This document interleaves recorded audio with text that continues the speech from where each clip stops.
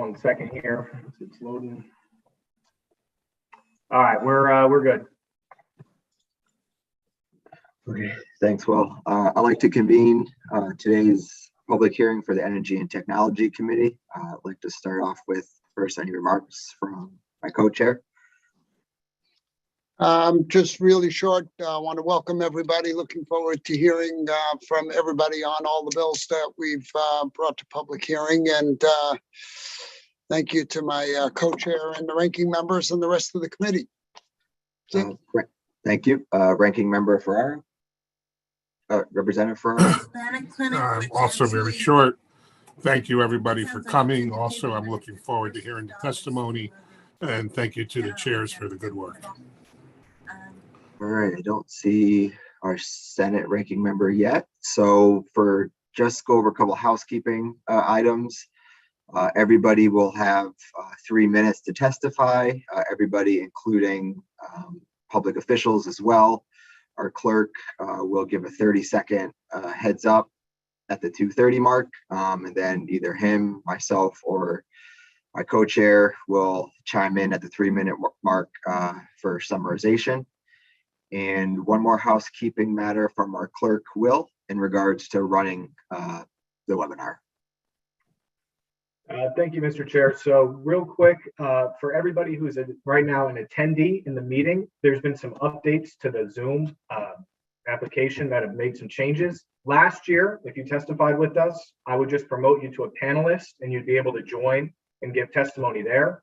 This year, when I try and do it, it's going to send you a prompt to accept being a panelist. I ask that you do that. It just makes it easier for everyone to hop on and be able to speak and be seen by the committee. Once that is over, I'm going to remove you from the meeting and you can watch on our YouTube live page. And from there, and that's just, again, nothing personal, just makes it easier to keep everything in order. So thank you guys, and let me know if there's any technical problems and I'll help you out from there. Great, thanks, Will. So with that, we will get started. First on the list is Chair Gillette from Pura, and I believe she's bringing on Carl Baker from one of her safety units. Yes, good morning. Thank you, Chair Conti. Good morning to the chairs, vice chairs, ranking members, and all the committee members. Thank you for having me back this year. As Representative Arcani mentioned, my name is Marissa Gillette, and I'm the chair of the Public Utilities Regulatory Authority, also known as PURA. This morning, I'm here in support of one bill. It's our agency bill, which is Senate Bill 94, an act concerning certain modifications to gas pipeline processes. You may recognize this bill. It has passed out of your committee in one form or another for the past couple of years and has generally made it out of one chamber, but not the other. So we're looking for your support once again to vote this legislation out of committee. Respectfully, we'd request that it be voted out without amendments, please. And this morning, I have brought with me Carl Baker, who is PURA's supervisor of the Gas Pipeline Safety Unit. And between the two of us, we're looking forward to addressing any questions you may have with respect to this legislation, either this morning or in the future. So with that, I would thank the committee for your time this morning, and I'll make ourselves available for any questions that you may have. Thank you, Chair Gillette. Turn it over to any committee members. I'll wait a couple minutes to see if anyone throws up a hand raise for questions, comments for Chair Gillette. Representative Cheeseman.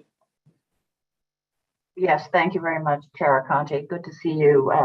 Marissa, a question. I see, I guess, in one of the early sections, a change in the fine from $200 to $10,000. That seems to be a significant increase.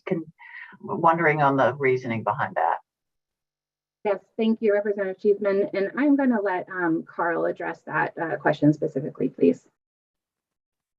Good morning. Is that number has, I don't know from how long, actually. We can't quite come up with a date, but $200 for somebody obstructing of us does seem to be a little bit thin. And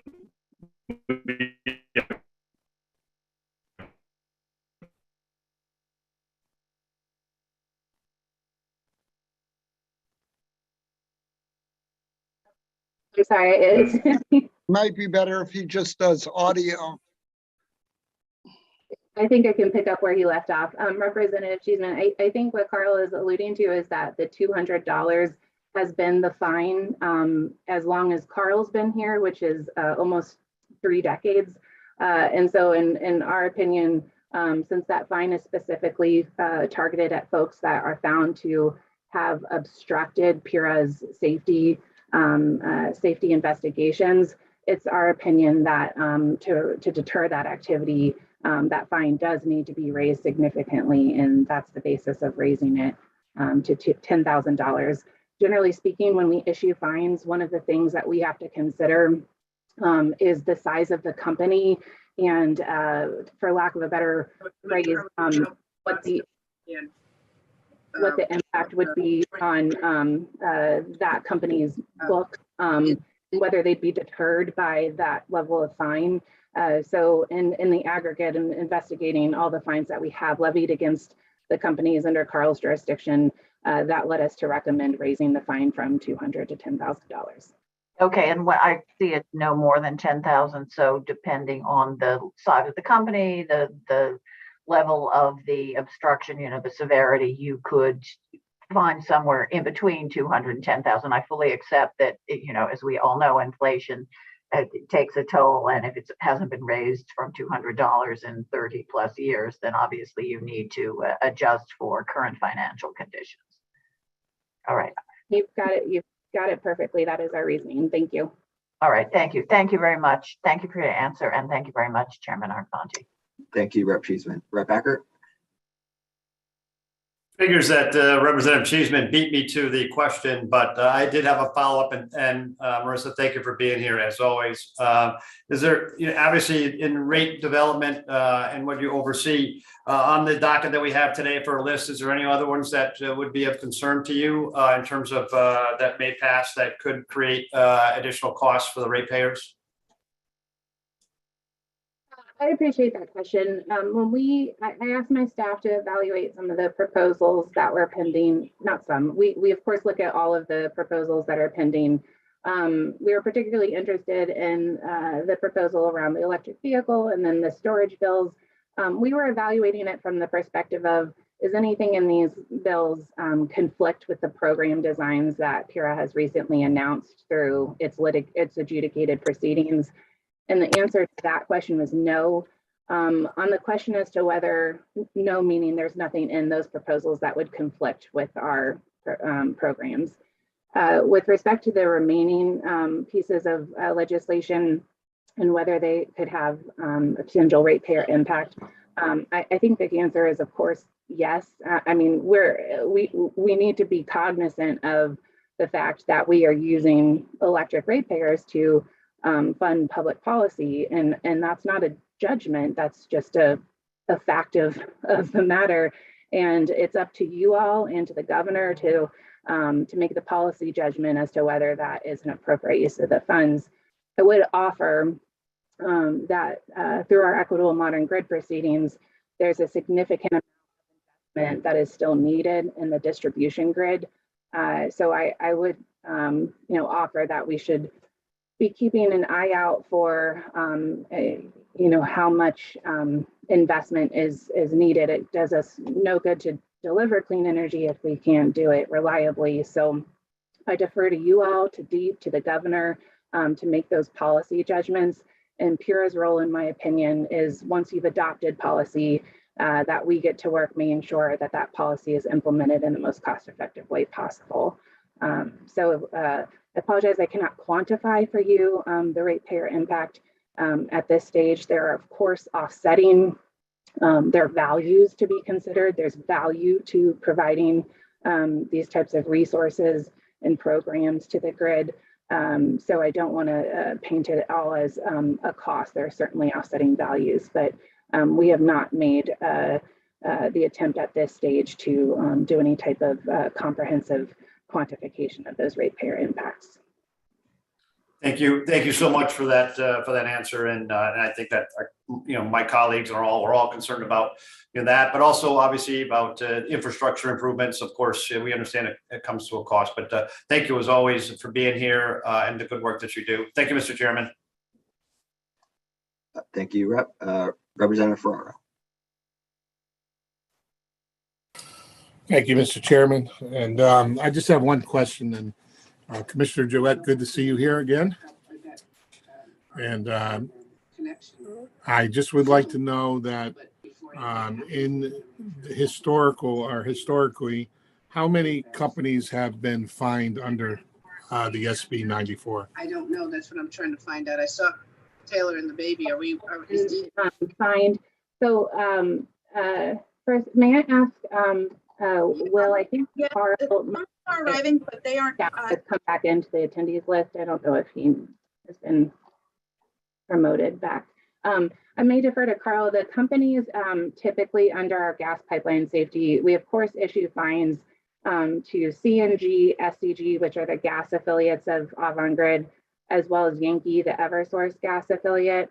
In addition, while PURA doesn't typically have rate-making jurisdiction over like propane operators or the municipal gas utilities, we do have jurisdiction over them with respect to safety. So we have just in recent memory issued a fine to a propane operator. Carl, if you would add anything to that, please do so. Yes, thank you, Chairman. The audio is a little better. Yeah, so historically, our fine as little as $500 to several $1 million, depending on the severity of the issues we have found. All of the and our municipal operator have received fines over the last several years. Our propane operators have also received fines. It's very, they run a clean shop. There's no reason for us to have any violation. Thank you. And I would just summarize by saying, as well as a reminder, the fines are not recoverable in rates. In fact, you all passed legislation, I think as part of the Take Back Our Grid Act, that allows PURA to direct the payment of the fines to energy assistance organizations.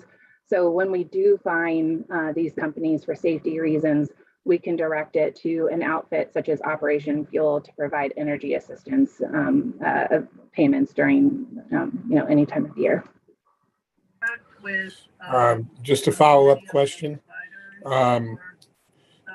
If the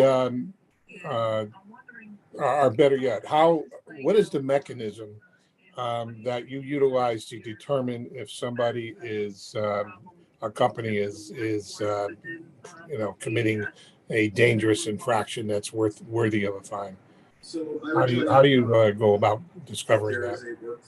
Good question. So Carl actually leads a team of 5 or 6 engineers, 6 including Carl, gas engineers who are in the field almost daily doing random audits of the companies. So he gets a report out most mornings of where across the state companies are doing work with respect to the gas pipelines, and Call Before You Dig, which is also under Carl's jurisdiction.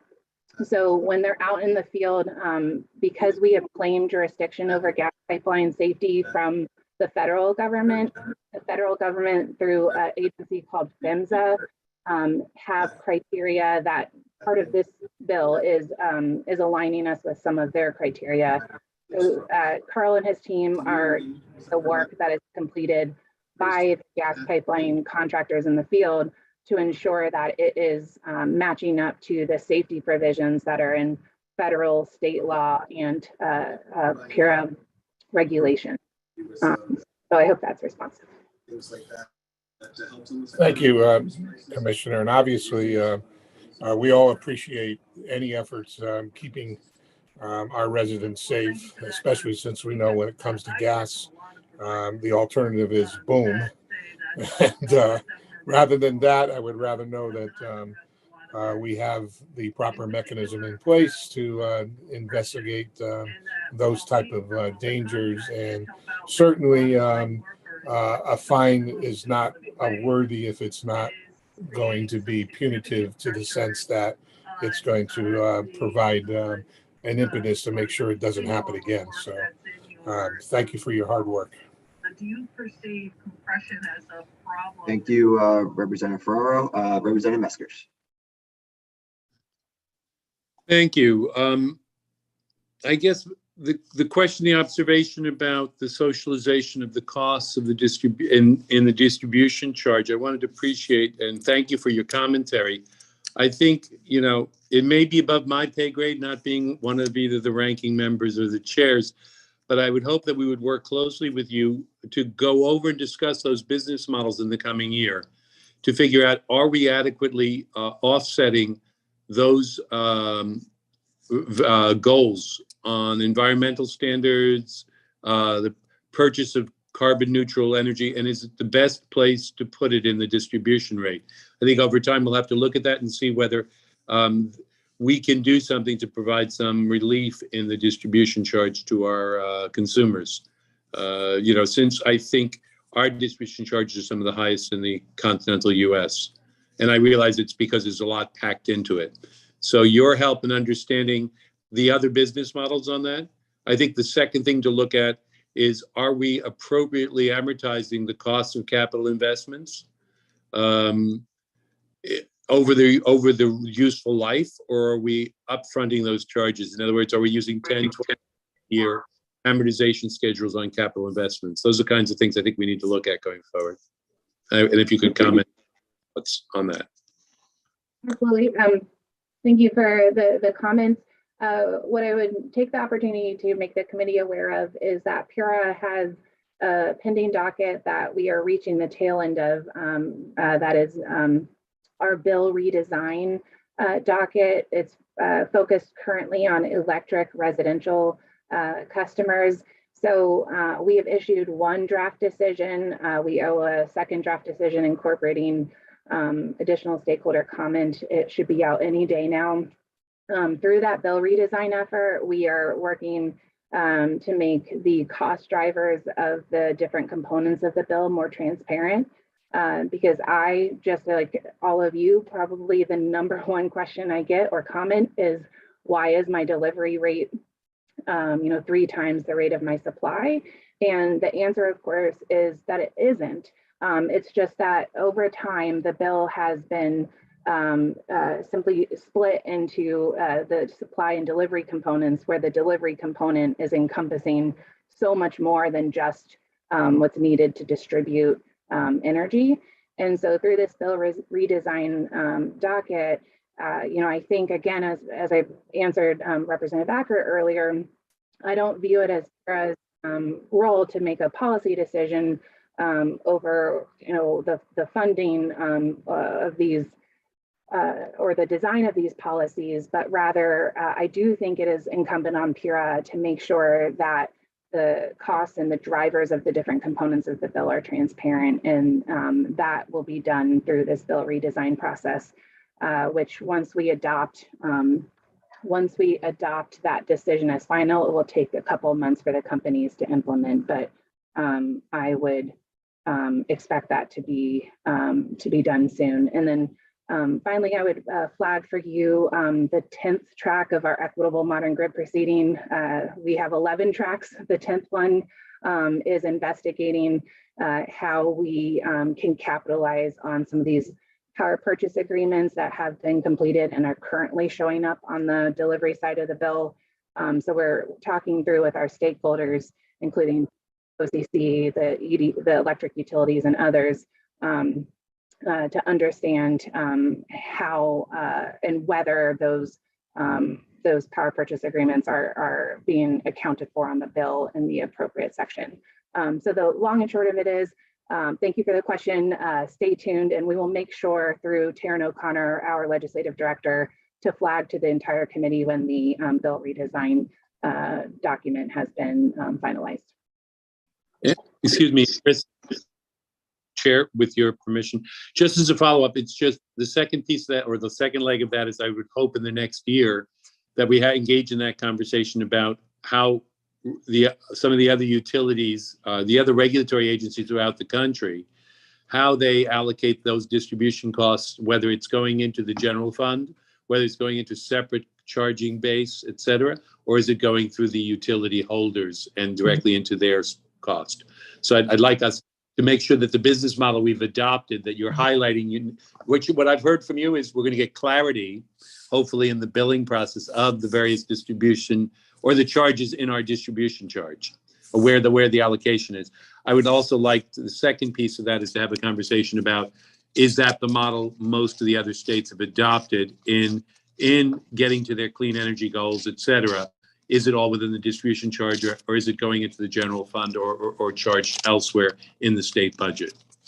So I just asked you. Yeah, Rep. Reskers, I'm gonna just chime in here. I just want to ask members to ask our presenters on questions, pertinent to today's agenda.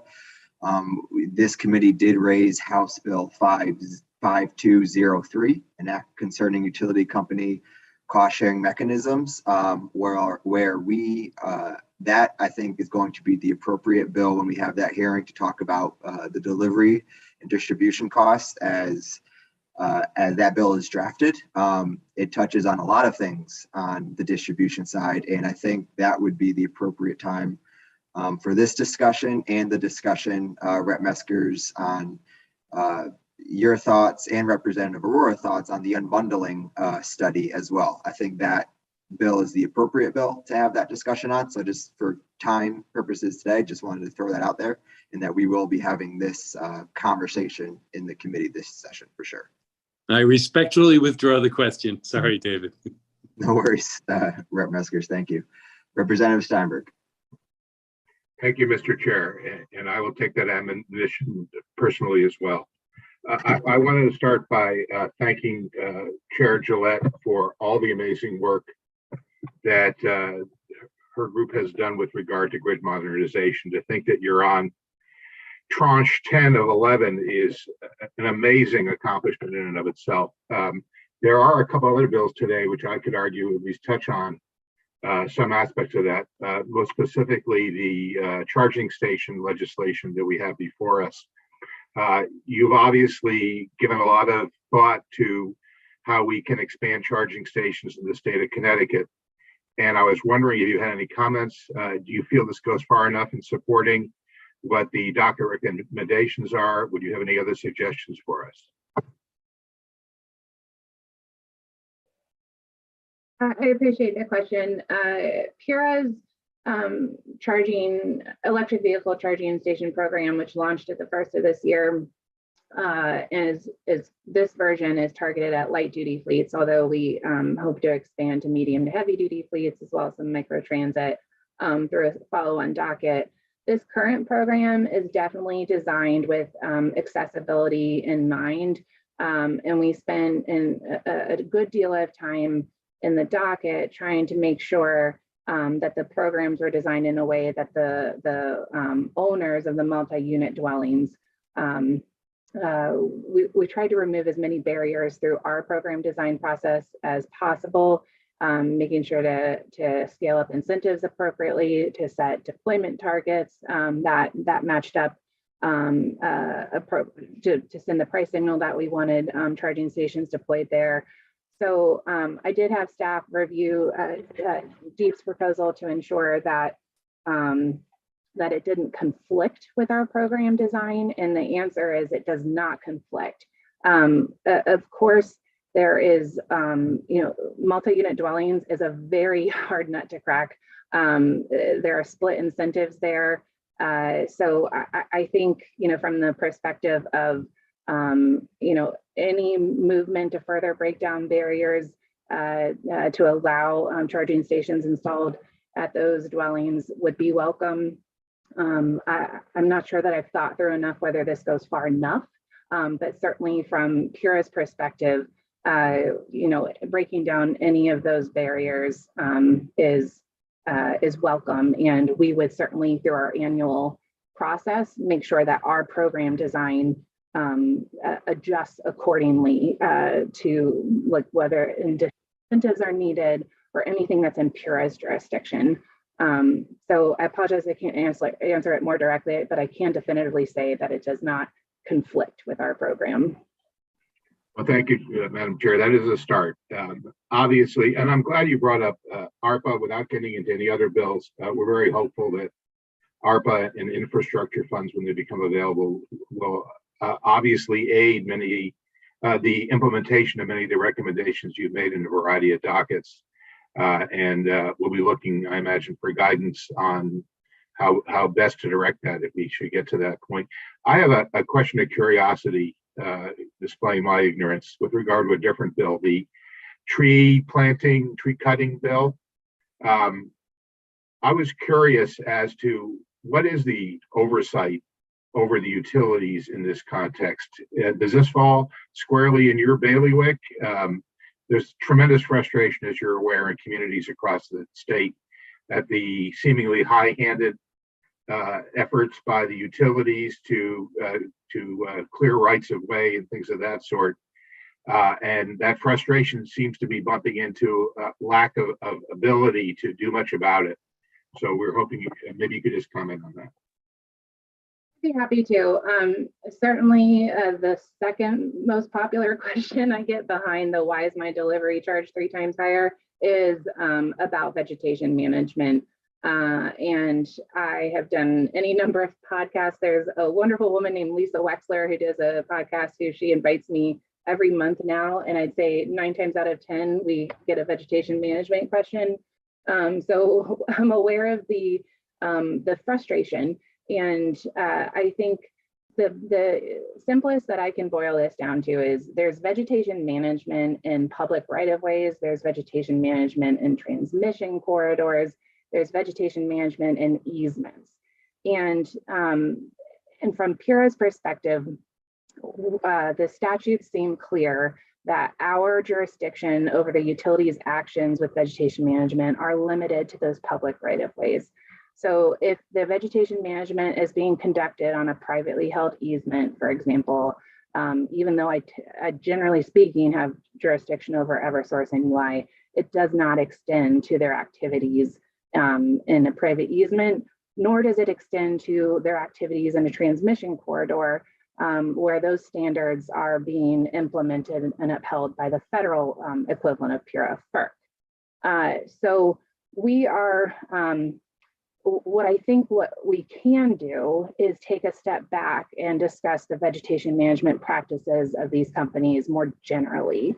And that's what we're doing through the 8th track of our Equitable Modern Grid proceeding, which is the reliability and resilience docket. That is scheduled for a final decision on August 31st of this year.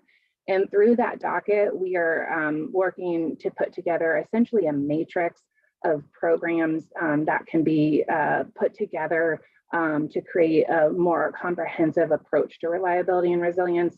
Whereas, in my opinion, I think this state has, historically gone full bore into vegetation management after the 2011-2012 storms. And what you're seeing right now is the utilities having to catch up because vegetation management is supposed to be done in 4-year, 5-year cycles. And we're talking about them getting to easements that haven't been dealt with in 30 years. So there's a lot of catching up to do, which is generating a lot of frustration right now. So I'd say we're on it from the systemic perspective. We also have authority to help mediate disputes that arise between tree wardens or based on a tree warden's decision. I have 2 of those pending with me right now. With respect to this bill, certainly I can appreciate in a positive way that it has language in there that would not allow recovery of these costs because that is of concern to me. And the final thing I would remark on is I did find it curious that the bill does not permit towns to plant trees on the site of a tree that was removed, because I would commend to the committee that there is an existing program called Right Tree, Right Place, which was established a decade ago. And essentially, if you are planting the right tree, meaning one that would not grow to inhibit utility infrastructure, then it could be planted where one was removed. So that was a meandering response, but I hope I got to the root of your question.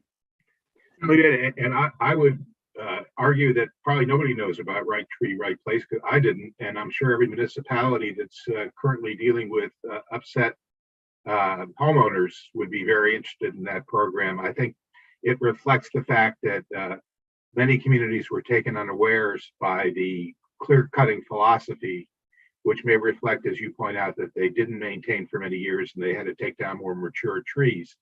But I think a number of communities are looking for an opportunity to replant, to recreate some of the screening that previously existed. So I would appreciate it if we could find some way to communicate to municipalities that this option is out there, and this may actually facilitate their negotiations, if you will, with the utilities. Because right now people are pretty pissed off and nobody really understands what powers they have to counter Eversource. Too often we feel as if they have right to cut under almost any circumstance. I'll just end by saying, I hope, Mr. Chair, that we find some time, maybe after our JF deadline, to further explore all the intricacies of the docket recommendations that PURA has generated with regard to grid modernization, because they will have a large impact, I think, on our legislative strategy for the future. I find it endlessly illuminating to get into many of these dockets. So thank you, Mr. Chair. Thanks, Rep. And I have spoken with Chair Gillette offline about doing a grid mod update forum, info forum for the committee after we get through our JF deadline. So we'll work on finding a date for that late March, early April for the committee to do that with Chair Gillette and her team. Representative Aurora. Thank you, Mr. Chair. And thank you, Commissioner Gillette, for your fantastic work and help in making sure that our lights for our citizens keep on. And we are very appreciative for all you do. As you would expect, the number one question which I get, as a matter of fact, even inclusive of all the other areas, not just in the area of energy and technology, is that what are we doing to contain the rate of increase in our bills while still maintaining our reliability? And this is, I'm sure you're getting a lot of these questions as well. And as I go through these bills, my question for you is, does any of this bill do anything to study or to reduce the costs of our electric or contain the increases? Because we know there are more increases coming with the wind acquisition or the wind deal. Because we need to go to our constituents and face them and say whether we are doing something or we're just basically looking at a lot of these bills, which may be other important areas, but not the most important for them. So my question for you is, do you see having studied these bills, is any of this doing anything to reduce the cost in any reasonable way for our constituents? So I would say that I am really looking forward to discussing HB 5203 with you. I believe the committee released that yesterday. And while that's not on today's public hearing, I think that legislation has a ton of potential to address some of those. So looking at today's suite of bills, I would say that while some of them may provide value to the grid, I mean, certainly there's a cost of inaction. There's a big cost of inaction. In fact, there is also a corresponding cost to funding some of these. Trying to reference the list of bills, there would, of course, be a corresponding cost on electric ratepayers. So I would say, I'm really looking forward to discussing that HB 5203 with you, because I think that that does have the potential to address some of the concerns that I've just heard you articulate. Thank you so much. That's exactly what I was looking for, that there are bills perhaps later in the session. It's just a little frustrating that we do not prioritize. It appears that, or maybe for logistical reason, and I'm not faulting anyone here on the committee or elsewhere on that, but we need to make a good effort to prioritize what our constituents' priorities are. I also want to ask you, and Representative Eckert had already perhaps asked this question, that something like a SB 10, which is what I call aspirational bill, right? That while we will go to zero emissions, we all want to reduce emissions. And, we have had discussions about LEDs, emissions, we should always go with where the payoff is highest and then work down the line, right? And some of this is sending a wrong message, especially what everybody's seeing on TV today. And that, we are basically obsessed with one thing at the expense of not using more gas, natural gas, or focusing on pipes, which are necessary. And then what will happen is, hey, Germany is going to burn a lot of coal and we'll have to resort to coal because guess what? Our most important competitor, or I don't want to use the enemy, or in the space who supplies all the energy is going to cut off gas and oil to all of us, to the Western world. So my question here is this sending a wrong message? If perhaps maybe your comment that something like a SB 10, which is just aspirational at a time when we need to balance both our climate and our security needs, and the cost on the other side, the economic impact, is something like some SB 10 counterproductive? Because we have a good, a pretty aggressive agenda of going down 30-40% already, and it says, well, let's just go further and take it all out. And our constituents get very upset. Everybody wants the emissions to go down. Please don't get, and nobody should get that wrong. But I think it's important for us to keep that in perspective.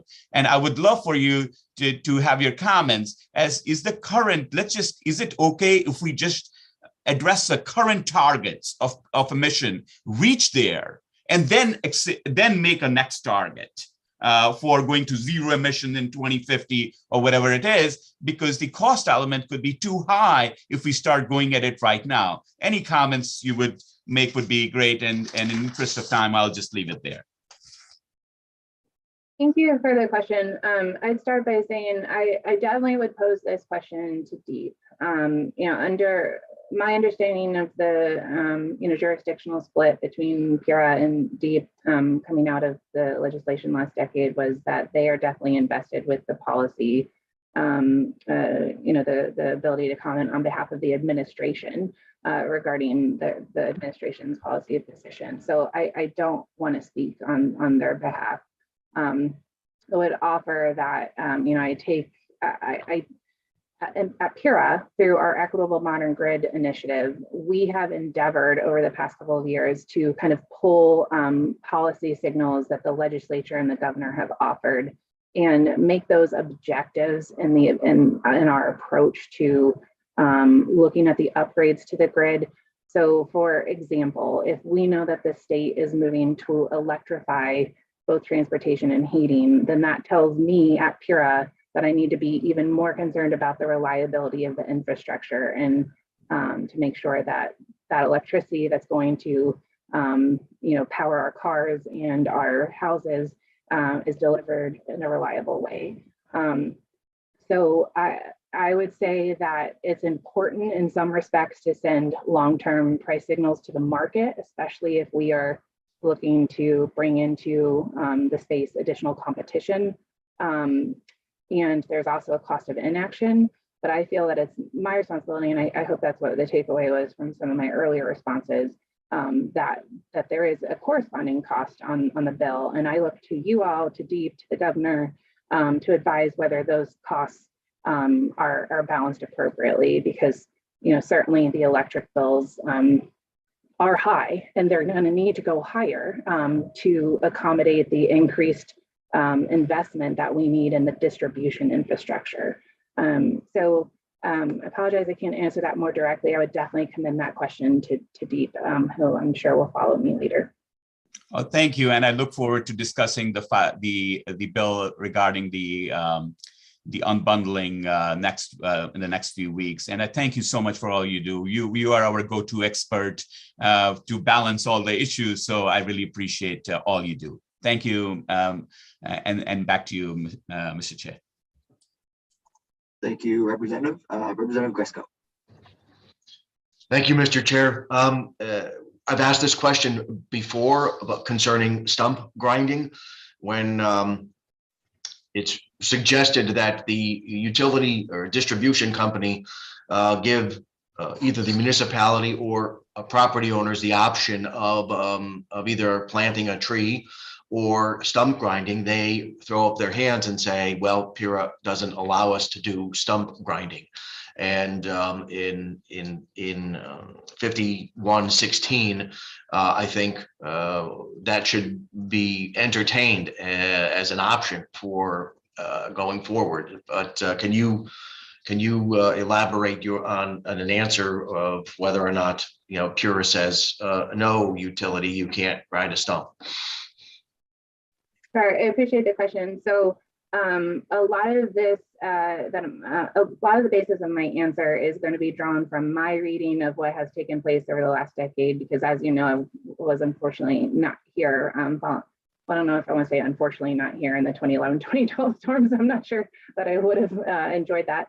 But the working group that was stood up after that, which included DEEP and many of the towns and stakeholders, they created this task force, vegetation management task force, that came up with that right tree, right place program I was discussing with Representative Steinberg.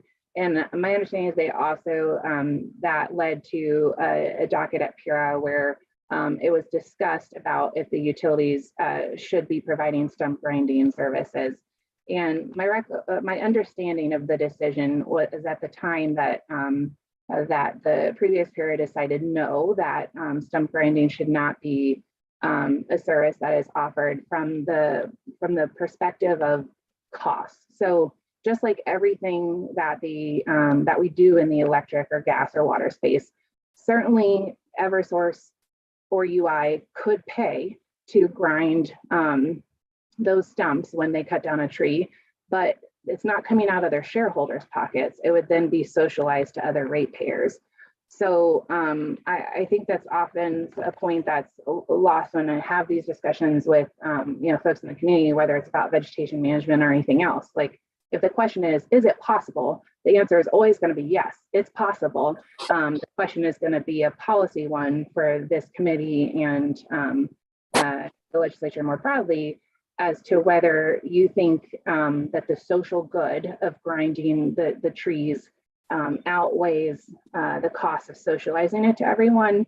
And barring that, if you want to pass legislation that prevents recovery of those costs, that's also in your bailiwick. But I think as it stands today, they're probably citing to previous PURA precedent that has denied recovery of that.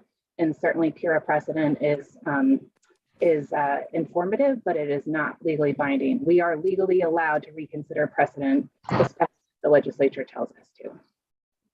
Thank you, Commissioner. I like your option C scenario there, and thank you, Mr. Chair. Thank you, Representative. Representative Mushinski. Hey, Commissioner Gillette. Good morning. I wanted to ask your opinion on the ARPA funds. I see it as a one-shot funding, and I also see that energy efficiency is the cheapest way to make more power and save people money. Kilowatt per kilowatt hour per kilowatt, it's the cheapest. But looking at that, what could we do with the ARPA money that would create the most energy efficiency and help lower bills for folks in Connecticut? Great question. I will do my best to answer, although I'll say the same thing I did to Representative Aurora, which is that the administration of the Conservation and Load Management Program is done by DEEP. So PURA's jurisdiction over that portion of the bill and the funding is limited at best. But as you allude to, the phrase is the cheapest form of energy is one that you don't use at all. And I think looking to the ARPA funds or infrastructure dollars, certainly my staff, as well as staff at DEEP and some of the other state agencies, are really digging into those funding opportunities to see where the state is the eligible recipient and where the utilities themselves are eligible applicants. So I think there's some opportunities, especially around some of the reliability and resilience programs and grid modernization programs and others where we can, and EV infrastructure too, where we can work with stakeholders to provide guidance to our utilities to make sure that they're applying for all of those funding opportunities. Certainly, if they're applying for those funds, it should offset the need for ratepayer investment.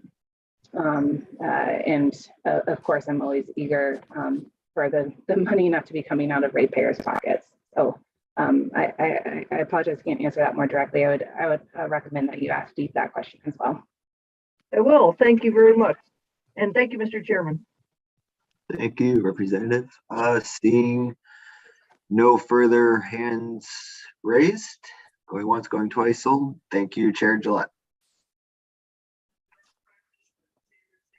All right, next on our list, we had Representative Carpino, but I was told that she won't be testifying. So we will go ahead to the the Green Bank team, who I have here, Matt Dykes, Matt McCunix, and Brian Farnan. Yes, good morning. Good morning, co-chairs Arcani, Needleman, vice chairs Ali, Brennan, and Winfield, and ranking members Ferraro and Formica, and members of the Energy and Technology Committee. My name is Brian Farnan. I'm General Counsel and Chief Legal Officer of the Green Bank. I'm joined by Matt Masunis, our Legislative Liaison and Associate Director of Regulatory Policy, and Mackie Dykes, our Vice President of Financing Programs. We're going to discuss two Senate bills, Senate Bill 93 and Senate Bill 92. So for Senate Bill 93, this language was passed by the House last year, overwhelmingly on a bipartisan basis, and we respectfully request your support once again. SB 93's main purpose is to expand the list of property improvements that can be financed through Green Bank's Commercial Property Assessed Clean Energy Program, better known as CPACE. PACE is an innovative tool that lets qualifying upgrades be used through an assessment secured on property owners' property tax bill, and it works similar to a municipal benefit assessment. The legislature authorized the program all the way back in 2012 for energy improvements. We have 135 municipalities that have opted in, 333 commercial, industrial, nonprofit owners have used the program, about $185 million on on-site clean energy improvements, saving about $300 million in avoided costs. We are requesting certain property improvements be made eligible under this program for their own unique reasons. One is environmental resilience. Many resilience improvements are not energy related, so they're not currently eligible. Allowing eligibility would be consistent with several other CPACE programs around the country that would designate needs specific to their jurisdiction. You can think proofing against hurricanes or seismic activity. The other eligibility is for electric vehicle charging infrastructure. These projects are already CPACE eligible when combined with other measures, but not as a standalone measure. And chargers are also hindered by the economic calculation we are required to use when evaluating the payback of a project.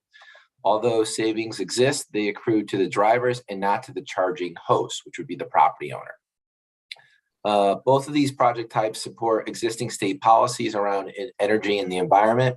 And if authorized, we would like to work with stakeholders as the bill directs to qualify the appropriate improvements and to support our evaluation reporting. I would note there was one testimony opposing the bill, but I believe there was a misunderstanding on what this bill actually does. These changes affect the CPACE program, which municipalities are not eligible for to access. This bill in no way changes or affects financing that the Green Bank can provide or would offer for municipalities. And I would just want to point that out. And at this point, I'd probably pass it off to Matt Masunis, and he can talk a little bit about SB 92 and electric school buses. Thank you, Brian. Time is precious. It's still worth it to use a second to say hello to everyone. It's been a minute or more, so it's a pleasure to see you. I'm excited to talk about SB 92. It has the virtue of doing exactly as its title says it does. So I get to summarize my testimony. All places host vulnerable populations, including Connecticut's seniors and children. Those in environmental justice communities with traffic congestion have diesel school buses operating around them every single day. Their operation, and I think we could all see some very dated looking emission systems sometimes with the black soot coming out of the school buses, that creates costs to human health through air pollution. And so the Green Bank sought to ready the market for the financing and deployment of school buses that emit zero exhaust. The point of SB 92 is there are operational economics, fuel and maintenance savings that accrue over time and can be captured to offset the higher initial costs of electric buses. Our understanding is that the economics of electric buses actually improve faster after the 5th year of operation because comparable fossil fuel buses start to undergo heavy maintenance regimes at that point on their engines. And so allowing a longer amount of time is advantageous there because as electric vehicles drive more miles, they avoid more costs.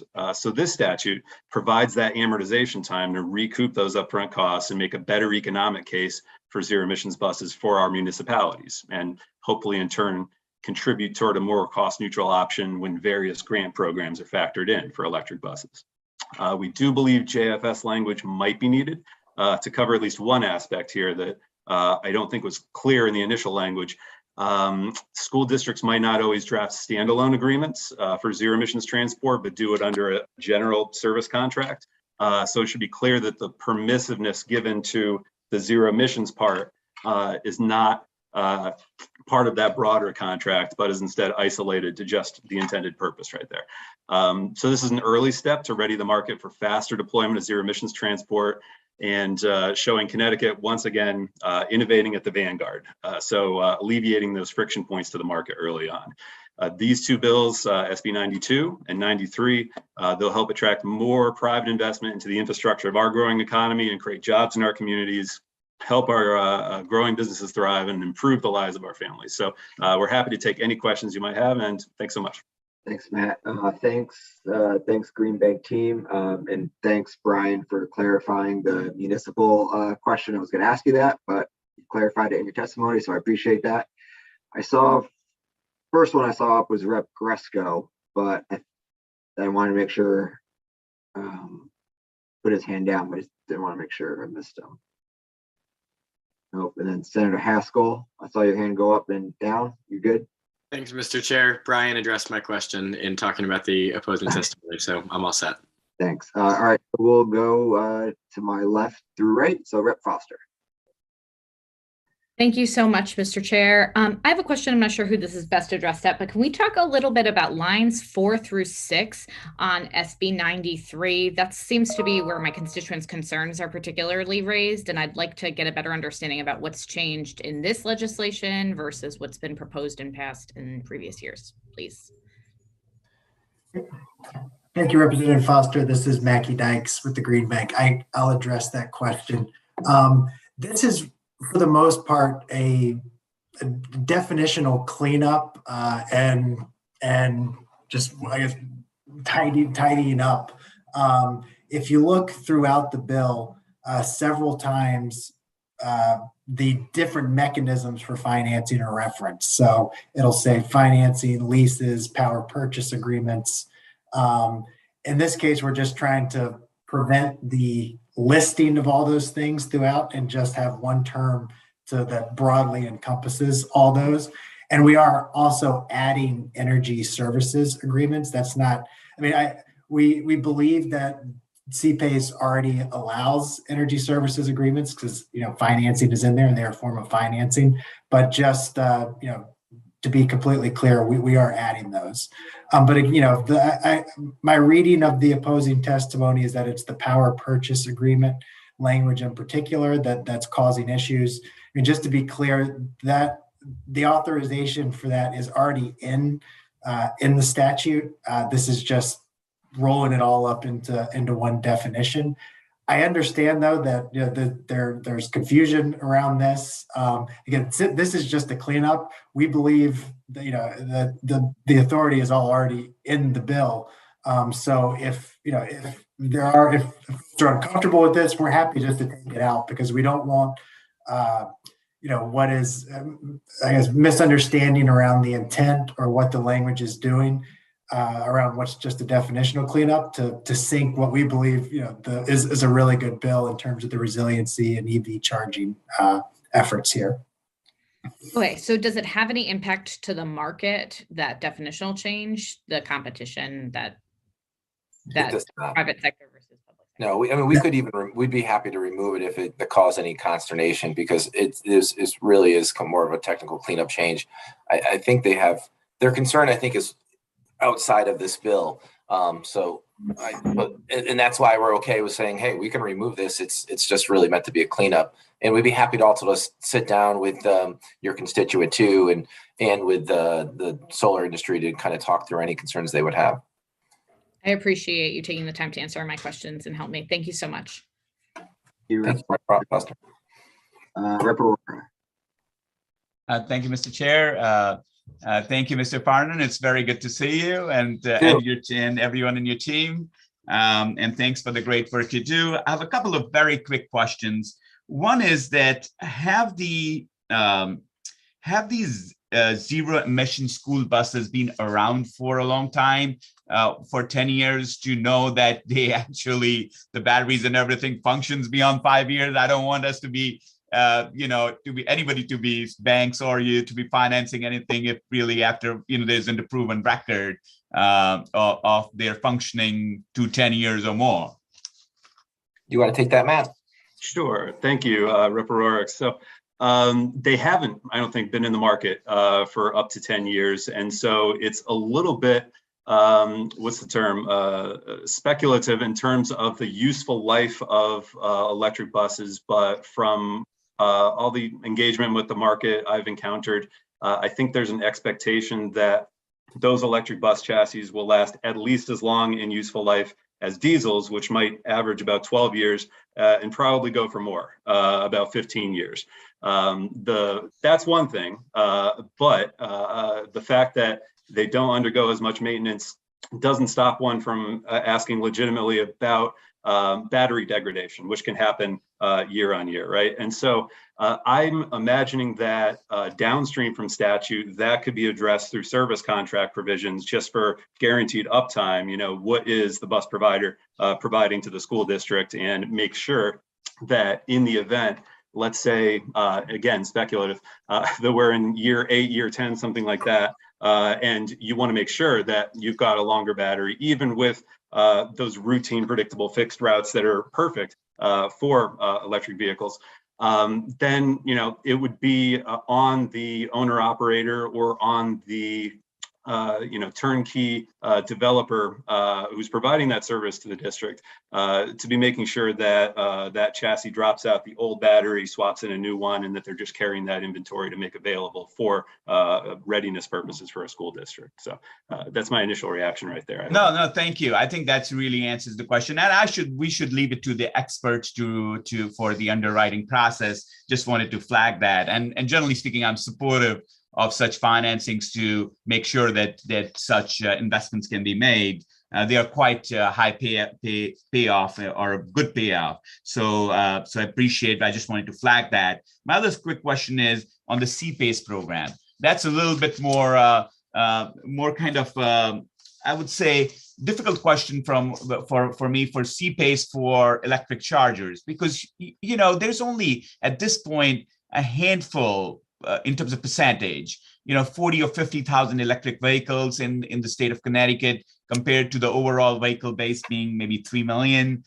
Most of them are high-end vehicles, right? Costing somewhere between $50,000 and $150,000. My point is, and they're built by companies which are very well capitalized with, hundreds of billions of dollars of valuation, owned and run by people who are who have good wealth to be able to buy a $75,000 car, a Tesla, or even, now the Ford comes out and that's also a $50,000 car. So most of these cars are the high-end cars. Let's just get that at this point. There's a few models which come at lower prices, but that's far and few. They just put it, the truth of the matter is 90% of the cars are very high-end cars. So the question is, why do we want to basically get ahead of the curve when there is such a largely well-capitalized private sector, trillions of dollars, no debt these companies have. They can manage their own, or with owners of those vehicles who are also millionaires and can again manage their own. Why do we want to put our nose in there? Why not just stay away from any CPACE taxation for these chargers,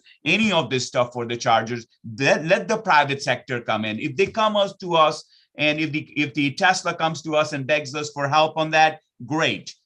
We should basically first tell them to make sure that they invest suitably themselves. But I have huge concerns about us really catering to the few at the cost with taking the taxes and providing all these specific enhancements. I think CPACE should be used for efficiency, and I would love for you to kind of comment on is CPACE not being used enough for efficiency, and is there some way to believe that even this may crowd out the CPACE kind of opportunity?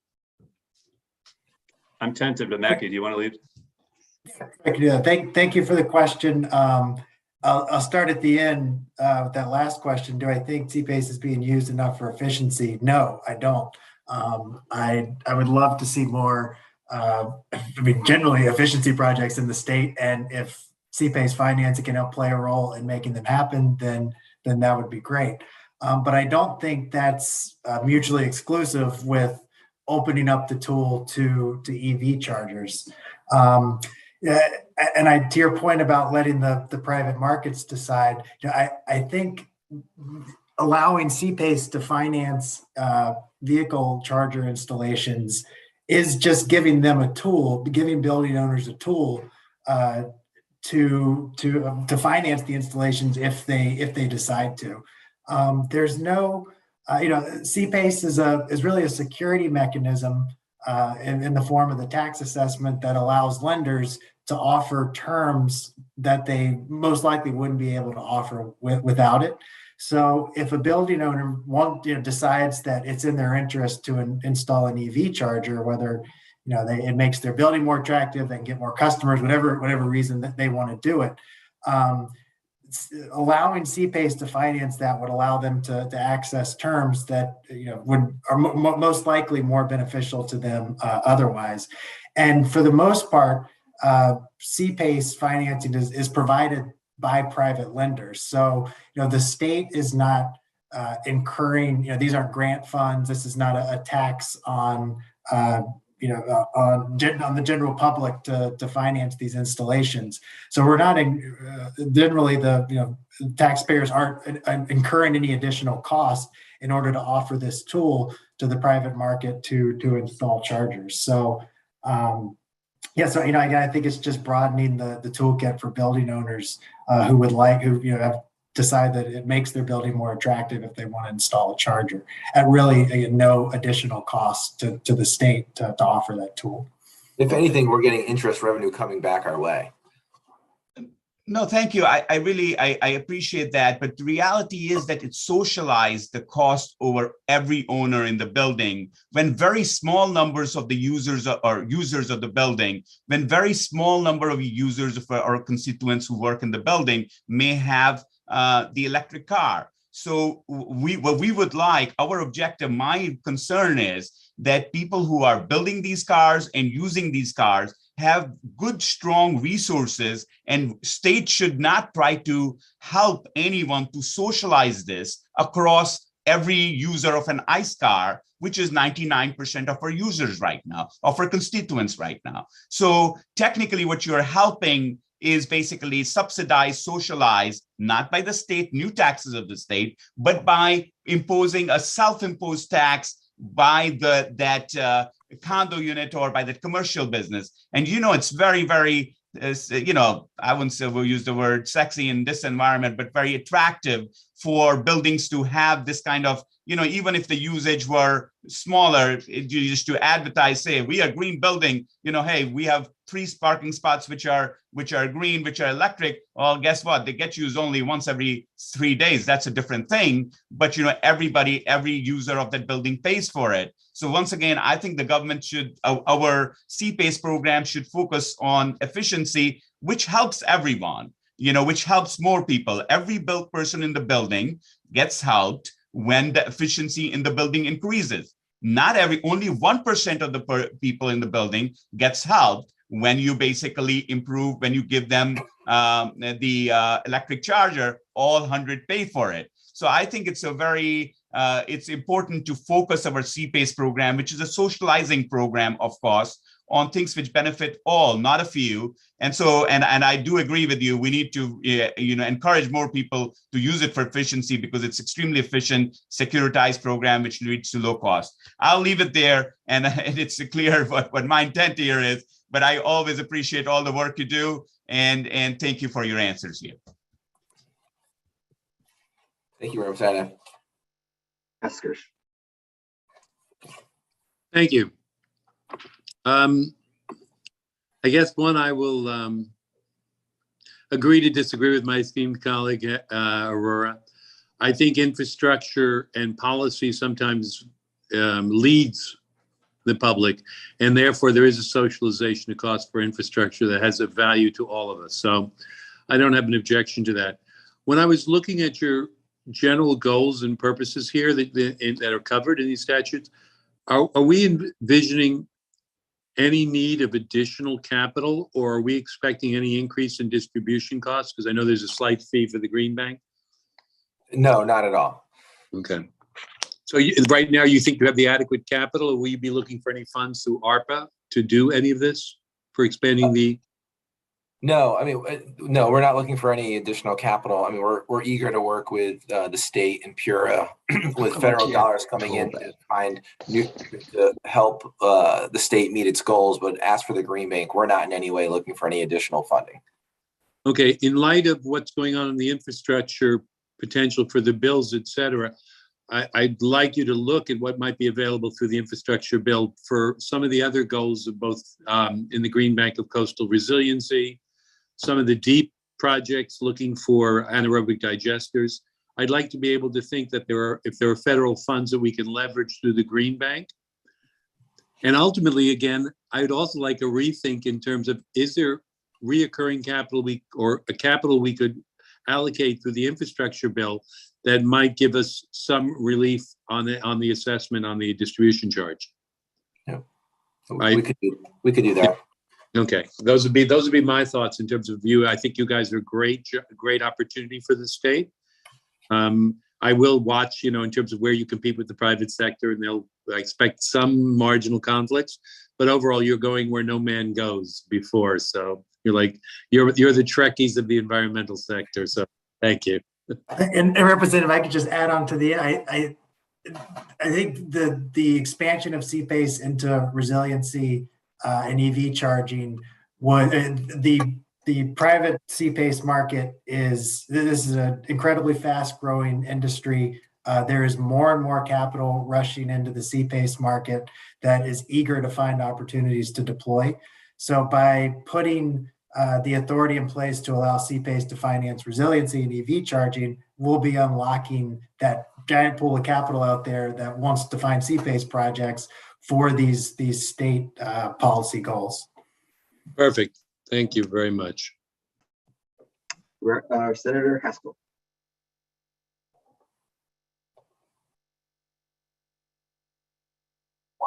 I apologize, Mr. Chair. My question was answered.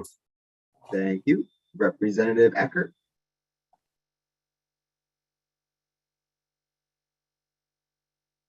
Thank you, and I'm going to try and mute my phone so I don't conflict with this. And I apologize if my questions are redundant being in 2 meetings as we have known to do in the past, but great to see everybody here, by the way, Matt, the Green Bank. Always appreciated your efforts in expanding the green technology in the state of Connecticut and what you're doing. But I do have concerns, and it's coming from so I heard about the private sector, and I think that you did read some testimony. And then Brian, you had brought up the testimony that was submitted. Could you reiterate that for me, please? And just if I could, let me try to shut this other meeting off if it's possible. Brian, if you could, I really appreciate that. I balancing multiple items here, but there is a concern out there that the Green Bank, and I'll just throw the question out there. Maybe you can reiterate that as opposed to how we do the question would be fantastic. Thank you, Mr. Chairman, by the way. Happy to. So we're hearing in the solar industry that the Green Bank is competing with them. They've clearly stated to me, unfortunately, they called me on this issue, there's unfair, inappropriate, and intrusive behavior for a quasi-state agency. So could you address those comments and maybe alleviate some of that? I think one of the things that we want to do, and obviously what you good gentlemen do in your organization, is promote these infrastructure improvements and others, and making sure that, we're supportive. These are homegrown businesses. We had the big, huge companies in here for years, and they decided to take off. And then the other ones are here working diligently hard with good paying Connecticut jobs. And I want to make sure that first of all, the individuals that we're serving, the businesses, the municipalities, are getting the lowest rates for the installations, and that we're given the opportunity for those homegrown businesses here that are staying here and working hard to interests are getting a shot at these jobs. So hopefully that's can follow your initial lead in, Brian, and you mentioned that, addressing that concern. So I'm interested in hearing this, and if you're a bank, you're a bank. If you're an installer, then you're an installer. So let's see how we can work together on those. So through you, Brian, or through you, Mr. Chairman, to Brian, or any one of the good members of the Green Bank. Sure, maybe I'll start it and then let Mackie kind of like fill in the missing pieces. But I mean, on the first part, so this one bill, the CPACE bill, has nothing to do with the concerns raised by your constituent. But with that said, the Green Bank is primarily focused on leveraging and attracting private capital. So it is important for us not to compete with the private sector.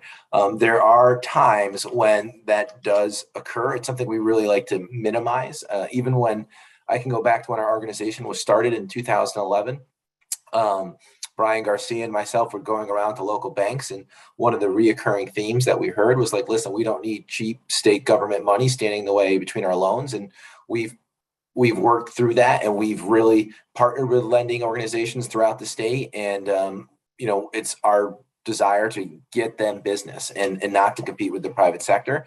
When it comes to areas like, for example, saving municipalities money and maximizing energy savings for towns, that's an area where I feel like we could provide extra value to those municipalities. Same thing in the low to moderate income space, an area where typically there isn't that much competition. It's a role that we kind of delve a little bit more into. I know Brian Garcia, Mackie, and myself, and we've all talked about the fact that we'd be happy to kind of continue to work through our solar map program, for instance, to add additional qualifications or the way we weigh our RFP that would encourage local installers to make, which we already, it is a local installer centric program. So we definitely understand that concern. And with that, Mackie, what am I missing here?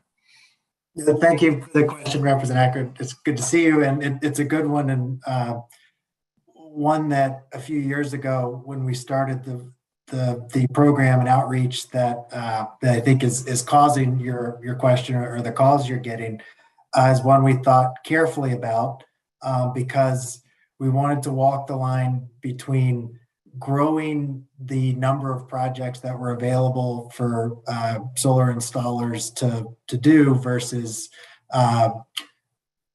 taking projects that would have happened otherwise. So we looked at, the previous solar incentive program, the ZREC program, which created by the legislature, was a huge success. It was a 10-year program. This was around in year 8. We noted there were a number of municipalities that had not taken advantage of the program, had not gone solar.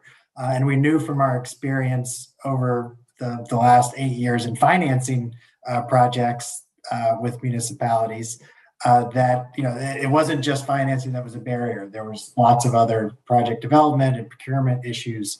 So we thought, with this program, let's help, see if we can help some of the towns that haven't been able to go solar do so. And in the process, we saw it as a win-win because we could bring these projects. Our program is we help the towns identify the projects, and then we put them out through an RFP to installers to bid on. So our hope was that we could create project opportunities that wouldn't have happened otherwise, that solar installers and developers could get a chance to build. We've done 2 rounds or 2 RFPs. The vast majority of those projects have been won by Connecticut-based installers. 2 of the 3 have been Connecticut-based. We have one that's a regional installer that won a smaller piece of the projects, but the majority of, and we're choosing mainly based on experience and price, because we want to make sure that municipalities get both a good deal in terms of the price, but also a good system that is going to last them for the 20 years. So that's where we were coming from. Again, the intent was to grow the pie, provide opportunities that installers wouldn't have had otherwise. And we've engaged in conversations to make sure that we're walking the line appropriately. Clearly, some feel that we're not, judging by the calls you're getting and some of the testimony today. So we, as Brian Farnan offered up earlier, we'd love to, and from calls I've had earlier this week, we hope to engage. We'd like to meet with folks to understand how we can fulfill that original goal of growing the pie, making projects that wouldn't happen otherwise. And if there's any mechanisms we can create to fulfill your goal, and I think others, of helping Connecticut installers again get business that wasn't available otherwise. Thank you, Mackie. Really appreciate that, and it is good to see you. I'm just doing, going back on that, and I appreciate that. I think that the outreach is truly important because, as you mentioned, some of the outliers, and I know that when you created, as Brian mentioned, the solar map, and the whole idea was that you would reach out to those surrounding areas that really weren't being served and really say, hey, how can we help out and do something? But I think the angst that I'm getting is the competition level, and running an RFP RFP, and then which is obviously in many cases, municipalities and most regulations have to be open to the public, and getting and transparency. I think transparency. We have light on everything. Feel a little bit more confident about what's taking place. And so, as long as we can move in that direction, and then maybe stay in that direction, is that when whatever's going on that we're doing, is that we don't need to have the questions that I'm getting, and there's a list of them, and I know that that I look forward to continue this dialogue with the committee chairs, but also working hand in hand with you guys to make sure, and the Green Bank, to make sure that we're given the best opportunity we can to grow the private sector, which you obviously coddled and working with your bank and the resources that you get, which has been so helpful, that we make sure that that all opportunities for those to compete, and then give the lowest price to our municipalities and others, so that our property taxes stay low. So I think that it's working together. I look forward to working with you, but also going to be working with the local companies to make sure that they've got a fair share at the opportunity to do this good work. So I'll stop there because I see there's others that want to ask questions. But again, gentlemen, thank you. Appreciate it, Mr. Chairman. I appreciate it. Thanks, Representative Acker. And, just a comment for the Green Bank. The Green Bank has done yeoman's work the past decade to help foster and grow both the commercial and residential solar industry. I don't think the commercial space would be where it is today without all the great work that the Green Bank has done with the legislature and with these small businesses over the past decade. And just for a different view of that same issue, I've had colleagues reach out to me who have these solar projects in their towns that the Green Bank is doing, and that these towns can't get a return call from a commercial solar developer to talk about different pricing options and different options. There's also that where I believe in competition. I don't believe the Green Bank should be directly competing, but the commercial developers also need to do their due diligence and return phone calls if they're being sought for business as well. So just wanted to get that on the record. And I see Representative Ali Brennan has a question. Just a quick question. I obviously helped take this bill out last session. I know that last year there was in the joint favorable report, the Office of Consumer Counsel, they said that they would prefer that the bill include a requirement for the Green Bank to conduct a cost-benefit analysis for any and all improvements contemplated for the financing of the bill. And I was just hoping that Matt or someone on the team could address that concern. Thank you, Representative Ali Brennan. Absolutely. We actually spoke with OCC about that about midway through session last year, and then more recently, just to make sure that they were in a good place there. Initial inquiry is very much informed by their mission, rightfully so, making sure that the ratepayers are getting a good return on their investments, wherever those investments may be. The distinction here being CPACE is mostly funded through private capital, and this is really opening up a channel for private capital investment rather than the Green Bank using its resources, which are those that are publicly sourced, and therefore imposing that sort of a ratepayer-oriented cost-benefit test to that transaction between a property owner and a private capital investor doesn't really have the same level of propriety as it might in other regulated utility segments. So I don't want to speak on OCC's behalf. They're probably coming up later here, but I think they're in a good place when it comes to that relative to last year's testimony. Thank you. Just wanted to make sure we had that on the record and that, hopefully there's no more hiccups this time around, but I appreciate you. Thank you, Mr. Chair. Senator Formica. Thank you, Mr. Chair. Good afternoon, gentlemen, or good morning. I'm not sure what time it is yet. I'd follow up on Representative Ali Brennan's question about cost analysis and comparison. I think we're going to be asked that question in terms of operation.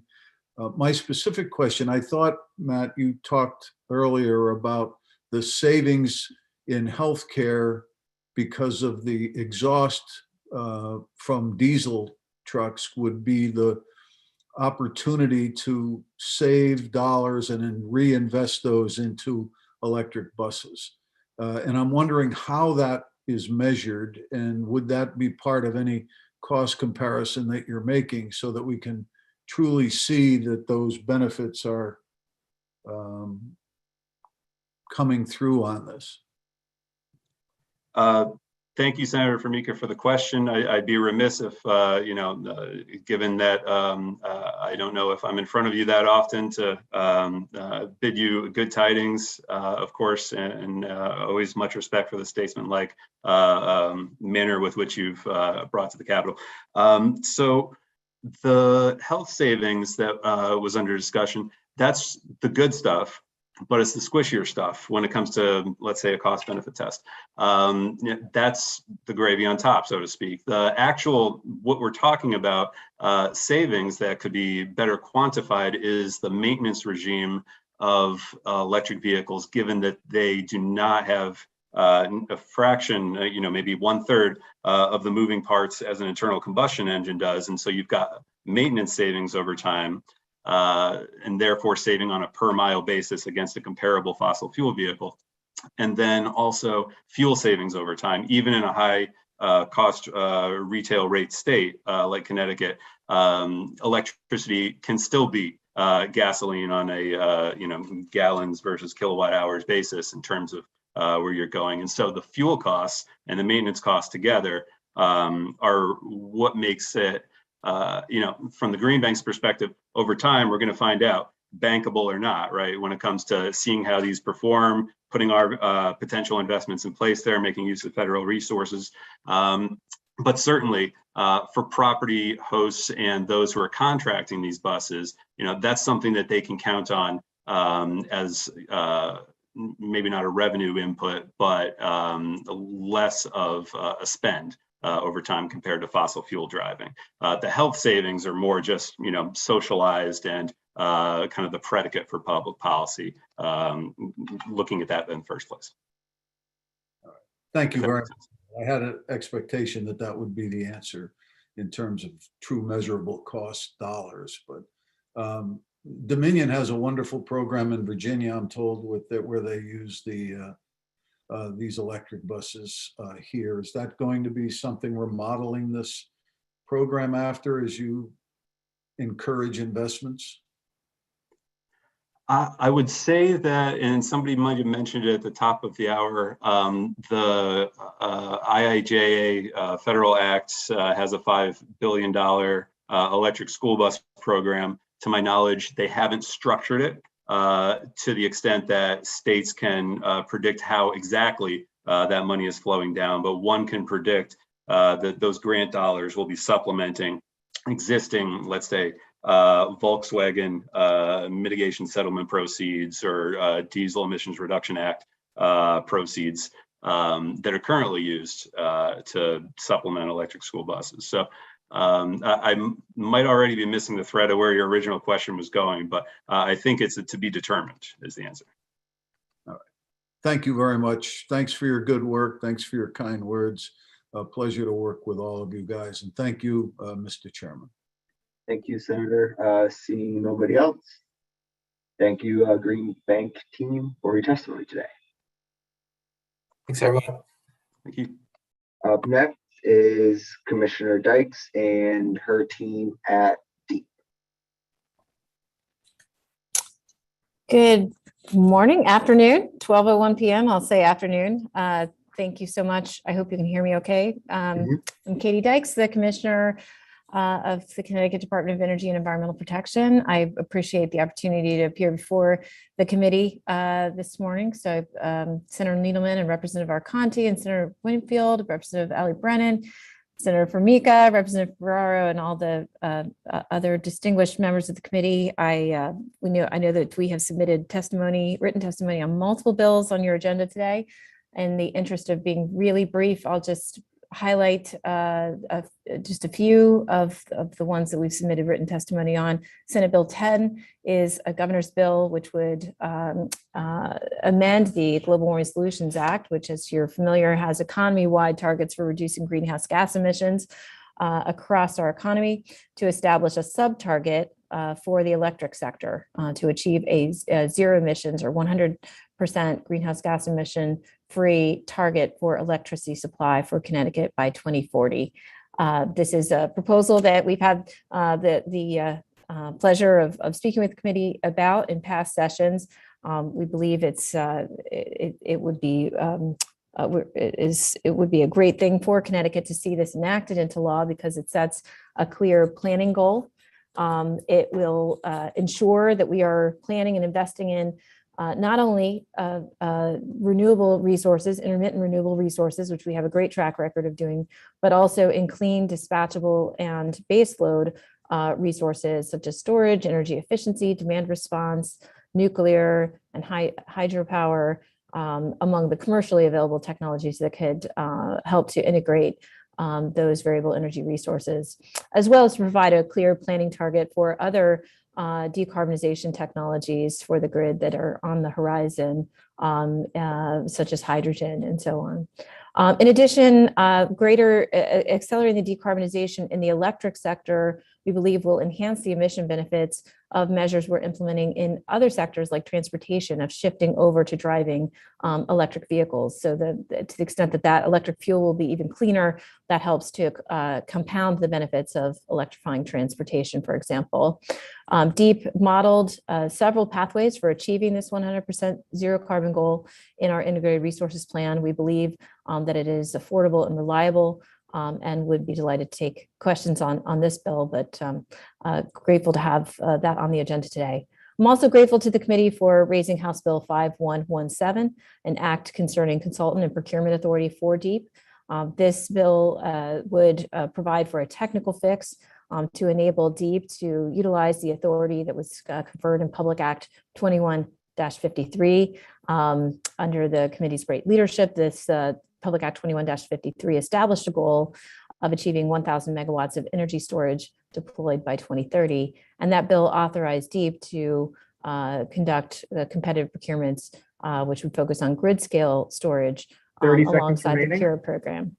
And so we believe this is a technical fix that would enable us to proceed to support that storage procurement.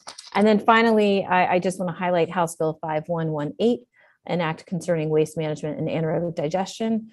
We're proud of the work we've been able to do at DEEP to assist municipalities and businesses with recycling and diversion. And we think that this bill would diversify the Class 2 renewable portfolio standard tier to enable investment in those types of sustainable initiatives supporting municipalities alongside supporting waste energy, as the Class 2 tier has done for some time. So I appreciate the opportunity to speak to those, to highlight our written testimony on those three bills. Thank the committee for raising several on our behalf, and I am happy to take any questions. I know we have many members of our team. I'll introduce them as if they are called on to speak to some of the details. Thank you, Commissioner. Rep. Piscopo has his hand up. Thank you, Mr. Chairman, and thank you, Commissioner, for your testimony.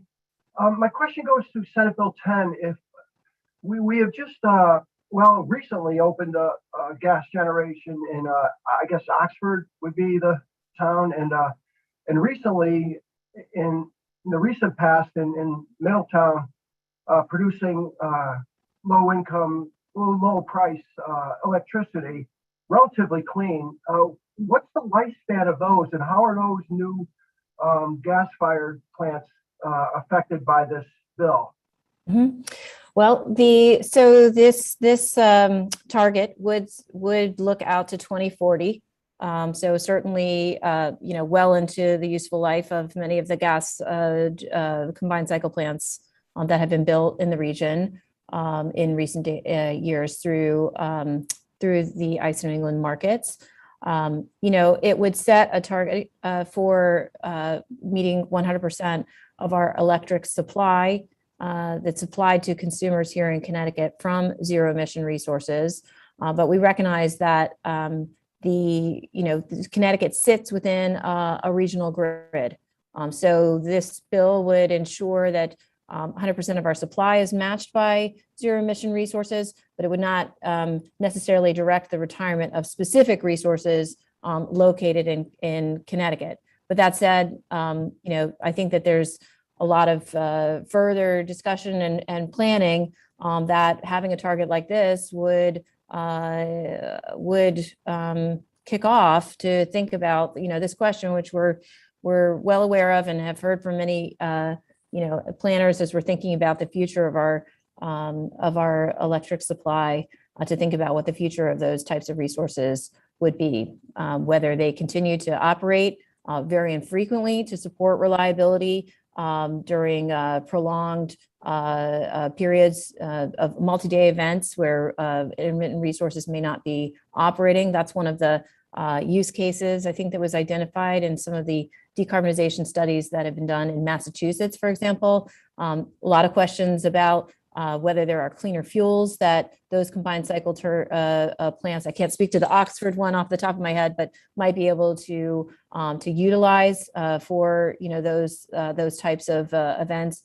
And also questions about whether there may be more cost-effective technologies that are cleaner that could provide that type of ramping capability or multi-day operation. If we're thinking about nearly a little less than 2 decades from now. I think those are all really very questions that are definitely being discussed. And having a planning target like this would provide a little bit more clarity about how we could start to plan for and assess some of those issues going forward.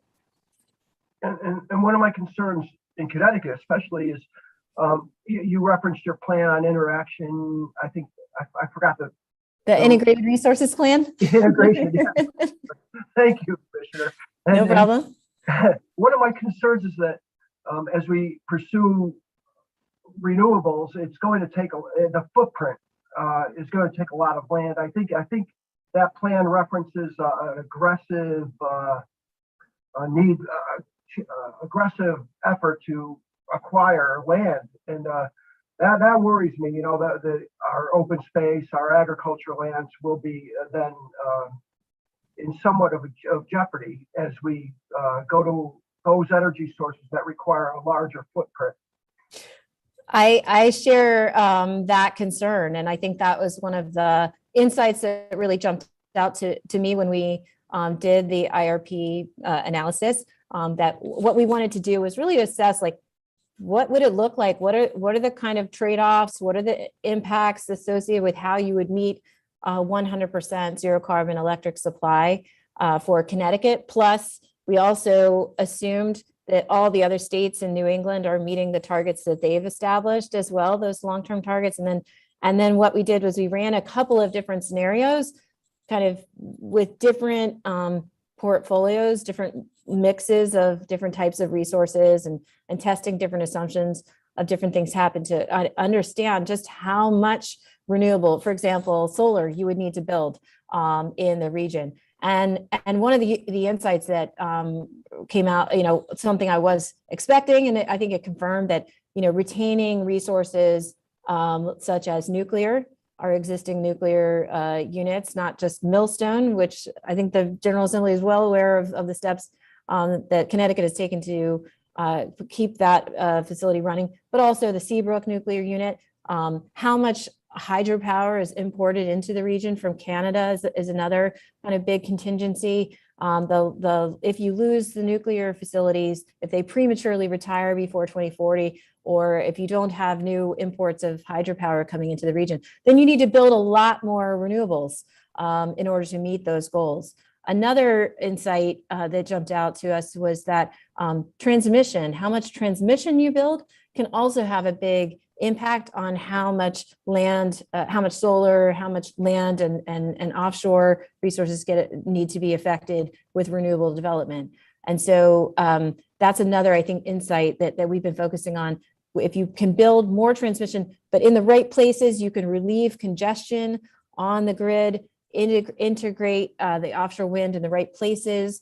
And that can also have an effect of running the grid more efficiently, saving money for customers, and reducing some of the land use impacts of, solving the goal, building a lot of more renewables. So I think, anyway, I can geek out on this, but I think this is highlighting for me why having a 2040 target is helpful, because it ensures that when we're doing plans like the IRP, we're testing those different combinations to understand those trade-offs so that we can try to take the steps, today, the little steps that can help avoid some of those kinds of conflicts in the future, and save money for ratepayers and ensure that our grid is more reliable.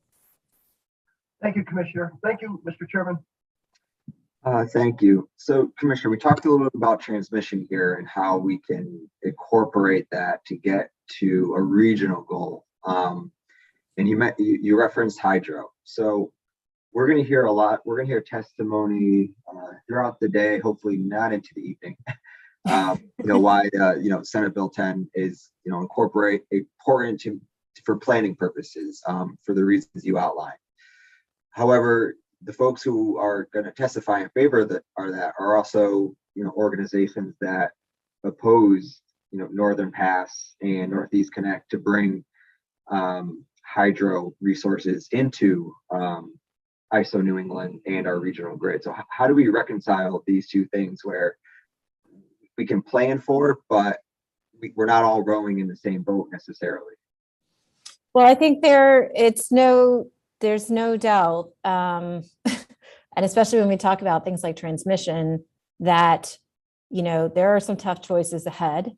I mean, our, kind of delay in addressing decarbonization of the grid means we're already experiencing some of these impacts of climate change, more severe storms, more challenges to grid reliability. So we need to act urgently. I think that there's recognition of that across New England. But at the same time, different states have different goals, and where the best locations are to build infrastructure needed to meet the aggregate goals of New England, may not necessarily be in our state. We may see impacts in other states. We do need to have these goals in place so that we can better understand and have more clarity across the 6-state region about the types of resources that are needed, right? So that we can get down to those more difficult discussions, I think, of resource selection and siting and permitting.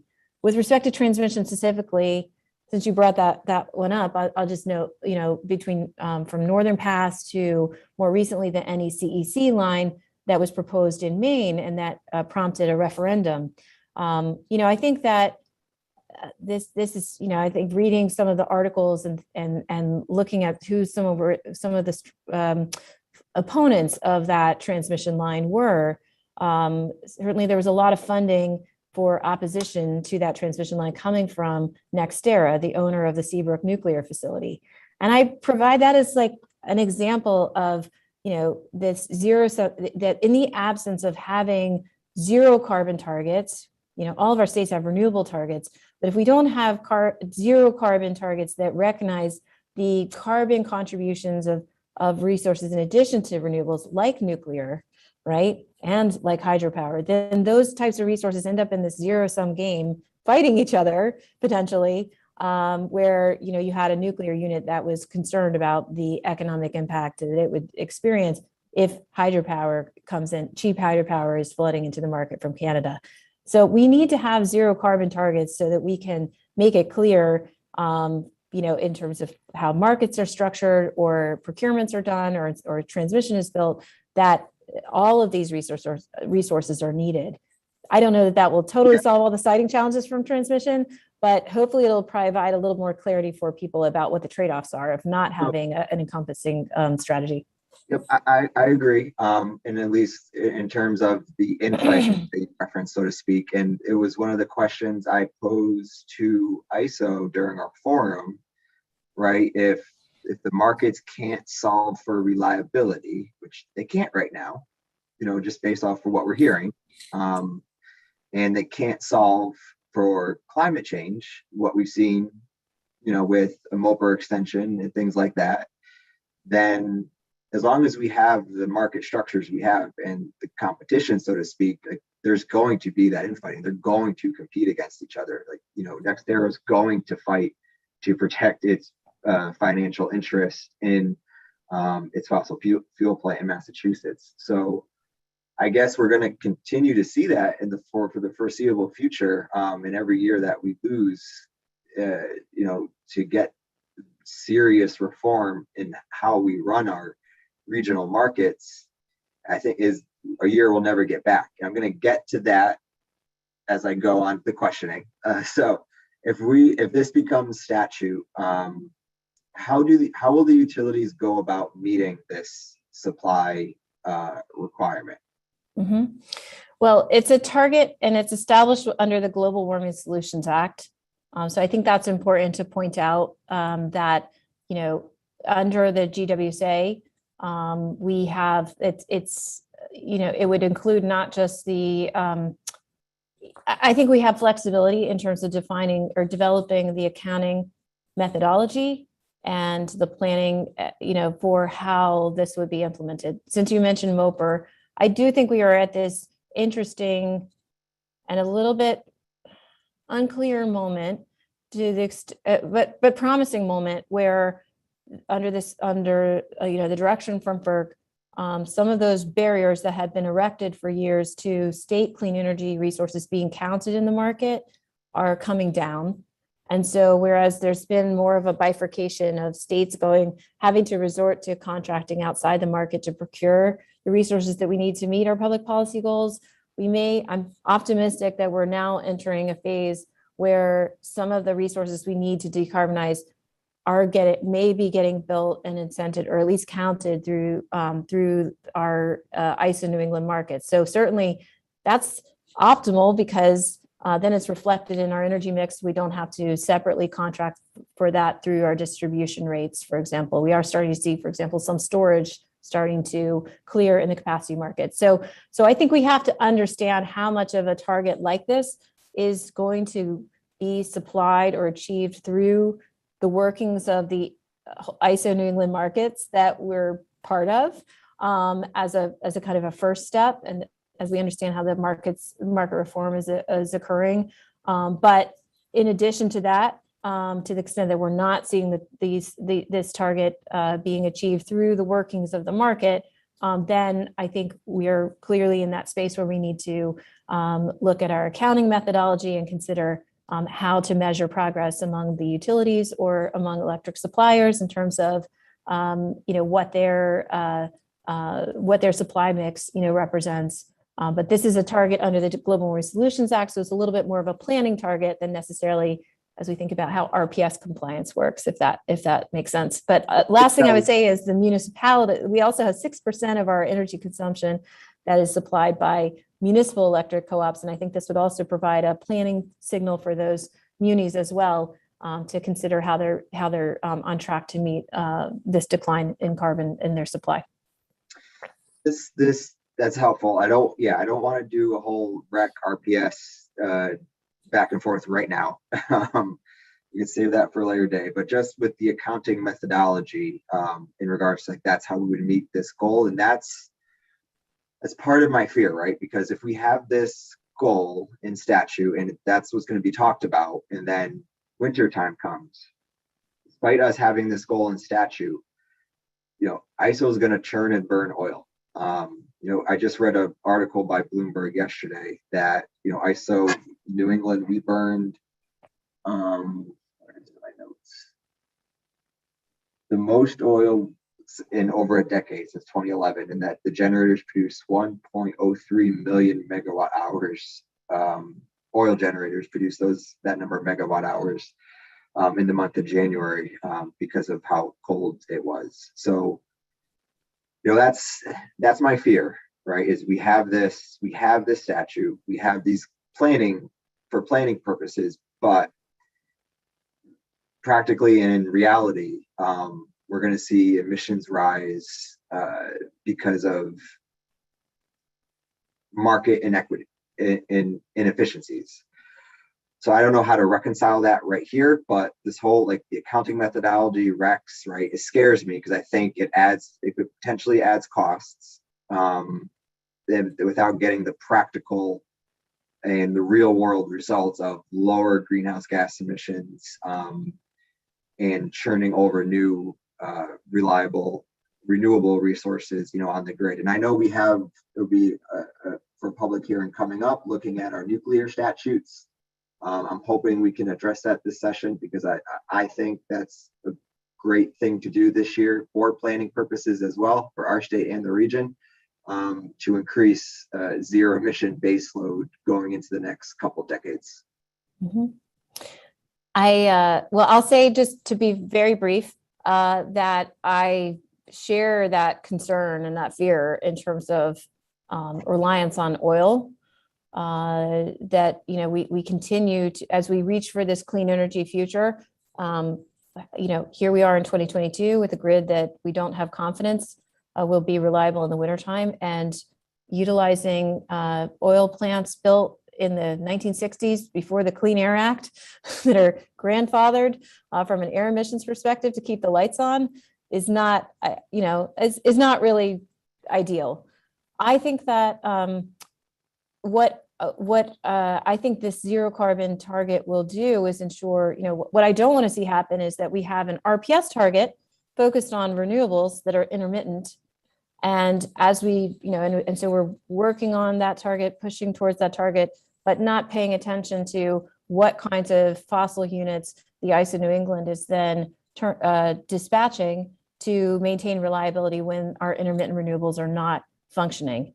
And so I think this committee has taken great leadership strides with the energy storage bill last year, setting an energy storage target with the authority to help us retain the Millstone nuclear unit, to help to reduce or ensure that we are retaining or investing in carbon-free, dispatchable, or baseload resources that can fill in when the renewables aren't functioning. That's what I think this planning target ensures that we're tracking and doing.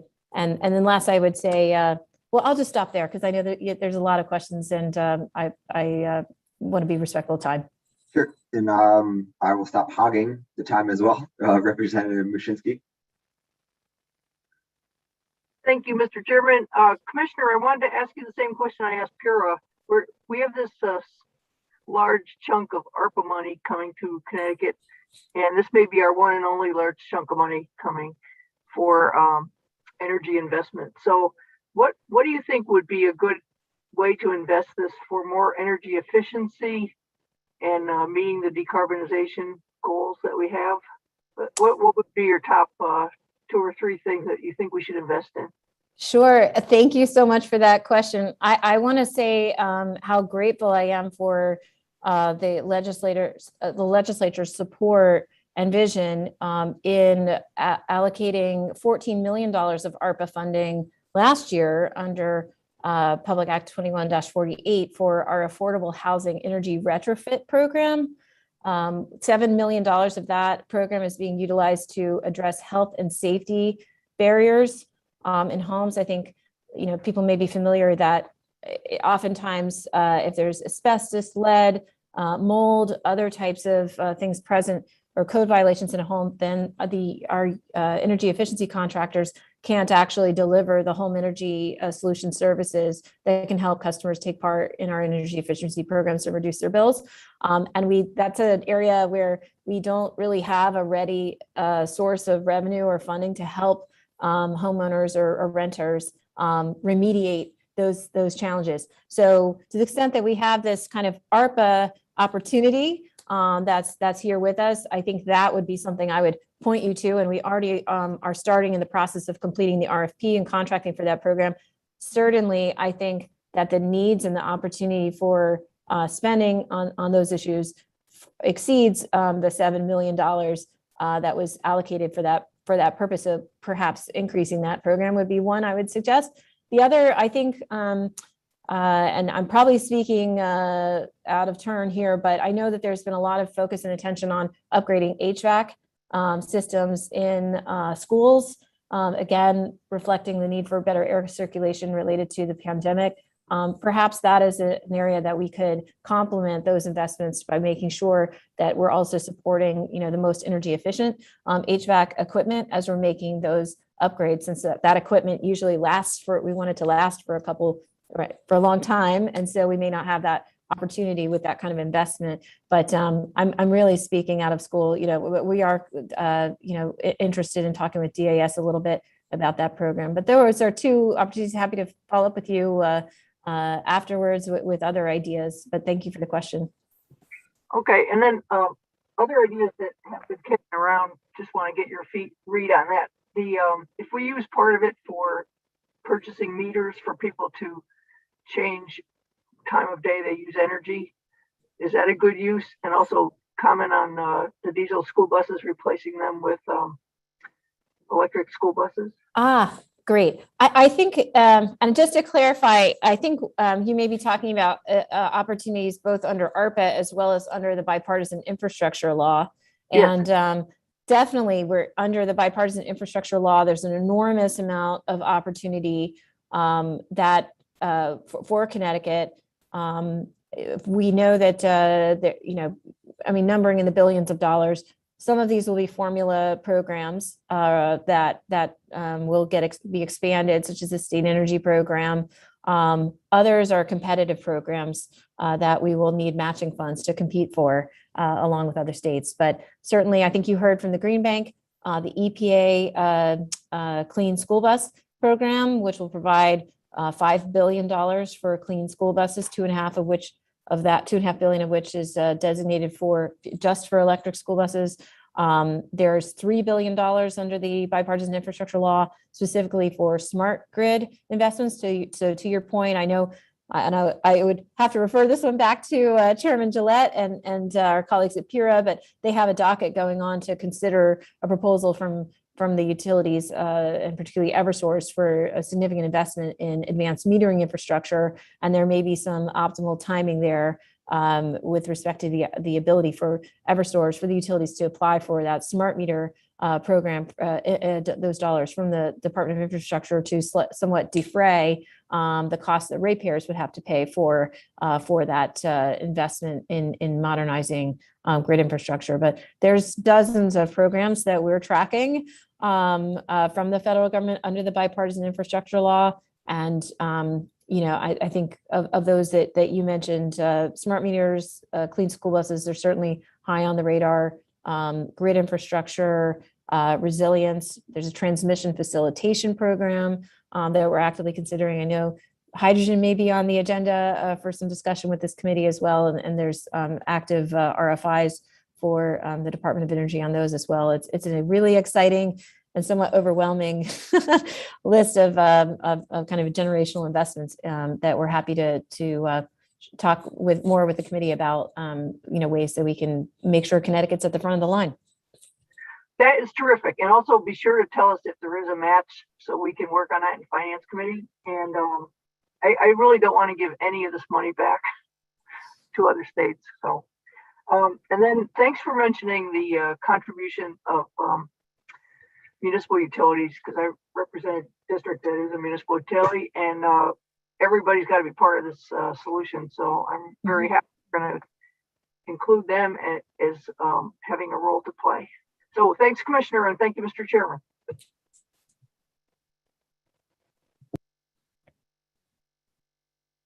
Thank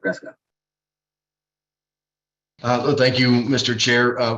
Circling back to SB 10, you had mentioned the issue with competing interests and even fighting amongst. There was supposed to be in the off session a stakeholders series of meetings between the ag community and solar concerning prime farmland. There was a bill in environment that was basically suspended with the knowledge that those meetings were supposed to be happening. I hope they did. We didn't resurrect that bill for this session, but if sometime in the future we can get an update on that, would be appreciated. Thank you, Mr. Chair. Just briefly, I'll say we did start off that process, the steps for solar siting process. Candidly, we had several retirements of key staff in that program that have been running that process. So we are a few weeks behind in terms of the next steps on the steps process. But I know this is one that is we are eager to move forward. I know in talking with Commissioner Hobart as well, the Department of Agriculture has been looking at more positive ways that we can integrate agricultural benefits alongside solar development, not speaking to prime farmlands, but it just as a more general matter. But we are very eager to get this the steps for solar process to its next milestone. It's been a bit delayed because of our retirement cliff, but we're working hard to keep that moving. And we'll be glad to provide some regular updates over the next couple of weeks on that progress. Thank you, Commissioner. Thank you, Mr. Chair. Representative Aurora. Thank you, Mr. Chair, and thank you, Commissioner, for your testimony and your time. I have two quick questions. One really quick one, which is I've had conversations with members in your team and your department about using some of the ARP to accelerate LED adoption in municipals, in schools and municipal buildings. And because, as you know, the LED adoption really is got a very short payoff, like a 2-year payoff. It leads to anywhere between 50 and 60% reduction in energy usage. And it's incredibly available at this time. And, I didn't know whether, Representative Mashinsky had asked about various ideas. And from an ROI perspective, perhaps that would be a very high payoff. A lot of private sector is doing it anyways. Did you have any discussions or at your team with your team on that? And do you think that is one way to think about it, perhaps? So I'm not familiar with those discussions per se, but I know my team will chime in if I've missed something, or we'll be happy to follow up. I know that lighting, helping to support or lower the cost, the upfront cost of more efficient lighting has been one of the enormous success stories of our energy programs and our conservation programs over the last several years. That, coupled with the appliance standards that have helped to phase out incandescents, have been just truly like a remarkable decarbonization and energy saving success, right?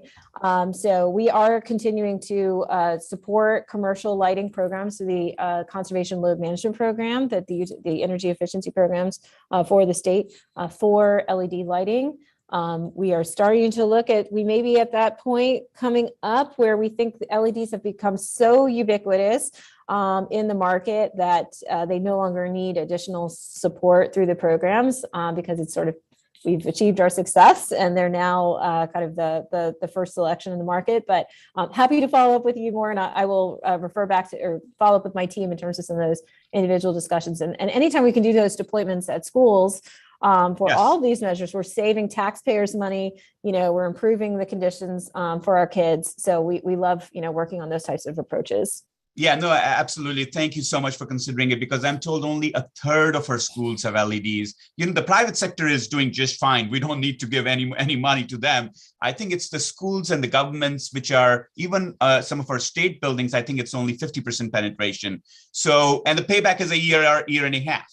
So this is like a lowest hanging fruit. We shouldn't even be doing it for emissions. We should be just doing it for saving money. Well, yeah. It's just an investment return. But the fact is that if you took carbon at $30, $40, $50 a ton, it's like 100% rate of return. So, and we have ARP dollars, which will also allow that. So this is the lowest hanging fruit I saw. So that's why I brought it up to your team, and I would really appreciate any consideration. And a quick follow-up question, which was on SB 10, which is really the concern here is that, as you know, all the savings in emissions have come from 2 or 3 buckets over the last decade. One is replacement of heating oil by natural gas across various usages, and the second is some of these lighting technologies which have really really reduced consumption by 80%, just the nature of the technology.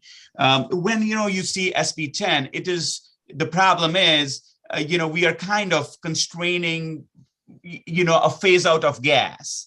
The reality is, let's just first phase out in our country and in the world coal, because as you heard, we'll be consuming 22% more coal in the United States this year. And after today, maybe 25% more in Germany and across the world. So my point being that perhaps this 20-year format, and villainizing our best friend, because there's a huge anti-gas kind of sentiment brewing in Connecticut, when knowing that the last decade, all the benefit has come from natural gas. And perhaps it does appear the next 20 years, it's going to be natural gas, maybe in 20, and we can't predict that it's going to be 20 years, 15 years, 25 years. So I think going so hard at natural gas is really could reduce production right now, lead us to use more oil and coal, which really has got 2 to 3 times more emissions. So it's like the cleanest of the hydrocarbons. Let's just kind of a little bit stay neutral on it. Is some folks, experts kind of opinion. And, I would really, that's a question which comes about looking SB 10, getting so aggressive against gas, sending that signal to the market where it may not produce enough so that we may be paying $20 for gas. As you know, Europe is paying $80 in MMBTU right now for gas, $80. We pay 4 or 5. That's 16 times. Our constituents will not be able to take that if we get so unfriendly and so aggressive on something like natural gas over the next decade or 2. Any comments? That's the reason I think SB 10, we should be more measured. I'm very pro emission reduction. I'll find all kinds. I know there are lots of low-hanging fruits and a little tougher ones as well. We should work on all of them. But SB 10 is a little bit too aggressive on the best friend we have in many folks' opinion. Back to you. Well, just very briefly there, the language in SB 10, it does not have a specific phase out or it doesn't reference natural gas. It's 100% zero carbon target. But, you know, obviously we do need to address natural gas and methane as part of decarbonizing our economy. And you are absolutely right. A lot of the emission reductions we've achieved to date have been from natural gas displacing coal and oil. But methane is also 25 times more potent than carbon dioxide as a greenhouse gas. And, you know, the buildup of that methane is there's a lot of focus on that right now in terms of low-hanging fruit because, you know, curtailing some of that methane as we ramp down global emissions, curtailing that methane sooner than later, or trying to, you know, will avoid some of that, some of those high impact GHG concentrations associated with methane just being a more powerful greenhouse gas. So for that reason, I think we can acknowledge how it's contributed to lower cost electricity, reliability, and decarbonization over the last 2 decades. But I think be confident that with a planning target set out 2 decades from now, right, that we will see more technology improvements, more technology becoming commercially available. Combined cycle natural gas units were kind of this amazing technology that burst onto the scene in the late 90s that made that transition possible, right? I think that there are new technologies coming, long duration storage. You know, we'll talk about what the role of things like hydrogen might be, advances in demand response, energy efficiency, retention of nuclear. I think we're going to talk about perhaps small modular or other advanced nuclear, perhaps in an upcoming hearing. I mean, I think we should be optimistic about the possibilities of more technological breakthroughs that can provide for a transition away from you know, methane and from other greenhouse gases. But setting a planning target out in 2 decades, consistent with what many states in across the country have also adopted, I think ensures that we're all focused, whether it's planners or engineers or innovators, on the same target, which is, you know, to have a comprehensive decarbonization approach in our electric grid. Madam Commissioner, I thank you for that insight and for that vision. You know, it's just that you know, we want to be optimistic but realistic as well. There is this issue which really is really bothering you know, many folks, that if we get too much ahead, then what really ends up happening is we fall behind, because there's some of that let the process take over, and we should be investing. But it does look very difficult, you know, from this perspective, to pass something like this, because what it does is, and what has happened in some other sectors, is dissuade investment. Because a business person or a investor or a company who's looking at doing anything with natural gas, because some of them may have 10-year or 20-year lives, will look at this and say 20 years later it will be banned, or we really do not want it. This is our state kind of policy. So I'm not really going to invest in it right now. And then what happens is next year we're going to be selling natural gas for, you know, Europe has done this. The path which you're saying is basically already tried out by somebody with a lot of resources, i.e. Germany and Europe.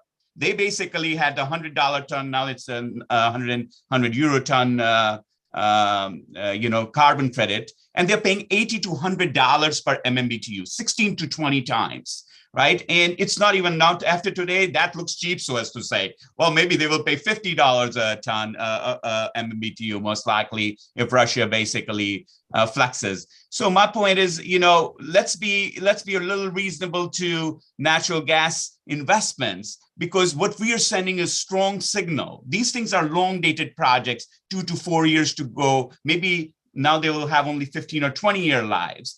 But if we start doing what we are saying so loud, so clear, there will be no investment in hydrocarbons. We still need some investment in hydrocarbons, the best kind, i.e. natural gas. And that's where I'll leave it. I think if we really, we can't run ahead to fall behind, because that's what Europe is going to do. Today, every carbon strategy in Europe is basically, we know in the next 5 years, they're going to have to go back to coal and whatever it is, or beg for gas from the guy who's conquering everyone. So, that's basically, I would really humbly say that let's take a little piece at a time and let some more investment go through on gas, because this is going to really be very negative sign from us to the industry. Thank you, Madam Chair, for all you do. And thank you, Chair, for giving me the time. Commissioner, did you want to say that real quick? If I can do it in 60 seconds to try to be concise, I think a big difference from Europe is that Germany has shut down their nuclear assets, quite different from the approach that we've taken here in Connecticut and in the Northeast. Number two, I think we're already seeing, even in the private market, investors moving away from some of these hydrocarbon or some of these facilities. PSEG, NRG have moved to divest their fossil units here in Connecticut, driven, I think, by other kind of corporate drivers, ESG goals, and how the investors and banks are approaching having these carbon assets on the books. So I think there's a lot of different factors at play. I think having a target like this ensures that we are planning. What I hear in your comment is a concern about cost and reliability, and not having goals that leave us in a crisis because we haven't adequately considered what we need, not just to decarbonize, but also to be reliable and affordable. Having this target for 2040 ensures that we are planning and thinking and checking in and doing assessments and looking at the contingencies, so that we're not caught out with having built out a a grid that can't meet all three of those goals. So that's why I would say this is a target that should help you sleep at night and feel more confident that we won't be in a crisis of unintended consequences. And I'll stop there. That was very succinct. That was very succinct. Thank you. It's just that if we don't get investment, thank you, Representative Aurora. We're going to move on. Representative, we're going to move on to other members who wish to ask some questions. Representative Cheeseman. Thank you very much, Chair Arconti. Quick question for you, Commissioner.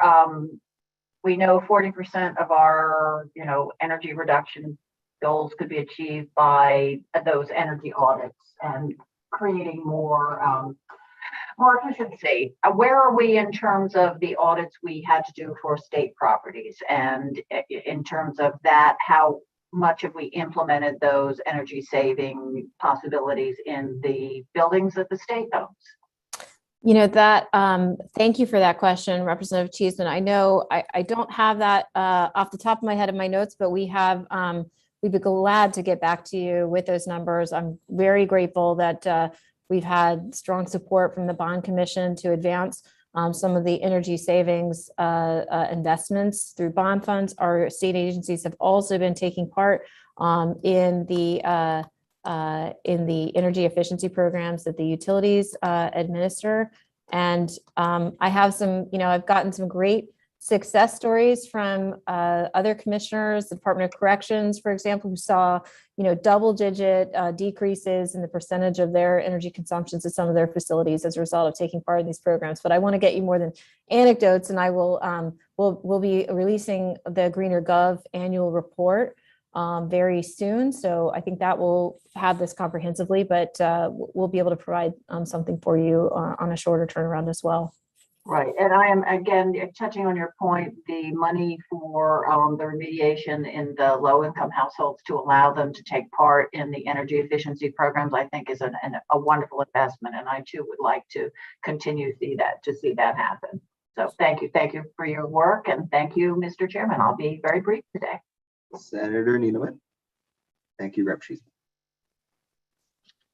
Thank you, Mr. Chairman, and thank you, Commissioner. We could have a long conversation, but I will not do that. I guess first of all, I want to thank you for the work you've done regionally. I think between you and the governor organizing the other states and continuing to press on allowing renewables, zero carbon renewables into the market is really going to be essential for managing the cost side of it. You know, I still have my concerns about the reliability issue, and what Representative Arcante talked about, the article about how much oil we burned just in that short period of time tells you how vulnerable we are to the market design that we live with today. As we move forward, whatever laws we adopt, I want to make sure that we're not unreasonably increasing the lack of reliability or the potential for issues that we all know we can face. But that's more of a speech, not a question. What I wanted to ask, because you mentioned nuclear, you mentioned discussion about small modular. You know I've come to the conclusion that any goals that we set based on aspirational thinking and the hope that we develop new technologies are problematic, because 15 years from now, if we're not there, we're going to have the next iteration of legislators and commissioners saying, well, those are the goals and they're in statute. We have to find a way to meet them. People will not be discussing that they were aspirational. So I want to be circumspect about what the market design is. And I've come to the belief that we should never decommission a plant like Millstone or any of the nuclear plants, there being only 2 left in our region. Even if reactors come offline, I believe that the technology for small modular reactors is much closer than some of the other technologies, although we want to do our part to push those other technologies and incentivize them as we can. I guess my question to you is, where do you stand on that? And I do want an answer, because we're probably going to move a bill forward, I hope. Seems to be some broad bipartisan support for the issue of removing or amending the statute that talks about nuclear restrictions, new nuclear. I would like to see that change to allow for additional capacity on existing sites where they already have the infrastructure, the security, storing the fuel already. For people that don't, and you could explain this better than me, who don't understand what the statute says, there is a prohibition against any new nuclear capacity as long as there's no place to move the fuel. The good news is there is money in the federal, I think the last continuing resolution in the budget, or one of the infrastructure bills, to actually pursue that now. And there are places that want them, that are willing to store the stuff. But even without that, I think we should allow for increased capacity on current nuclear sites, there being only one. So where do you fall on that? Well, thank you for that comment and question. I know we're looking forward to the legislation that may be coming up, and we'll be able to weigh in on more detail on the bill. But I'll just say just a few things, because I think we're still learning and evaluating and participating in some of the national discussions and with the Department of Energy and our peers, our colleagues in other states, to understand what these opportunities look like. The bipartisan infrastructure law, when you think about it, it's pretty remarkable. In past years, a bill like that the past energy bills that we've seen have been focused on things like boosting renewables and solar and wind and so on and so forth. And with how far we've come in the last several years, this bipartisan infrastructure law really had a core of programs that are focusing on those kinds of resources like hydrogen, advanced nuclear, storage, and carbon capture, that we know will be, have to be better understood from a siting perspective, you mentioned, right, a positive practice of reusing sites as much as possible. Looking at it from, life cycle emission questions, that's not as applicable here. But, there's a whole range of issues that we're teasing through for all of these different technologies, as well as the commercial viability, commercial availability, what are the costs? But I think the Department of Energy is pushing these discussions out of the kind of theoretical and into the actual, and our opportunity to compete for federal dollars for demonstration projects for any of these different technologies is bringing this to the forefront. We are looking at this actively and hoping, our intention is to engage with stakeholders in addition through the legislative session this year, also in the comprehensive energy strategy process that we've just kicked off, and as well as in our discussions, with the Department of Energy. I think one additional aspect to small nuclear reactors, which I think you'll see a more definitive kind of response when we testify on the upcoming bill, also relates to our responsibilities at DEEP with respect to radiation safety. And so that's a kind of another aspect of this that we want to, that we're actively in dialogue with the NRC about, is how we can ensure safety and oversight for these types of small nuclear reactors, depending on how they're deployed. But to the extent, like as you mentioned, if the deployment is on an existing site where you can benefit from some of the safety architecture and oversight that's already there, that may address some of those issues. But I'm a little premature to weigh in on that. But I just want to note that our radiation safety team has been actively in the dialogues with the with the NRC and others on that aspect as well. So thank you. You had mentioned that to me a while ago, and I'm hoping we hear something about that.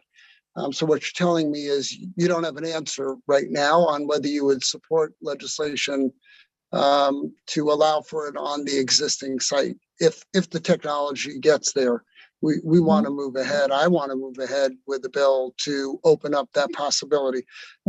Need to just remind everybody that's listening, my colleagues as well as the public that may be listening, there are probably no fewer than a dozen small modular nuclear reactors 10 miles away or 5 miles away in New London at any given time. And you have no oversight on the safety of that, but these reactors have been put into ships since the 1950s. Thank God, with no incidents in the United States, and have a very high safety record. So I personally think that based on known technology, this is one of the things I think we need to do.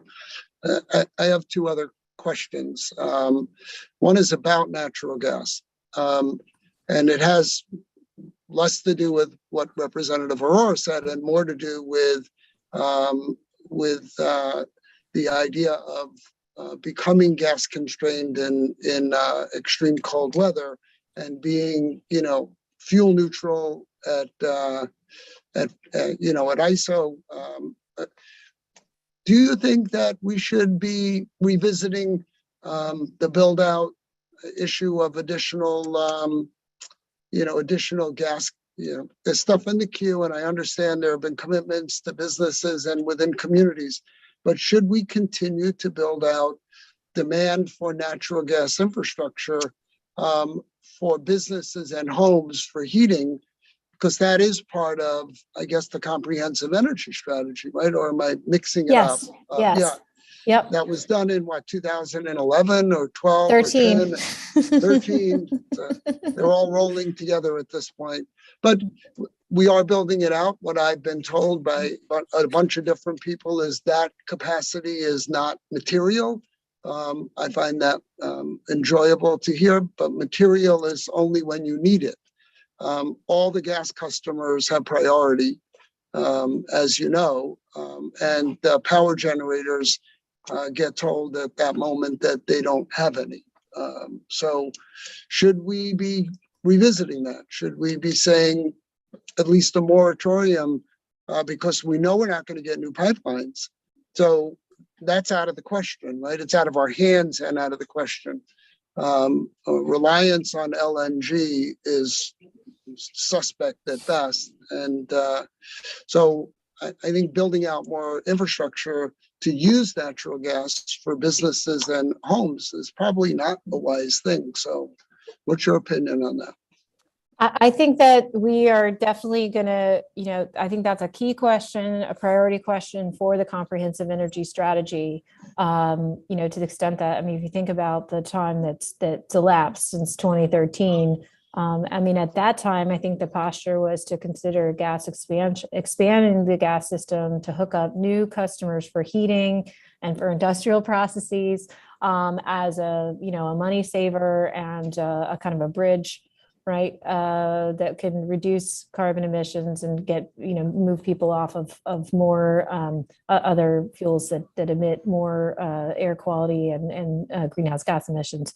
But we're now, in 2022, as we look at meeting the 2030 target under the Global Warming Solutions Act, we know that emissions from buildings, greenhouse gas emissions from the building sector, is a significant share of emissions across our economy. More than from the power sector today, and they're increasing, modestly, but we need to, in order to meet our 2030 targets, we're going to need to reduce emissions from buildings by about 1/3 by 2030. That's just the math in order to meet that target. So for that reason, we have to look at across not just the gas expansion policy that was in place years ago, but really look across all of our, our heating fuels and how we're heating and cooling our buildings, and identify cost-effective, reliable, affordable strategies that can help to, reduce emissions across our building sector. So that means in that context, I don't want to get ahead of the comprehensive energy strategy, but I think the time for that gas expansion program is past. But I think the other question maybe I'm hearing is, would a moratorium on new gas hookups, hooking up new gas customers by the gas utilities, help or alleviate some of the winter reliability challenges of gas generators not being able to access gas?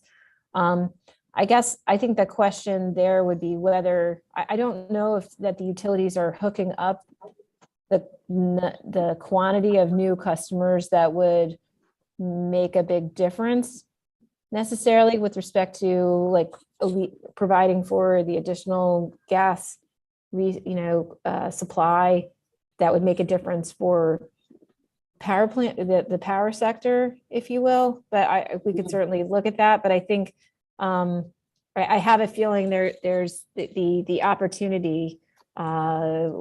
There's a bit of mismatch in terms of the quantity, but I do think, we're talking to, you may have seen an exchange of letters. Obviously you had the informational session where you got to hear from, you brought out everyone together to talk about this issue of winter reliability. And there are follow-up discussions now initiating, more directly with the ISO and with the states where I hope to better understand what the ISO's plan is and what measures they believe are needed in order to get us through, this near-term period where we don't have a winter reliability program in place.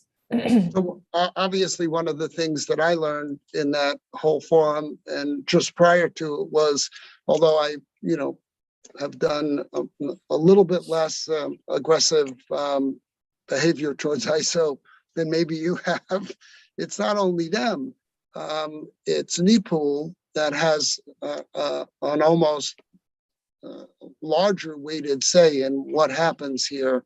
And climate change is going to devastate our planet. There's not a shadow of a doubt in my mind, faster than anybody actually thinks from everything I've read. We all have to do our part. But again, we're trying to solve a national problem locally, a global problem locally. We need a strategy globally to solve this.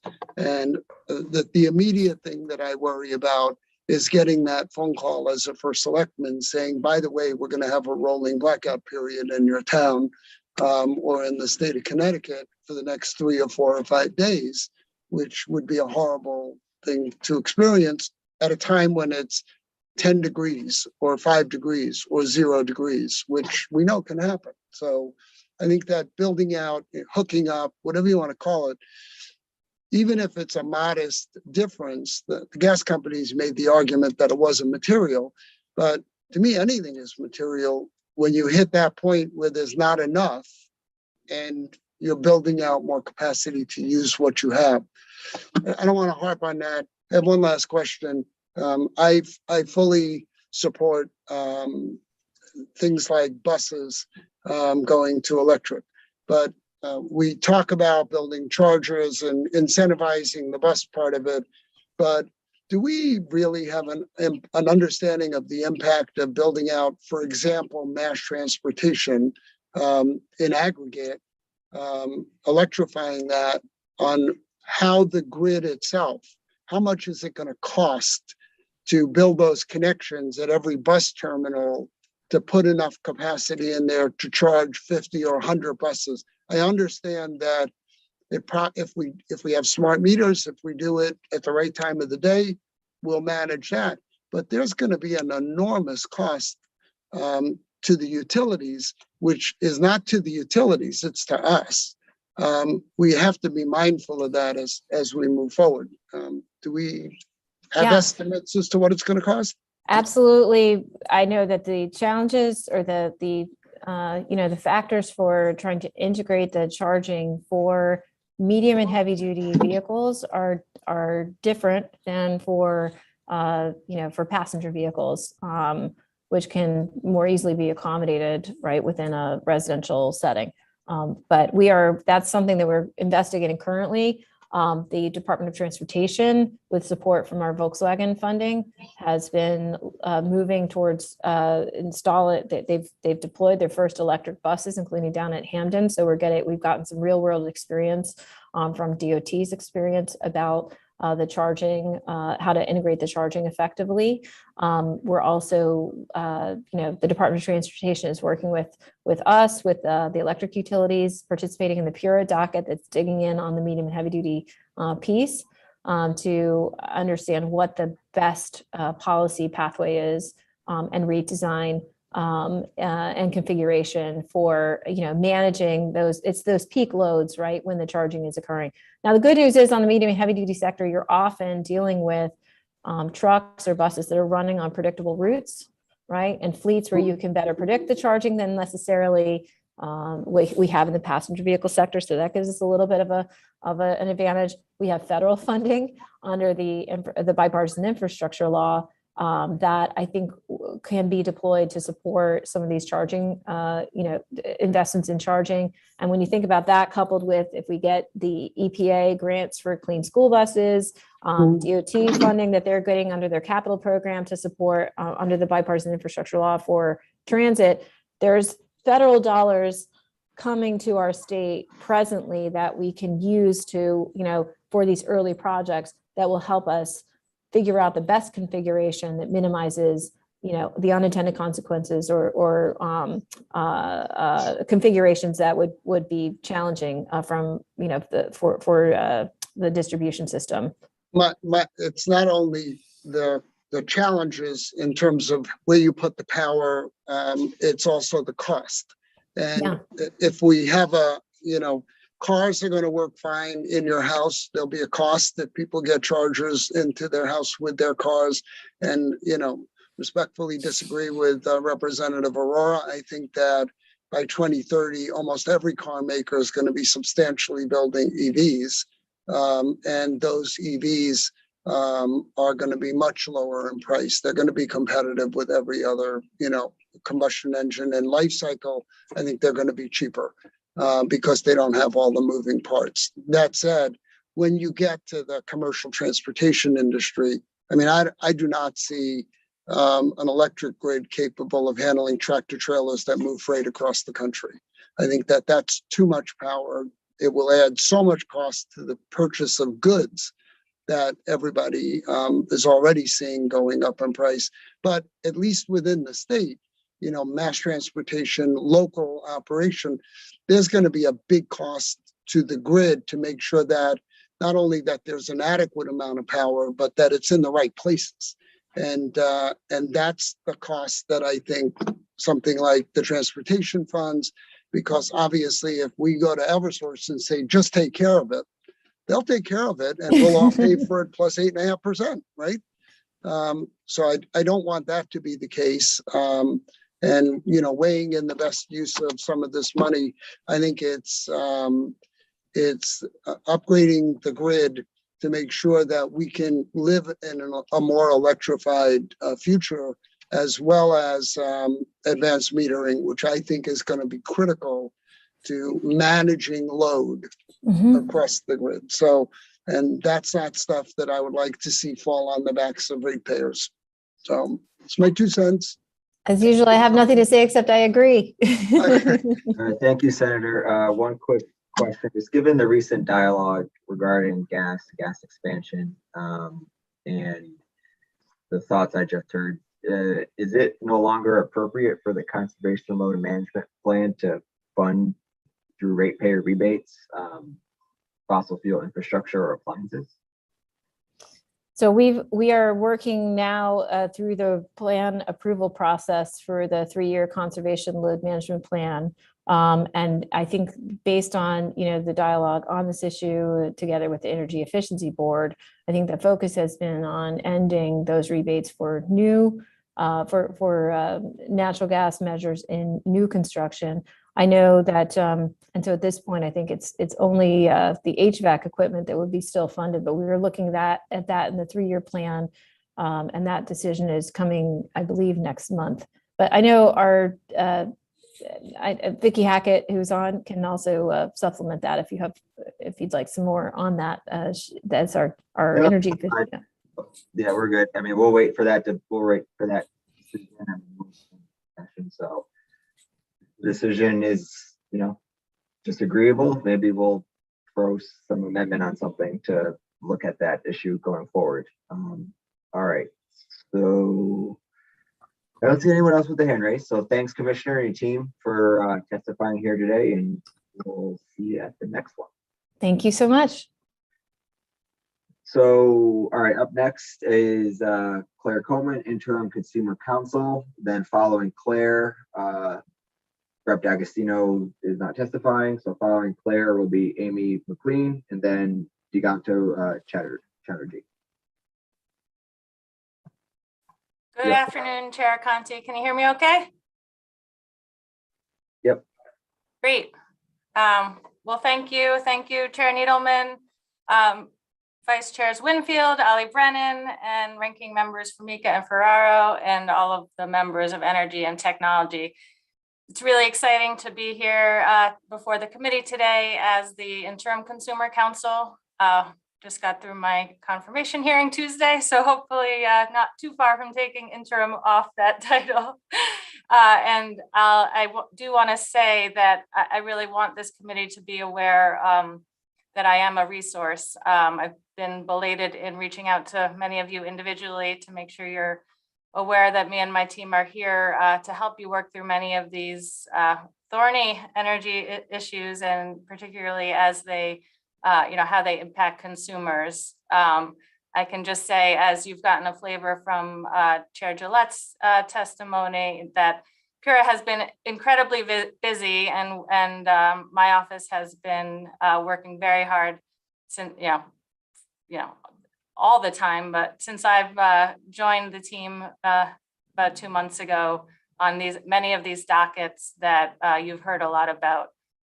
So I do want you to know I'm a resource here. For those of you who don't know about the Office of Consumer Counsel, we are the state's principal advocate for consumers of electric, gas, water, and telecommunications.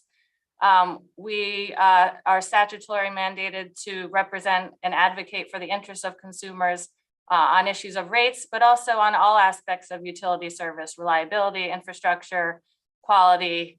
And as I explained at my hearing on Tuesday, my goal as a consumer counsel is really to help, balance securing the benefits of the modern infrastructure and technologies that we know are going to empower and help consumers, at the end of the transition.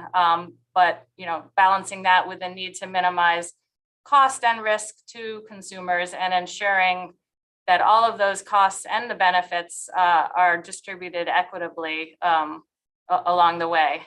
So I just, I referenced that, and as I listened to the discussion that's occurred all morning, so many of the issues that have been discussed really go to the heart of the Office of Consumer Counsel's mission. We engage with you, the Energy and Technology Committee, when you're discussing these policies the policy goals at sort of a higher level, and then we also appear before PURA when all of the very important implementation decisions are made. And the Office of Consumer Counsel, makes sure that we're providing a voice for consumers in terms of, how these programs should be implemented, the timing, what costs we think are fair or unfair for ratepayers to shoulder. 30 seconds remaining. Yep. Timing of deployment. For example, with the IIJA funds, we've already submitted comments asking the utilities to ensure that they are applying for all federal funds where applicable for programs like EV deployment. And just to be responsive, we did submit some written testimony, but just in my last 30 seconds, I did want to be responsive to some of the questions I heard today. I'll use my remaining time to flag and clarify for Vice Chair Ali Brennan with respect to his question on the Green Bank CPACE bill, SB 93. The representations of Mr. Masunis were correct. We've had some conversations with the Green Bank, clarified that the energy savings requirements that apply to the energy retrofit side of the CPACE program don't necessarily apply in the same manner to EV deployment or resiliency. And that is why those provisions were changed for EV deployment and resiliency. The OCC does not have concern about that expansion. There's no ratepayer impact to expanding that program, to resiliency and EV deployment. And when energy efficiency is coupled with those investments, reducing demand is good for all ratepayers. So I see that my time is up. Happy to answer any questions for the committee today and be a resource going forward. Thank you, Claire. I'll give it a minute or two for hands to go up. Representative Ali Brennan. Just want to say thank you for addressing that. I appreciate you, and welcome to the new role. Thank you. Thank you so much. I appreciate you recalling our concerns and making sure they were resolved. Don't see anyone else with their hands up, but I'll just say, really looking forward to working with you, Claire, in this new role. We worked great together in the past, and I will refrain from commenting on any of OCC's decisions or positions before your tenure. I'm just going to let that rest in the past, and looking forward to working with you on all upcoming bills in regards to what's best for our consumers and ratepayers this session and future sessions. Thanks. I'm looking forward to that as well. Okay. Seeing no other hands up, you're off the hook for today. We'll see you. See you next time. The next time. Okay, Amy, and following Amy will be Docket. Thank you all very much. I'm not sure how I got the honor of being the first person in the public, so take it easy on me. But welcome. I'm really glad to be here. Honorable Chairpersons Arconti and Needleman, Vice Chairpersons Winfield and Ali Brennan, ranking members Formica and Ferraro, and all the committee members today. Acadia Center appreciates this opportunity to provide some testimony, both verbally and written. Acadia Center is a nonprofit research and advocacy organization committed to advancing clean energy future. Acadia Center advocates for equitable clean energy future for Connecticut, tackling regulatory and legislative energy policy, transportation, energy efficiency, beneficial electrification, utility innovation, and renewable energy. So today I just want to speak on 3 bills in support of all of them. The first one is, actually, I may say one thing if I have time on one more that we are not supporting, but SB 10, which is the climate change mitigation, and we support it. Connecticut has been a catalyst for advancing clean energy and climate goals in this region. It was the first state to set greenhouse gas targets for 2050, and the first to create stakeholder board to advance energy efficiency improvements. Connecticut has a target of reducing greenhouse gas emissions by 45% by 2030 and 80% by 2050. And Governor Lamont's executive order number 3 mandates that Connecticut's electricity sector reaches a zero emissions by 2040. It is also included and modeled how to get there in the final 2020 Integrated Resources Plan, or otherwise known as the IRP. Although the Executive Order 3 requires zero carbon emissions from the electric sector by 2040, DEEP calls for legislation to put this target into statute. Hadia Center agrees with DEEP that this statutory target for zero carbon electric grid by 2040 would complement the broader economy-wide decarbonization goals laid out in the Global Warming Solutions Act.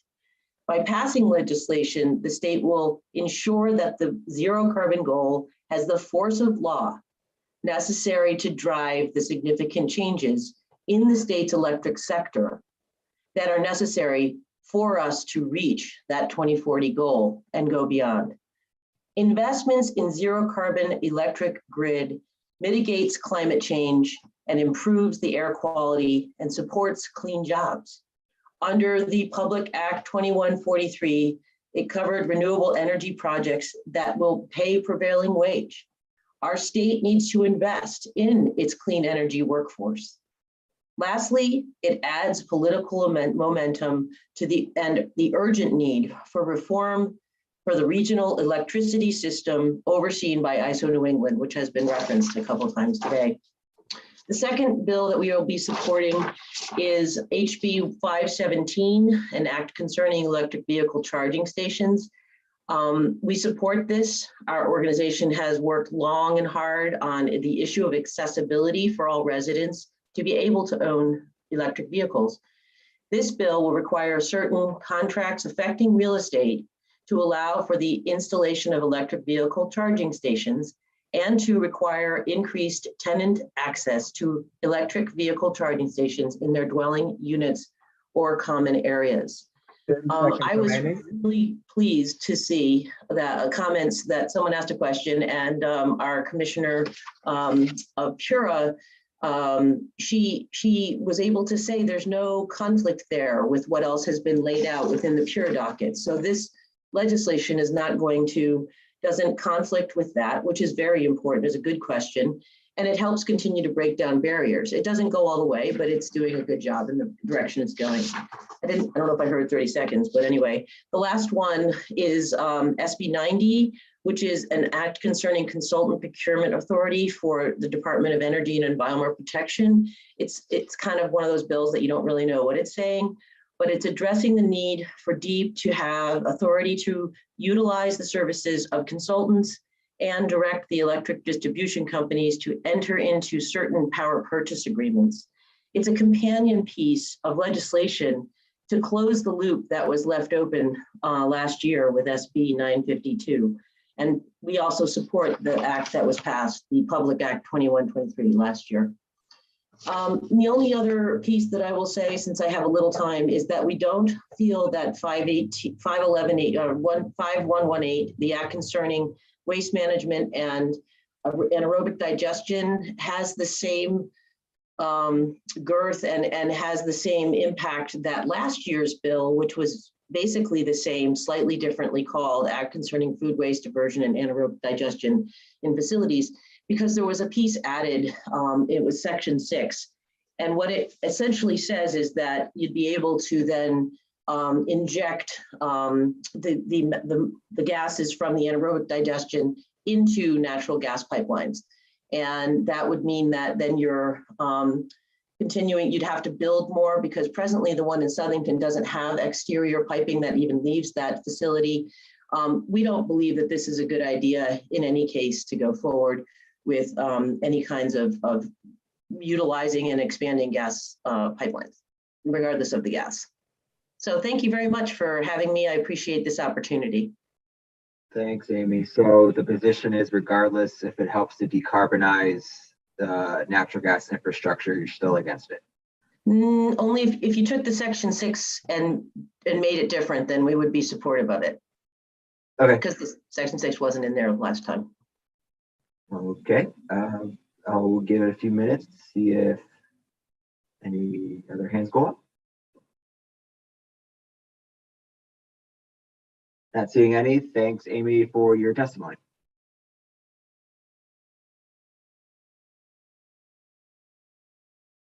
I think we lost her. So up next is Digantu Chatterjee. And is Steve Driscoll going to testify here now with you, Digantu, or is he going to wait for his slot? I think Steve should be also on. He is testifying to the other Senate bill. I'm testifying to Senate Bill 90. Okay. Steve Driscoll is going to go with in this slot with Digantu. If we could elect him. He's not currently on or in the Zoom waiting room right now, but once he gets in, I'll let him in. Okay. We will still stick to the 3 minutes. So Digantu, the floor is yours.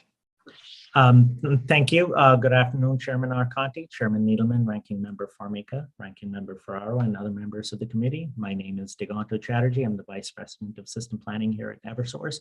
I'm offering public comment on Senate Bill 90. Section 1 of the bill amends it so that it authorizes DEEP to elect to order electric utility to enter into a 20-year PPA to purchase energy capacity and transmission associated with energy environmental attributes and any combination thereof.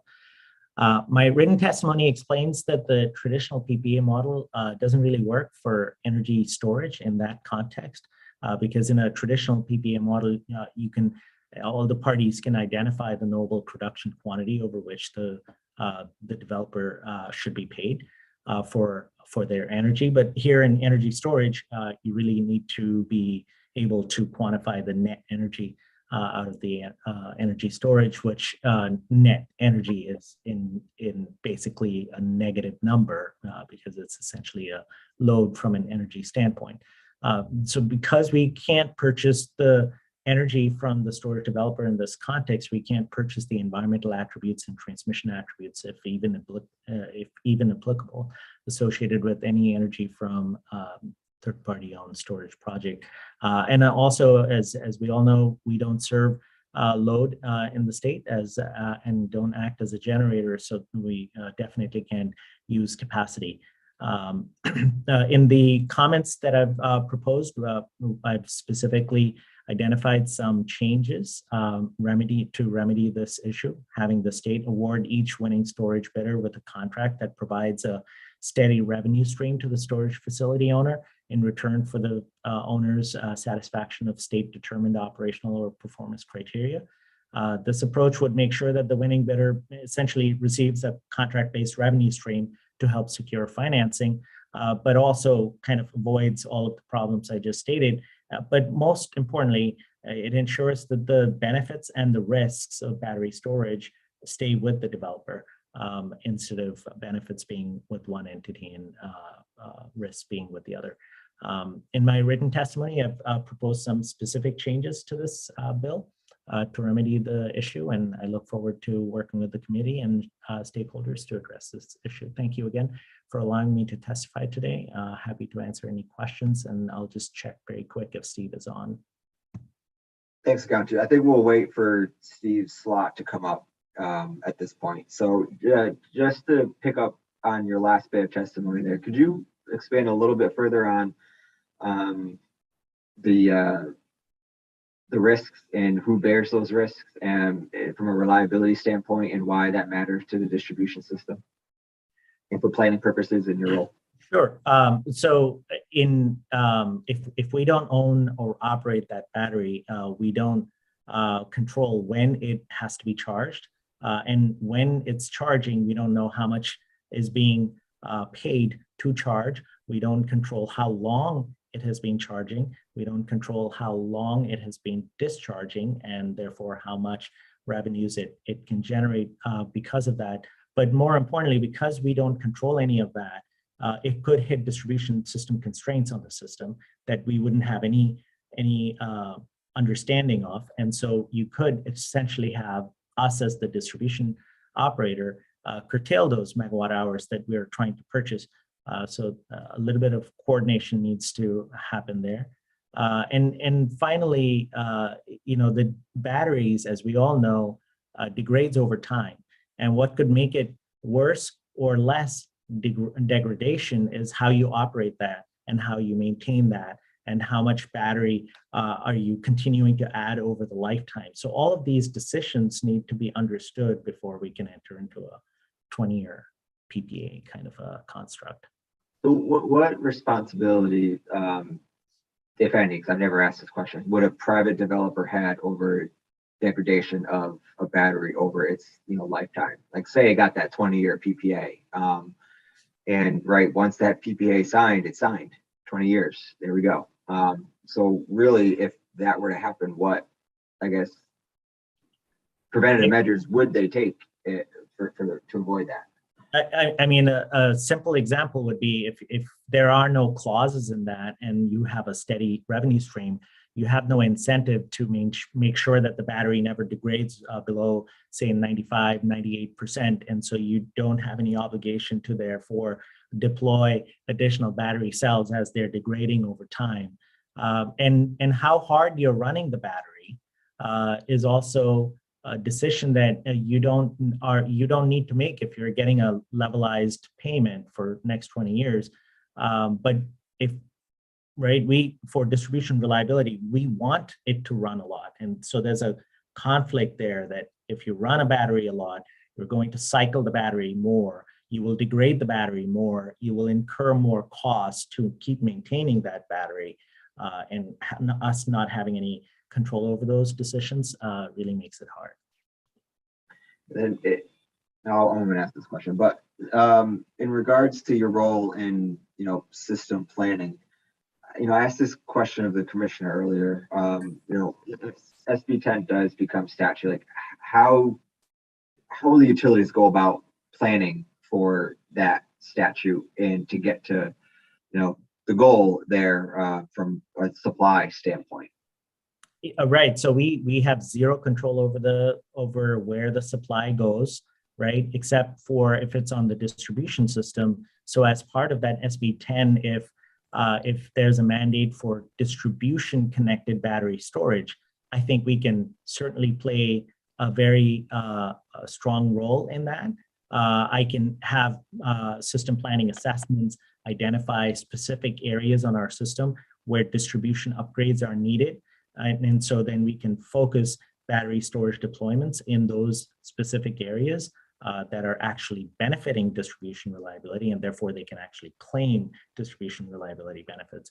But as far as the broader context of generation supply, as we all know, we don't control that equation. We're simply on making whatever resources are available, we will plan the transmission and distribution system around it and maintain reliability, grid reliability, not supply reliability. Appreciate that.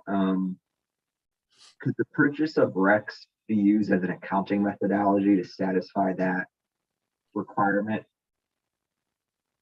potentially?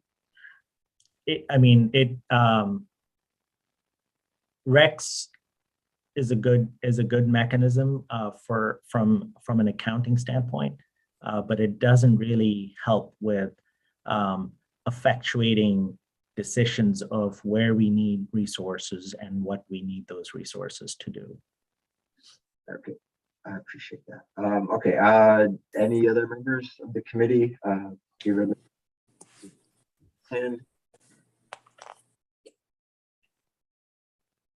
Okay, seeing none. Thanks to Gantu for your testimony today. Thank you so much. Up next is Vincent Pace, and then following Vincent is Chris Donnelly. Good afternoon, Chairman. I was simply here to support Mr. Chatterjee in case there were any legal questions. So the very good news I have is I have no public comment for today. Thank you very much, Mr. Chairman. All right. Well, I'm sure there'll be some legal questions at the next public hearing or next where Bill will have in mind. So Good seeing you, Vincent. Chris Donnelly. Following Chris will be Gene Cronin. Good afternoon, members of the committee. My name is Chris Donnelly. I am from Northford, Connecticut, and I'm speaking as a private citizen, although I am retired as the Urban Forestry Coordinator from Connecticut DEEP and am currently teaching a course in urban forestry at the University of Connecticut. I am also a licensed arborist and certified forester and a member of the Connecticut Urban Forest Council. I am speaking in support of the spirit of House Bill 5116, although I have comments on its specific. I like that the bill would promote a cooperative effort between the electrical utilities and the individual municipalities regarding the trees in our cities and towns. This is good. Municipal leaders want their towns to be thriving, healthy communities, and healthy, thriving communities tend to use a lot of electricity. There is a common interest, especially as a healthy tree canopy tends to be a part of a thriving community. However, my first concern has to do with the way the bill is written. As written, by having the towns apply to the utility for funding, this might set up a dynamic in which large, tall shade trees are systematically replaced by smaller ornamental trees. If I may explain why this is a concern. I'd like to reference the concept of ecosystem services. This means basically all of the services trees provide simply by being trees. They clean the air, reduce flooding, contribute to public health, mitigate for climate change, and so on. These ecosystem services benefits stand alongside the aesthetic, social, cultural, and spiritual benefits trees also provide. The main feature of trees associated with these ecosystem services is the leaf surface area within the tree. This leaf surface area in turn equates fairly well with tree canopy volume. The wider and deeper the canopy of the tree, the greater the leaf surface area, and the greater are the ecosystem service benefits provided by that tree. It is that simple. This means that trees such as maples, oaks, elms, and sycamores are the workhorses of our urban forest, and we need them. Which leads me to my two main points. The purpose of this legislation should be clearly spelled out so that straightforwardly it talks about enhancing and increasing the extent and quality of the urban forest canopy in the individual towns. It should be a goal that trees are trees that are removed are replaced with trees that are at least equivalent in terms of ecosystem service benefits. Secondly, this should be done in a manner in which the individual cities and towns are listened to with regards to their goals towards the trees within their communities. It should provide an opportunity for the utilities and the municipalities to work together, including in ways in which new ideas and approaches are tried. To that second point, I have a series of specific recommendations regarding this bill. 30 1 seconds year. remaining. Thank you. 1 year may not be enough time for a municipality to put together a proposal that is appropriate to the change that has occurred. Permitting the funds to be used on tree planting on private properties might make a great deal of sense, including the potential to allow for model projects. After all, the ecosystem services do not stop at the property line. $15,000 is likely to be not nearly enough to tackle larger projects. In some cities and towns with robust tree planting programs, it may work out better if the funds are used to prepare planting sites, such as through facilitating stump grinding. And finally, as was mentioned earlier in this session, I would lift the restriction on planting trees in places where trees have been removed by the utility. There can certainly be value in replacing removed trees with the right tree in the right place, especially if it helps soften the blow for a neighborhood that has seen the removal of a large number of existing trees. Thank you. Thanks, Chris. If you hadn't already, would you be able to provide those written comments and suggestions to our clerk, Will, so he could get those to us? Yes, I could. Thank you. Thank you. I appreciate that. And I definitely learned a little bit today too about the Right Tree, Right Place program. So I think that could, find a way into the discussions here too with this legislation. So thanks for your professional feedback on this matter. Any other committee members have a question, comment for Chris? Seeing none, thank you, Chris, and appreciate it. So Gene Cronin, following Gene, Carrie Lynch. Great. Thank you, Chairman Arconti, Chairman Needleman, Senator Formica, and Representative Ferraro, and members of the Energy and Technology Committee. I am Gene Cronin. I'm here in my capacity as the Executive Director of the Connecticut School Transportation Association, better known as COSTA. I want to thank you for the opportunity to offer testimony on Senate Bill 92, which is permitting a 10-year contractual period for school buses with zero emissions. COSTA is a trade association comprised of owners and operators of school buses, school transportation vehicles, and associate members. Together, our companies operate more than 10,000 school buses and student transportation vehicles that transport nearly 500,000 children to and from school every day. Our member companies support the goal of operating cleaner emission school buses. In fact, one of my members is currently operating propane buses in 4 towns in Connecticut.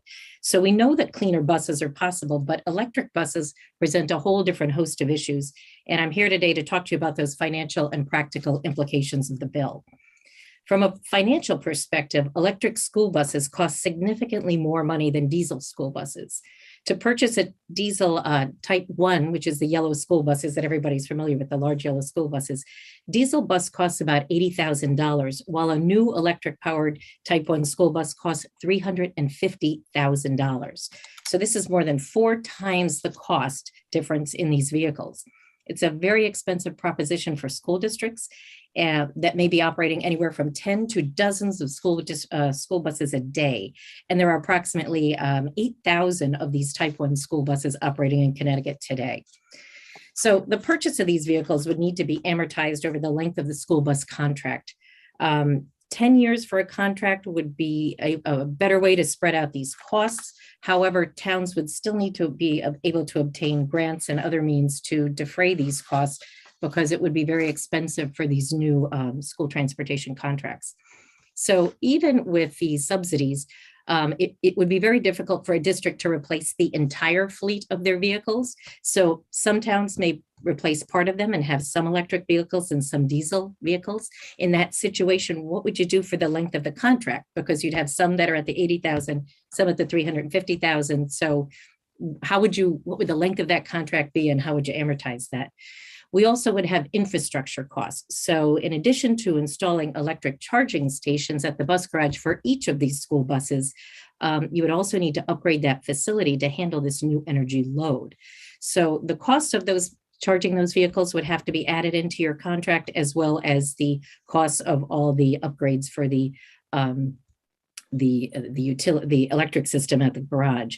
You'd also maybe need more buses, because it's going to take time to charge a bus. And if you need to use that bus later in the afternoon for school, sports, extracurricular, now you've got to take that charging time, and you may need to purchase more buses because of that time. 30 seconds remaining.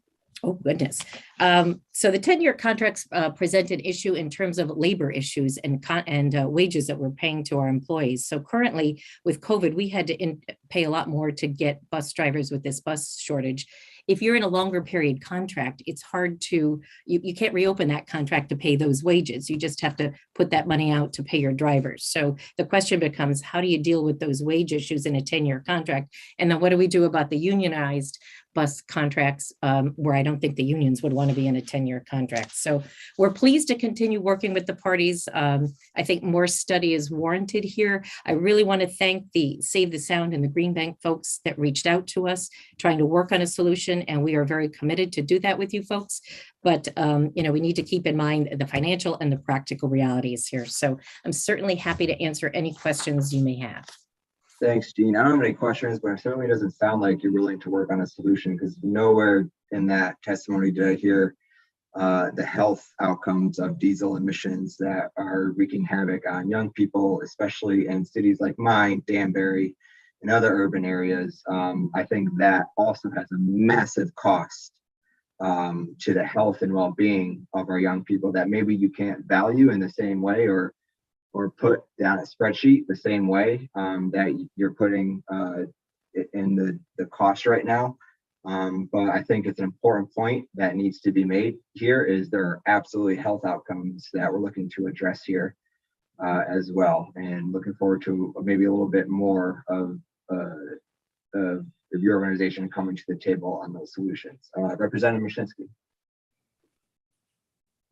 Hi, Jean. I wanted to ask you, because we looked at it in Wallingford, we looked at purchasing at least one electric bus, and we were on the road to getting it, and then the bus company canceled it, the vendor canceled it. But when we had the tour of the bus, we were told it was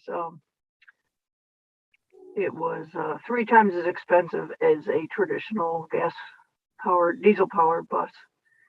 And, but the maintenance would, over time would be a savings for our town.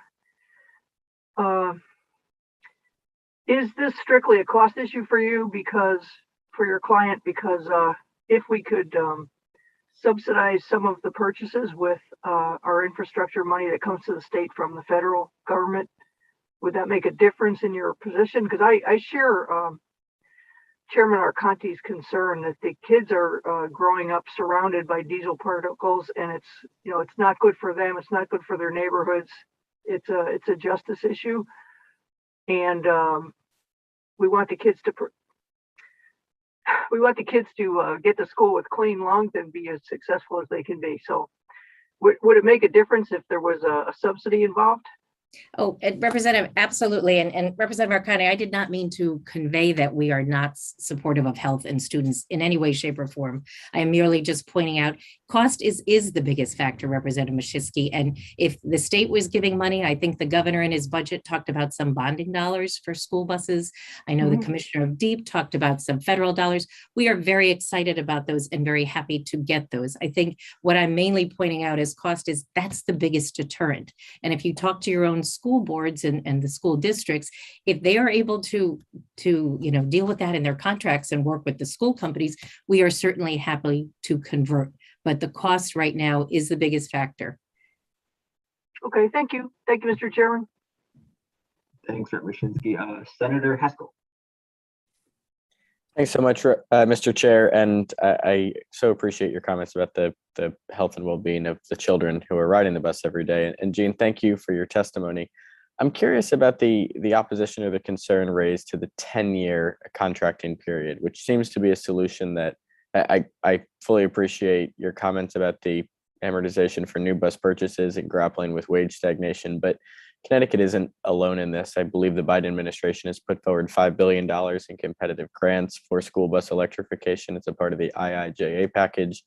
And national groups such as the World Resources Institute have actually encouraged other states to adopt that 10-year contracting period. So how have other states addressed the wage stagnation issue? Do you think that Connecticut is unique in facing these problems, or is there something to be learned from other states' experiences I here? don't think that we're unique in this, Senator Haskell, and I'm not objecting to a 10-year. I was just pointing out some of the issues we're currently having with 5-year contracts, which is a maximum amount of contract that they allow now for the very same purpose, to amortize the cost of the buses, because what we find is that most of the towns in a new bus contract want brand new buses. So when the company takes over, they buy the new buses, they amortize it over 5 years. So I think the length of the contract, there could be parameters built in, or maybe there could be things to open up when you're dealing with a wage situation. If you have to, increase the wages to your drivers within that 10-year period. I think there's ways we can work within this. So I'm hope it didn't sound like I'm totally opposing this, because we are certainly not. We are definitely willing to work with folks. And as far as what people are doing across the country, I'm not sure. I've reached out to our national group. I'm not sure how much experience other areas have had yet with complete electric fleets. That's what we're trying to sort out. I think Representative Mashinsky mentioned something about it being less of a cost for maintenance. I believe that is accurate. That is true. So this is new. We're still trying to figure out what the costs and repairs and all the other pieces of the buses are. But I'm trying to get that information from my national. And as soon as I do, Senator Haskell, I'll be happy to provide that back to you. I so appreciate that, and I look forward to your partnership on this issue, because I certainly am heartened that this is something that your association is moving towards as well, and hopefully we can learn from other states and make sure that Connecticut is at the front of the line for some of these competitive grants. So thank you so much. Thank you. Rep. Cheeseman. Thank you very much, Chairman Arconti. Good to see you today, Jean. So if I missed this in your testimony, I apologize. Approximately how many school buses are on the road today in Connecticut? So Representative Cheeseman, there are about 10,000, but about 8,000 of those are the large 77 passenger type 1 yellow school buses that I think are being referred to under this legislation. And what is the typical lifespan of one of these large school buses? Do you know offhand? I do. So the typical lifespan of a diesel school bus under good repair is probably 10 to 12 years. And so my folks are telling me with an electric, it could probably be the same. We just don't know in terms of battery capacity, what the lifespan will be with the continual charging. So, but approximately 10 years. And obviously, because we haven't rolled out a fully electric fleet, do you have any idea of how much, let's say, individual towns would be on the hook, not just for the vehicle purchase, but building out that charging infrastructure? I imagine certainly one hopes that you could be charging these overnight, so you wouldn't necessarily need the fast chargings, but obviously that's an additional cost that district would have to foot. Right, and that they would be charged overnight, and that's kind of the same information I think Senator Haskell was asking about, that we're trying to get from somebody that does have a fleet that they've been using. We have several companies. In fact, I think 3 of my larger bus companies in Connecticut were recipients of those grants that were listed in Commissioner Dykes' testimony. So I think we have 43 at least electric buses. So we're trying to get some information about charging and what it's taking with those to kind of extrapolate out what it might be a cost for a town. So we're still trying to gather that information. But again, as soon as I can get something concrete, I'll be happy to share that with the committee. Great. And I know, we've talked about technology advancing, but certainly Massachusetts had a pilot program with, I think, 3 towns. And one of the issues they found, and this applies because we live in a cold climate, batteries are batteries in very cold temperatures. The charge is less. And unfortunately, they found initially anyway, you could have the buses run for the entire route, or you could keep the kids warm. Because heating the buses up uses battery charge. So I think there's still a number of technical issues that need to be addressed. And as we're on the discussion of alternative fueling sources, you mentioned some of your buses run on propane. I know we're going to be looking at other options. Obviously, one would hope that, let's say, we look at hydrogen-powered buses because of their clean energy. I presume as long as this becomes financially viable, if the bus operators are open to any alternatives that would give them reliable, cost-effective buses and a clean environment. Am I correct? Yes. And of course, we work, might be hearing later from others, but we work hand in hand with the school districts on this. So it's, the school districts and the bus company working together on the purchase of these vehicles and these contracts. And then just an editorial comment, I know in Virginia, Dominion has paid for a fleet of electric buses. So maybe we could, utility companies about how they would like to help in this process. So Jean, thanks so much for your testimony. I'm confident that we can work together on this. And thank you very much, Chair Conti. Thanks, Rep. Cheeseman. I don't see anyone else with their hands up. So thank you, Jean, for your testimony. Appreciate it. Thank you, Chairman Arcani, and I'll get that information back to you all. Thanks. Great, thanks. Carrie Lynch is up next. Is Nathan going with you, Carrie, or is he going to wait for his spot? No, he's going to wait for his spot. Thank you. Okay, perfect. Go ahead. So good afternoon, honored chairs, Representative Arcanti and Senator Needleman, and distinguished members of the Energy and Technology Committee. I'm Carrie Lynch, Climate and Energy Policy Manager at the Nature Conservancy. Thank you for the opportunity to present testimony on behalf of the Nature Conservancy today in full support of Senate Bill 90, an act concerning consultant and procurement authority for the Department of Energy and Environmental Protection. So last session, I supplied testimony in strong support of Senate Bill 952, now Public Act 2153, which largely established a 1 gigawatt of battery storage target.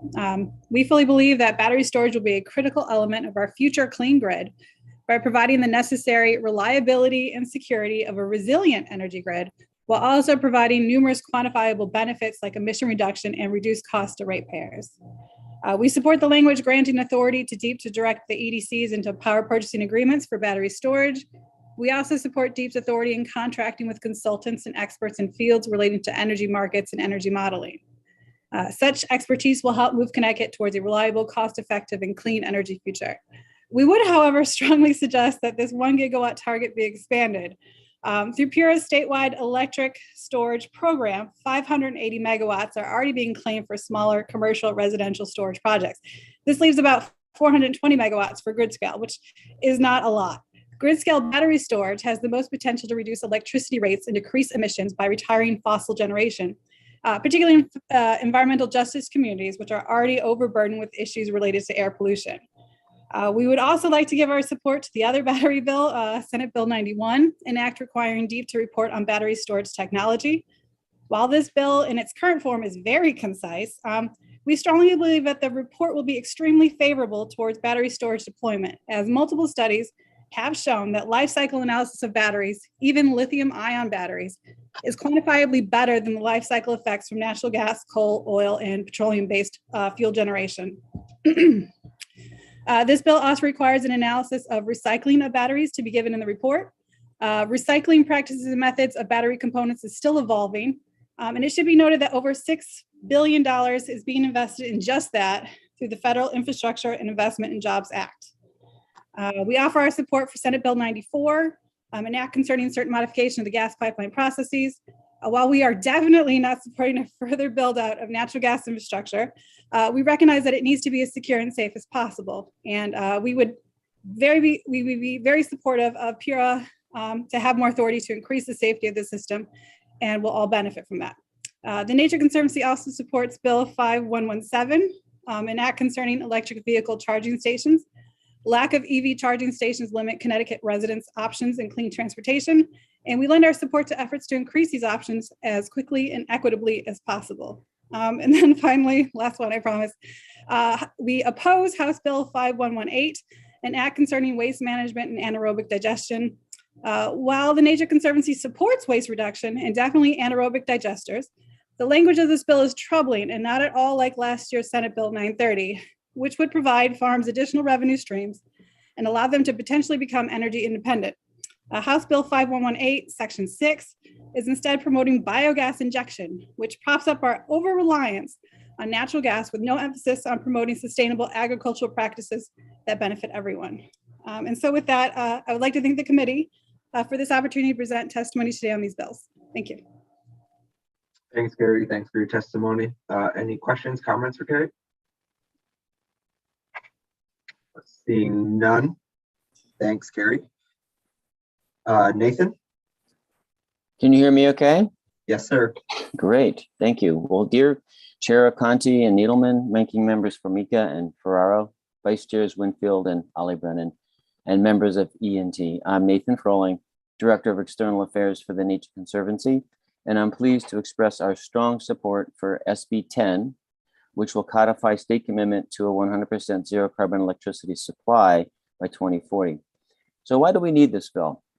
It is widely recognized that electrifying our economy is necessary to reach climate goals, not just for power, but for transitioning all major sectors.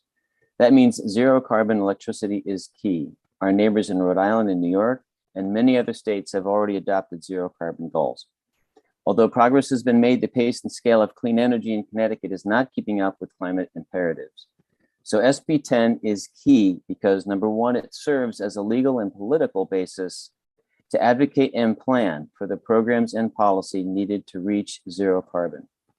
Two, it is a clear message to all parties, including the business community, where clarity and predictability is vital, that Connecticut is committed to addressing climate.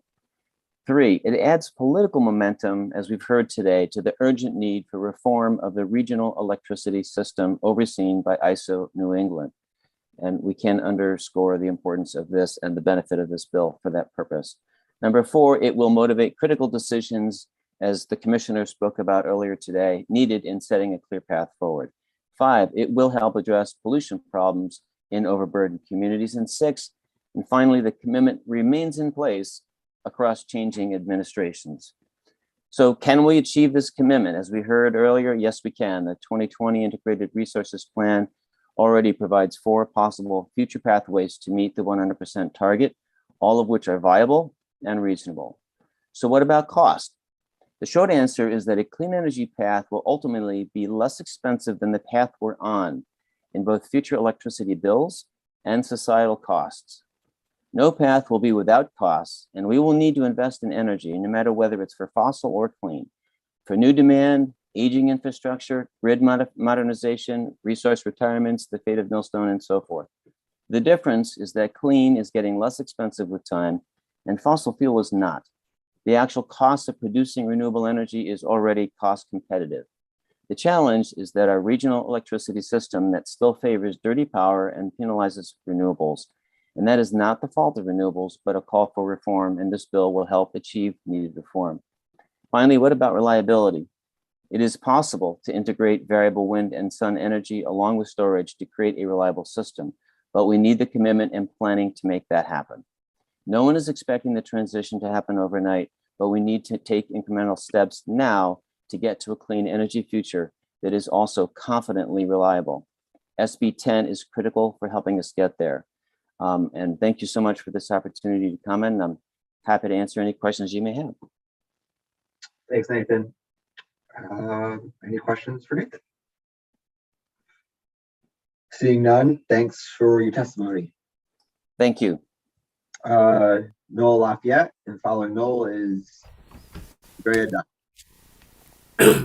Thank you, Mr. Chairman. Thank you, Mr. Needleman, and the opportunity to speak to the committee today. I'm here to testify on SB 93. There's already been a fair amount of testimony on this morning, so I'm going to keep that part short. The Green Bank does great work. We all know that, okay? And they've been doing it for over 10 years. However, whenever a new program is launched or a statute is written or anything like that, it starts off with the best of intentions, and over time, it can morph into unintended consequences. I feel that's what's happened with the Green Bank and the MAP program, okay, the Municipal Assets Program. I believe they had every intention of only doing difficult projects or projects that were too small or for whatever reason couldn't be done by the private sector. And we supported that at the time. However, and it's not the Green Bank's fault, it's just kind of what happens with humanity and local politics, is they are now unintentionally competing with the private sector. They've gotten into larger and larger projects that would be highly desirable by the private sector. I don't think it's their fault. Municipalities would call them up and ask them for help, and they responded. So I have no ill intent here. However, what I would like to see is to table this bill, okay? And I believe a study should be commissioned by this committee on what the role of the Green Bank is going to be for the next decade. Certain industries mature. I met Brian Garcia 10, 12 years ago. I was incredibly impressed by him, his enthusiasm, his passion. And he said to me, and I'll never forget it, he goes, if I do my job right, someday the Green Bank will not be needed. Okay, when it comes to the solar industry, commercial, municipal, that time has come. Okay, so I think we need to deal with that. Upon researching this, many states have laws on the books that prevent this type of accident, and it is an accident. I don't think it was intended, that prevent quasi-state agencies competing with the private sector. I think Connecticut should look at that. We have no such laws on our books, all right? And also, more importantly, as technologies and private sector matures, right now there's more money for solar projects than there are projects. So this notion that it can't get done without the Green Bank, I think, is maybe possibly overstated. As someone who's been selling to municipalities for over 10 years, every municipality in this state has been called on by the solar industry ad nauseum. Ad nauseum. So this whole notion that they haven't been called on or people aren't calling them back, I just know that's not true. Okay? There's two reasons why municipalities in Connecticut don't have solar right now. One is their own municipal internal politics. Okay, boards of ed, selectmen arguing over this or that. I've seen a lot of that. And two is many of them have already signed up for virtual net metering. There are 70 municipalities, 70, on the virtual net metering wait list. So if it's the goal of this committee and the goal of the Green Bank to get solar access to municipalities, you've got 70 of them who have already agreed and signed contracts waiting for this committee to eliminate the virtual net metering cap. And it's the most cost-efficient way. It's the fastest way. Okay. I know for a fact that many municipal leaders have called members of this committee begging them to raise the cap because they're on the wait list. There was an article in Connecticut CT Mirror last week talking about this very issue. So the question is not municipalities can't get solar. The question is the policy is putting the brakes on it, right? So, when I say eliminate the cap, I don't mean a few megawatts. I don't mean just the queue, because you're picking winners and losers when you do that. If you say, okay, we're going to do 10 more megawatts, some municipalities on the top of the list will get it and some won't. I don't think that's the intention of this committee to do so, but unfortunately that's the reality. Intention versus what happens is what I'm talking about here. So to me, we can get all municipalities on green energy if there's no virtual net metering cap. And for 3 years, it's been stuck. I encourage every member of this committee to read that CT Mirror article. It lays it out very clearly. Municipal leaders that I work with are frustrated. They're like, we've been on this wait list for 3 years. What's going on? Is this going to get built or not? So in closing, I really think to preempt these problems and to maximize the efficiency and role of the Green Bank, which does great work, we need a study, because for the next 10 years, we're going to keep revisiting this issue. 2 years from now, it'll be about storage. Another will be about something else. So I think that to preempt that and get the max out of the agency, that study should be commissioned. Thank you, Mr. Chair. Thanks, Noel. And, just to make a couple points here, the solar industry decided to build a queue. I mean, when the program reached capacity, like, you all still went out and sought contracts to build a queue that you weren't directed. This industry wasn't directed in statute to do that. There is no directive to build a queue, and at this point, the V&M, LREC, ZREC program has all been combined and is now the NRES program. So practically speaking, I think we'd have to have a discussion with drafting attorneys, Deep, Pura, to even determine if the V&M program, as we all knew it, still even exists, and if there's even a mechanism to do what you're asking, considering that there's now a new commercial program for the commercial data, along as with the storage commercial program. I know the industry asked for it last year. So just some 2 cents on that. Rep. Macker? Thank you, Mr. Chairman. Noel, appreciate your testimony, and I was in and out of a couple of different meetings. So, who are you with, Noel? My company is SHR Energy Management. I'm a member of CONESA. Okay, and so you said that you've approached municipalities to work with them regarding installations. Is that what you had said? Correct. Okay. Do you know, and you mentioned that there was a strong approach.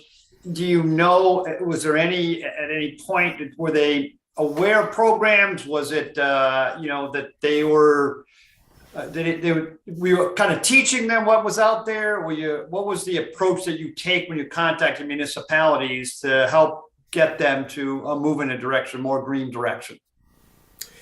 Well, all I can say is for my half of it is that I've called on certain towns, and then I would find out I was the third solar developer they had talked to that year. So, and then they would get into their internal thing, which board had jurisdiction and things like that. It would kind of get stalled. Okay. So there's that. But I just know from all my colleagues in the industry, everybody wants municipal projects because they're investment grade. So the only time it didn't happen is if there was some strange circumstance. I work with the town of Morris, okay? Tiny little town. All their municipal buildings don't even burn 200 kilowatts, but they have this big landfill, which we agreed to develop on and sell the power to someone else. But we did that 3 years ago, and the cap's been stuck, so we haven't been able to do anything with it, okay? So these things seem unrelated, but they are, okay? And that's unintended. But this whole notion that municipalities need the green bank because no one's called on them or anything like that, I'm afraid I have to disagree. What then tends to happen, and this is the unintended part, not the green bank's fault, is if you're a selectman or a mayor or a board of ed and you get confused by all this, you've been called on by 3 or 4 different solar companies, it's politically safer for you to just turn it over to the green bank. Okay, hey, it's with the state. It's legit. We don't have to worry about it. any of that. That's the unfair advantage. I don't believe it was the Green Bank's intention, but that's what's happened in reality. It's easier just to defer to the Green Bank. I also do a lot of consulting, okay? And now I'm losing business because the Green Bank's doing it for free, right? So this, like I said, these things weren't intended, but it's morphed into that. That's just what happens. You know, we're all adults here. You know, it's just what occurs. So it needs to be corrected. But as we have more storage and hydrogen and fuel cells and all these things coming, we need to do a study and clearly delineate the roles and responsibilities of the Green Bank so we don't get into this unintended situation again, right? And many states have laws around this. So if it was solely up to me, I would say table this bill. Okay. Another problem with this bill is the language is very broad. It's extremely broad. Financing, that can mean a lot of things. Okay, and someone who works with investors in Wall Street, those definitions change. So that's my concern, is that the language is too broad. It needs to be more specific. We would love to have a sit down with someone like yourself as mediating with the Green Bank and maybe try to sharpen that up in the short term. But looking long term is we need to have a study or something to delineate the role of this quasi-state agency. We all agree it does good work. We all agree that we want it around. We all agree that hopefully it continues. But every couple of years we're going to go through this, and so I think it's smart just to get out ahead of that so we don't get in this again. I appreciate your testimony. I've listened to some of the solar folks, and their frustration seems to be similar to yours. I mean, it's a competitive world out there. The comment that they do it for free, how is it competitive? You know, so there's got to be some way that they've recouped their dollars. I mean, in the overall project, you just can't do it for free. So they did also mention that they would eliminate potentially, if it became down to it, the financing component, the lines 4 through 6 in their testimony. So something that maybe the chairs and ranking members will talk to them about down the road. But thank you, Mr. Chairman, and Noel, thank you for your time and testimony. Thank you, Representative Eckert. Representative Meskers. Thank you. You know, I hear you, and I understand the conflict, the concern, et cetera. We're dealing essentially with an infrastructure bank in the Green Bank, right? So the abilities they have to organize, to guarantee the solar projects, to pool the solar projects are an interesting issue. I think what we need to look at is what's the function of the Green Bank? Where do you feel that they're encroaching on what you want to do for a living or do for a living? And the crowding out is, I don't think that's an intentional goal of the state, but facilitating the business and providing them maybe as a source of financing and funding for people in the industry. You know, the question is, how are we promoting solar? And your thought is we've already graduated, and I've heard your comment. I'm not sure I'm at the same place, but I definitely, you know, I encourage you to reach out to me. I'd love to have the conversation in terms of, you know, the business model that you think works better than where we're at, because I think that's the issue, right? If I may respond to that briefly, Senator Meskers, Representative Meskers, the private sector has gotten enormous. Solar and renewables are now a recognized asset class. Every major bank and fund is getting into it. Their capital is much more efficient. They're much more efficient in execution. So when I say it's matured, you know, it's matured. It's matured, period. You know, it's really there, particularly to solar and storage. Hydrogen, that sort of thing, you know, that's a little ways away. Even fuel cells have matured in their financing. So, you know, if I could be king for a day, I would redirect the Green Bank towards newer things, solar and all that. Solar storage, fuel cells, they're really no longer needed. I would love to see them focus on buses. I would love to see them focus on EV charging. I would love them to see them focus on heat pumps. They have a role to play. Their success, in my opinion, was to take solar 10 years ago, and now it's mainstream. It's dinner time conversation. Okay, but it's arrived. We don't need you anymore. Go to the new technology, EV charging school buses, and do your same magic over again. They did a great job. No one can deny that. But once it's, you know, it's like I said, Brian Garcia said to me, if I do my job right, I'm no longer needed. And in solar and storage and fuel cells, that they're there. They're there. Don't that's shut the bank. Just give them a new mission. Yeah. No, I appreciate. I'm not sure I'm on the same page, and it's a question of 20-year projects for municipalities, and the warranties and the credit quality, the ability to follow through on those solar projects. I want to understand that the risks are adequately laid out in the private sector for our municipalities to engage in solar projects. First, with the private sector, the risks are well displayed. I'm not challenging you. I'm saying those are the questions. And I could be your biggest supporter. I need to get to that page of comfort. Right now, having them as the clearinghouse for business, and maybe the clearinghouse versus grabbing the business. Maybe there's a role, maybe it's a different role, but I hear your objection. So they're registering with me. I just don't know if I'm on the same page yet. But you've caught my attention. I just want to let you know. Okay. All I can say to that briefly, sir, is that as the financing and insurance and legal has matured along with the industry, all of this stuff is so contracted and documented by lawyers and everything else. That vetting process that you're talking about really isn't needed either. I can see why you would think that, but there's a lot of professionals involved: lawyers, insurance companies, banks. Why do we need another one? And they all have vested interest. So okay, I appreciate it. Thanks. If considering how mature the industry is it time to level off some of the subsidy as well? Well, define subsidies, Representative. The net metering subsidy, tariffs, looking at tariffs again, everything that you guys are accustomed to. Okay, when you say subsidy, I hear that as state taxpayer money paying for something, and we know that's not true. Ratepayers are absolutely contributing to your programs and have for 10 years. They also contribute to every other program that exists around energy, from light bulbs to fuel cells to wind farms. Okay, the ratepayers are subsidizing the wind farms. And I'm talking to you right now, and I'm hearing from you that the industry is matured. So this is the question. It's getting better. Right now, it's a really great question because what we're debating is the new program and what the bids are going to look like. Unfortunately, we're caught in COVID supply chain issues, and everything has skyrocketed.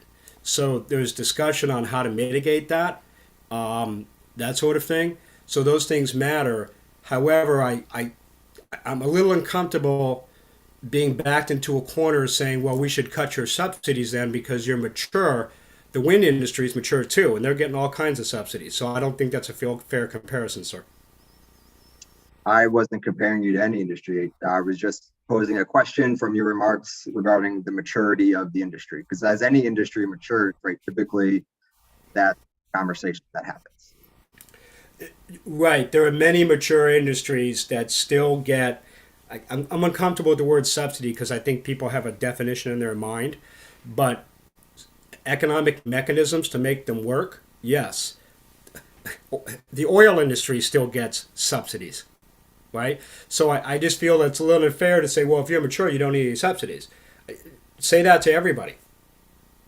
But everybody's not in front of me right now saying their industry's matured and talking about, the relationship with the Green Bank.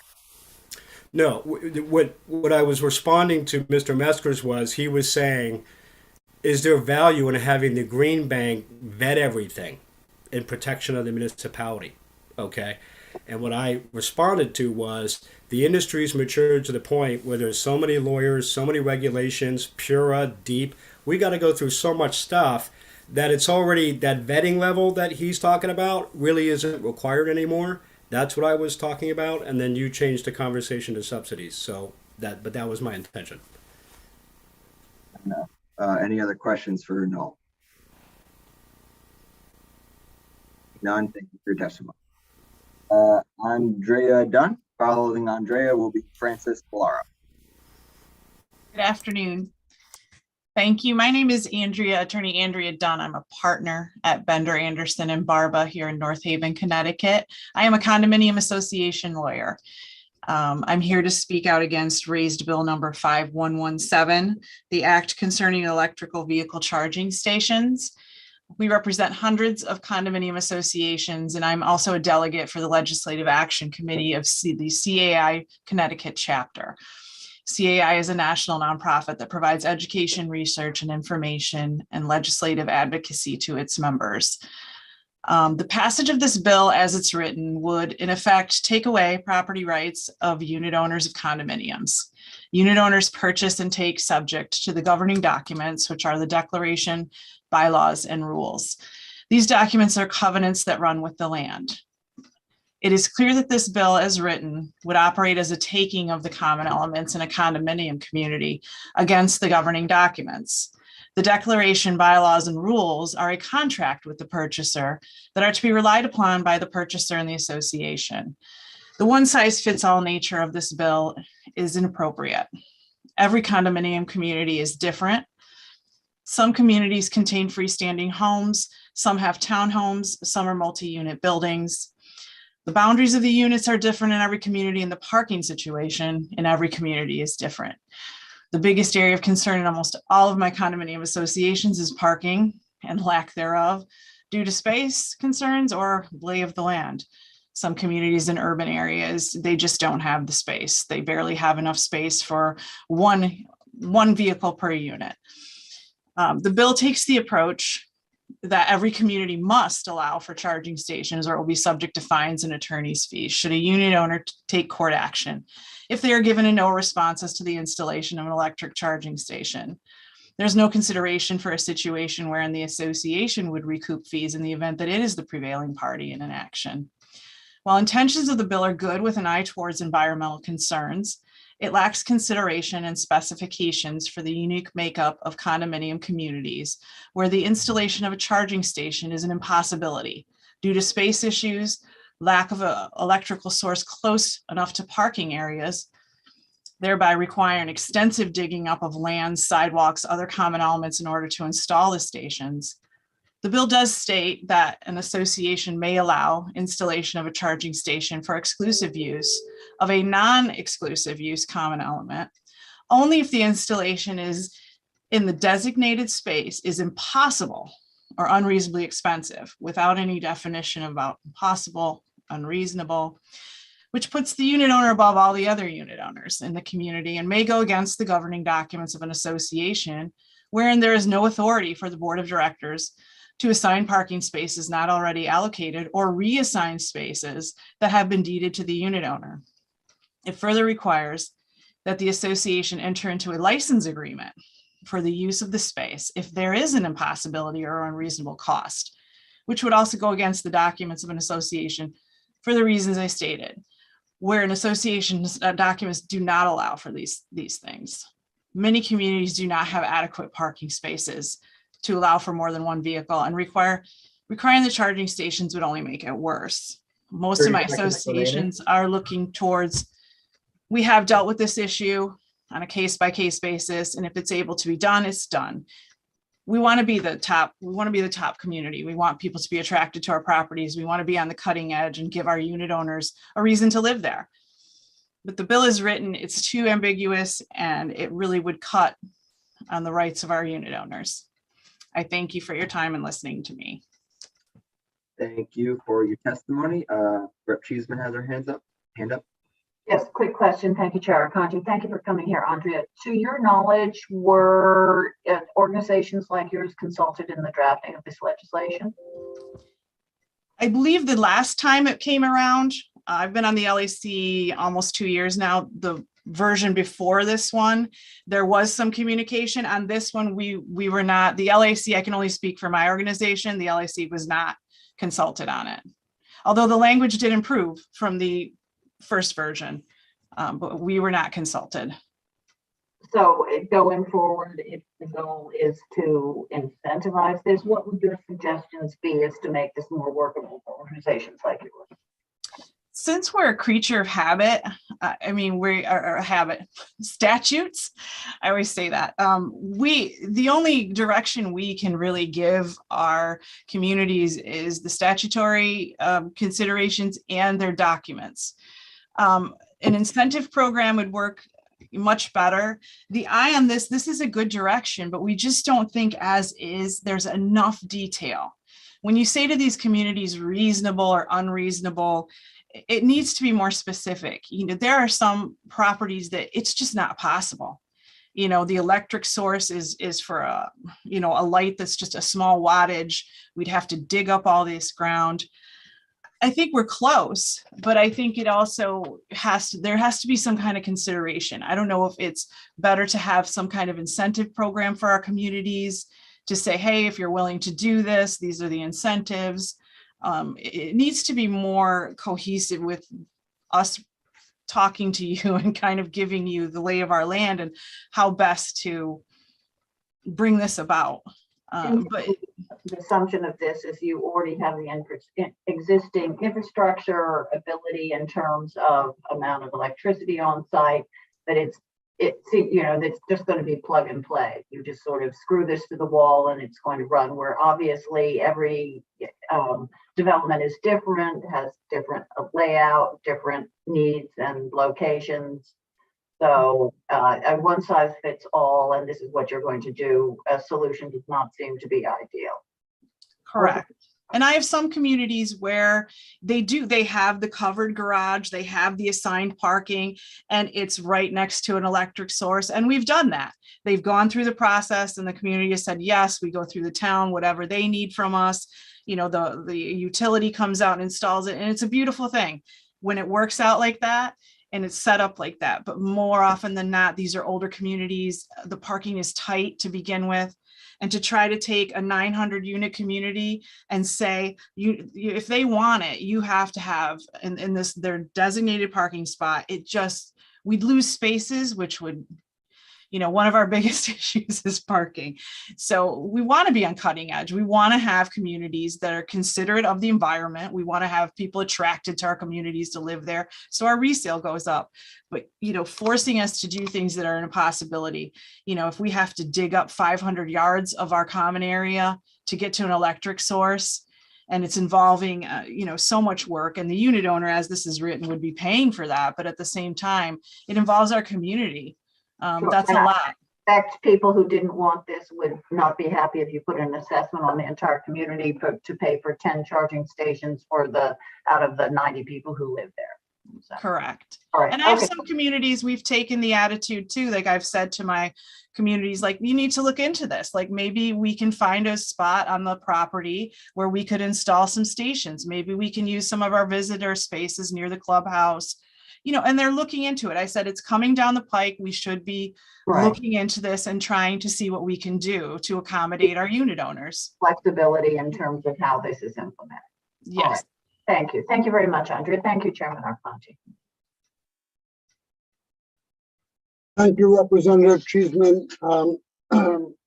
Appreciate your comments. A lot of the things I was going to say, you've mentioned. Next is up is Representative Ferraro. Thank you, Mr. Chair. We lost your picture somehow. Let me see if I can get it back. Here we are. Okay. Thank you, Mr. Chair. And I thank the lawyer for her testimony on this particular bill. I too have had many concerns about how we were going to do this. Obviously, with 125,000 electric vehicles projected to be on the road by 2025. This becomes an issue for condo owners. And I do agree that one size fits all is not a great solution. But we need, and I do like what the last speaker just said regarding looking into the possibility of various condos associations looking at the properties as they currently exist and finding optimal areas within the condo association to maybe look into building a charging station, and then those folks that need it would maybe apply for time to go and charge their vehicle, and there would be an opportunity for the members of the condo to sign up. It's a great idea. Obviously, the best solution is when we get to new construction, that these type of charging stations could be built into the proposals on the new construction. So what I would like, if it's possible, if you might take it upon yourself as a service to this committee and the future of electrifying our automobile industry in Connecticut, maybe providing for us some language that you think might be acceptable, and we can take a look at it and maybe try to work something out that would be palatable for everyone. We'd be more than happy. I know the Legislative Action Committee that I'm on, this is what we're all about. So we would love to work with you. It's a great thing. We're not saying it's not a great thing, but I have to speak up when I have some issues with it as written, and I don't want to have issues with my community. So, well, the bottom line, Madam Attorney, is that what's your name, Andrea? Andrea Dunn, yes. Okay. Bottom line, Andrea, is that it's coming. There's no stopping it. And the question is, how can we be ready for it? How can we get the infrastructure built? What would be the best way to go about it? Your input, could be very valuable to us. And obviously, the less opposition we have to getting legislation across the board, the easy it is for us. So I would look forward to seeing what ideas you might have. Yeah, we'd be happy to. I know there's a couple other people that are going to speak to this coming up from the Legislative Action Committee that I'm on. So they have some good ideas as well, but we would love to work with DEP and anybody else that wants to work on it. I know we would. Okay, great. Thank you very much. Thank you, Mr. Chair. Thank you, Representative Ferraro. Senator Haskell. Thank you so much, Mr. Chair, and thank you, Ms. Dunn, for your testimony. I agree with so much of what Representative Ferraro said concerning the fact that this is coming, and for future condo installations, we hope that this is just a fact of life. I think my question follows along that same line of thinking, which is to find out how this language could be improved. My understanding is that similar bills have actually passed in California, Colorado, Florida, Hawaii, Oregon. I'm wondering if there are elements of those bills that your Legislative Action Committee finds particularly appealing or preferable as compared to the language before us today. Any lessons learned from those statutes, which admittedly are different? Some apply to residential property leases, some are condo unit owners, some are only commercial properties. So I acknowledge that there's differences in how each state has done this, and I'm wondering what lessons you've learned in looking at those other states.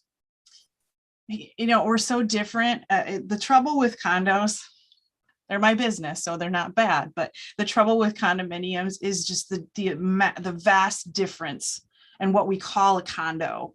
I have condominiums that have 2 units.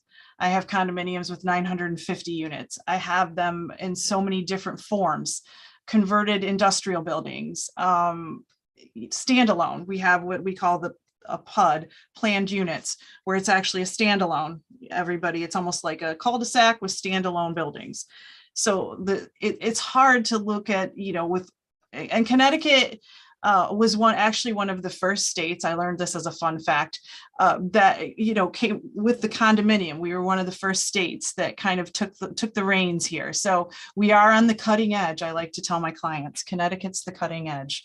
So, I would like to have my group kind of look at those and see what we could pull, and maybe come up with, take what we like from it. And, if we get everybody's input, from the property managers to our insurance professionals that are in the group to the attorneys, I think there is ground here, and I think it's welcomed But I think, it's there's so many unique little things that it really would take some kind of a workshop maybe with our LAC to come up with some good language. Because we don't want to be in violation of our documents. I did want to say too, like this bill refers to the bylaws. Bylaws are how we govern. The restrictions in our communities come from the declaration and the rules and regs. The declaration is our big document that when you buy in, it has use restrictions. And that's where it's listed how many pets you can have, whether you can rent your unit, things like that. And the declaration contains any of the assigned parking, they'll have attachments on that if they're deeded spaces, if they can reallocate limited common elements such as parking spaces as time goes on. It's all in our declaration. So that needs to be noted in the bill of the correct documents that we're looking at. Co-ops don't have declarations, they'll have bylaws. So there needs to be some more clarification, because I always say to our community too, your documents are your playbook. That's where you go. It tells you who you are, what you can do, how you can do it. And that's what we go to. So when it comes to statutes, we need to be as specific as possible, because we all know there's that one unit owner that's going to find it and say, hey, that doesn't apply. That's not clear. So and it's just going to lead to kind of mayhem. So, but I think, I would like to have us do a group maybe and look at those other statutes and maybe come up with some kind of proposal that we could submit to the committee with language that everybody could have their input on. That'd be great. Thank you so much, Ms. Dunn, and thank you, Mr. Chair, for the time. Thank you, Senator Haskell. Representative Ackert. Thank you, Mr. Chairman, and Andrea, thank you for your testimony. Just full disclosure, I'm an electrical contractor. So yesterday, my company went over at a condo. It took them about 3 weeks to get approval to put a level 2 outside outlet on his front of his condo space. And he was happy. He had to go with a small amperage one, and this is where my concern comes in.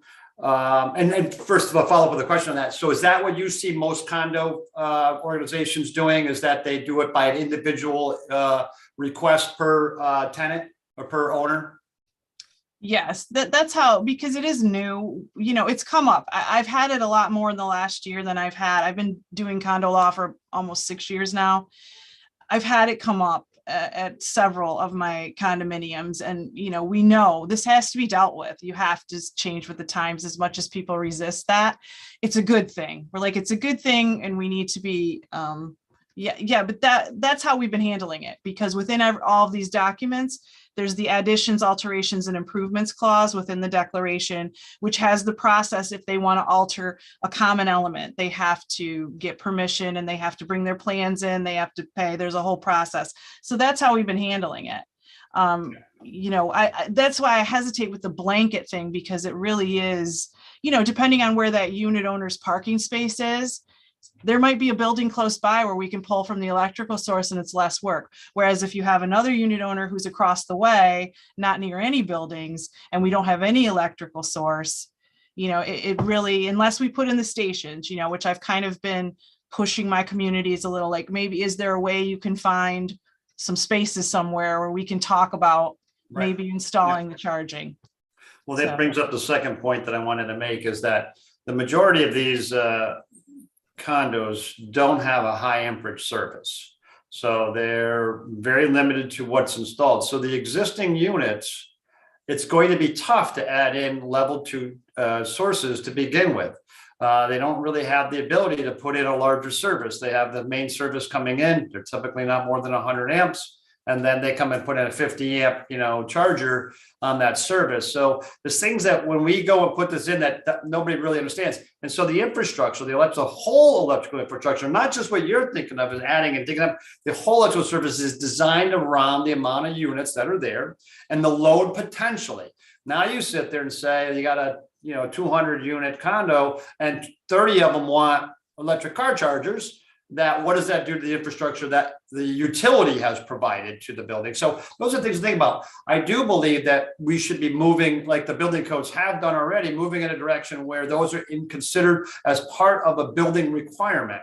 We've already done it on our single family homes. Now it's time to move that in the directions of the condos. So it isn't, as you say, a blanket, hey, any condo could do this. So you've got a 40-year-old condo that has, limited, all electric, and now they're going to try to throw on an electric car charger, becomes a true issue. So I thank you for your time. I thank you for coming in here. And I think working together, we can make a better piece of legislation that isn't so onerous on existing facilities, that we move forward in new facilities, that we make sure that they have those capabilities. So thank you again, Andrea, and thank you, Mr. Chairman.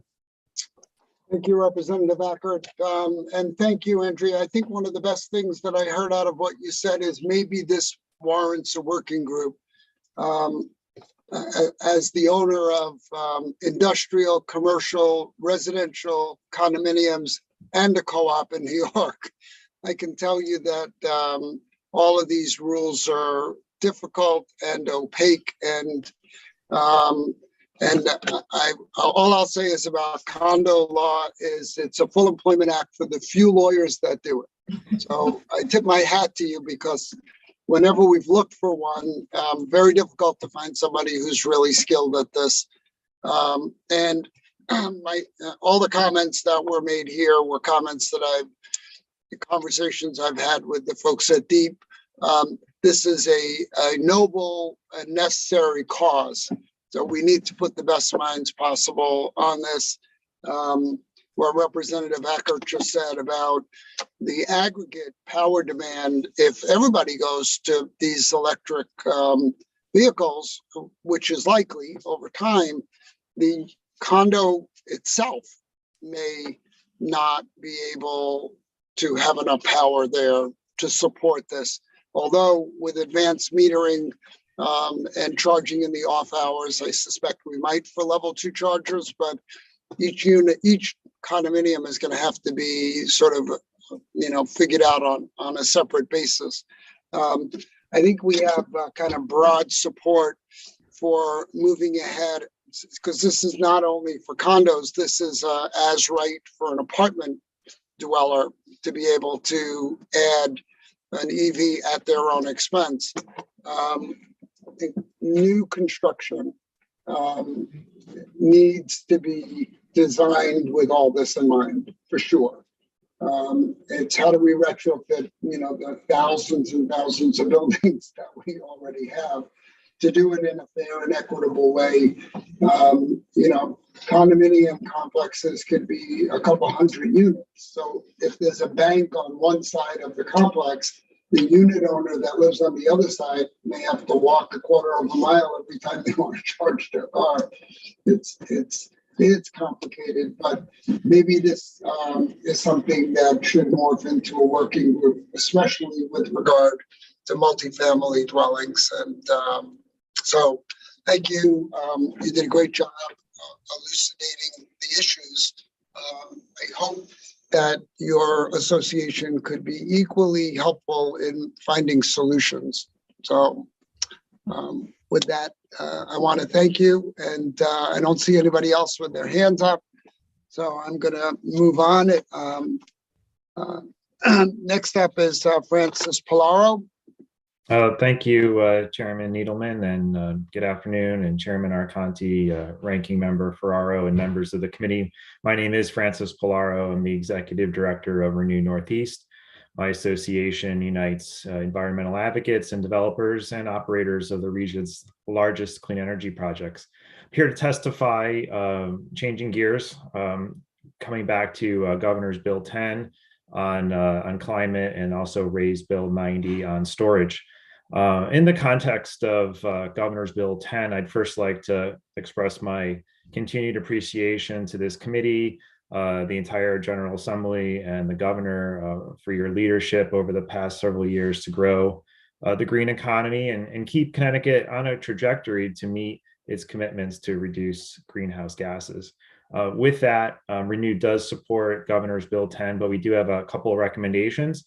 Going back a couple of years when this proposal first surfaced, Renew had suggested that this provision be coupled with a long-term renewable energy and energy storage procurements, but using a planned annual solicitation timetable to meet that 2040 obligation. And that actually wouldn't require any new procurement authority. If you'll note that DEEP still retains considerable authority for the procurement of renewable energy that this legislature passed almost 10 years ago. So we'd really like to see DEEP exercise that authority. Projects can take a long time to build, as you all know. So to get to 2040, it seems like a long way off, but we really need to start using that authority and start getting projects in the pipeline. Another suggestion we have here is that the state's RPS currently excludes municipal utilities, so that Connecticut can truly attain zero emissions in the electricity sector. We'd like to see municipal utilities contribute, just like all the ratepayers do with UI and CLMP. And last, on Raise Bill 90, Renew does support these changes that are being proposed by DEEP. I also heard from Eversource earlier and Commissioner Dykes that there's some technical changes on the use of not using the words power purchase agreement, but just using agreement or contracts, just because of the nature of storage. We totally support that and included details in our testimony as well. And I'll just end just having observed your conversation with Commissioner Dykes earlier, really your mutual concerns about winter oil consumption, the high levels of it to make electric power this winter. We share those concerns, and I think you did last year too when you passed the storage bill. So again, let's get procurements going on schedule. Energy storage does have the ability to displace those really limited use oil peaking units, the dirtiest generation that has to turn on hours or even a day or two ahead of time just to be ready to produce power for maybe a few hours in a day. That's something that energy storage can do really well and do it a lot cleaner than these resources do. And you already know of all the other benefits with jobs and grid reliability that can come from storage. So with that, I thank you for the opportunity to provide this testimony to you. Thank you, Francis. It's always good to see you and hear from you. You have such a common sense, level-headed approach to a lot of this. I really appreciate it. Always an education also. I just think that you understand probably better than most the complicated nature of what we're trying to achieve. Mitigating climate change may be the single largest undertaking humanity has ever done. And we have no choice but to do it, or otherwise we don't have much of a planet left for our kids and grandkids. So having smart people involved is always important. I'm not sure. Oh, I see Representative Cheeseman has her hand up. Yes, and thank you very much, Chairman Needleman. Thank you for coming here today, Francis. And this is a bit of a rant. I absolutely accept that storage may provide the backup necessary in the future, but we're not there. It is incredibly expensive. There are many different kinds of storage. Pumped hydro is the biggest. I will add that I have infinite faith in human ingenuity. We've seen that exercised with the development of the vaccine. I can't remember if Chairman Needleman has heard my extraordinarily tired anecdote at this point, but the biggest issue facing municipalities at the turn of the 20th century was what they were going to do with all the horse manure, and what comes along but the internal combustion engine. So I am confident we can get there, but we're not there yet. So throwing the baby out with the bathwater in that giving up all the dirty quote unquote fossil fuels as the necessary backup, we're not there yet. And the last thing I want, again, channeling Chair Needleman, is to be faced with my first selectman telling me they've just gotten the email, phone call from Eversource or UI saying you're having rolling blackouts.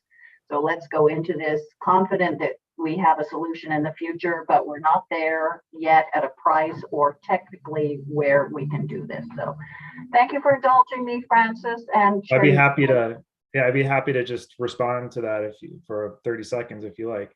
I would love to hear your response. Okay, well, I mean, actually, large energy storage is there. It's not too expensive. If you look at last year's ISO New England capacity auction, was actually the lowest cost capacity resource that was in the market. So it is there. It is being used in other places. It's not designed to be used as a backup. It's actually it's an integral part of our electricity system. It's not a fallback. It's designed to work every day and provide electricity, especially for those few hours a day that you might need it. So it's not like your home generator or batteries. You turn it on when the power goes off. It's meant to be used in a reliable fashion.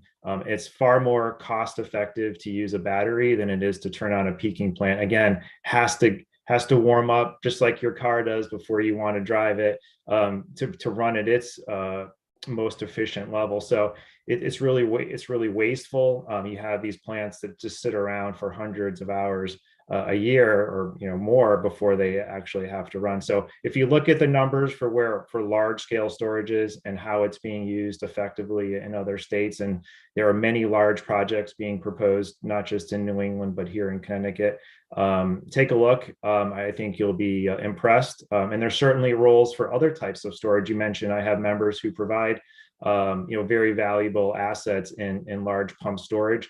There are things that can be done to perhaps provide some incremental expansion of those projects. You have other types of hydro that are very beneficial that don't receive the same types of benefits that some other clean energy resources are receiving. And those are our oldest clean energy resources in the region, right? If you go back to the early days of hydro in New England. So it really has to come. I think what you've been hearing today is that we have a mix of resources. We have to find the way of getting all these pieces to work in a harmonious fashion. But when it comes to energy storage, we're already there for cost effective and reliable. That information, Francis, I would look at it with great interest. Oh, I'd be pleased to send it to you, Representative Cheeseman. And thank you for your question.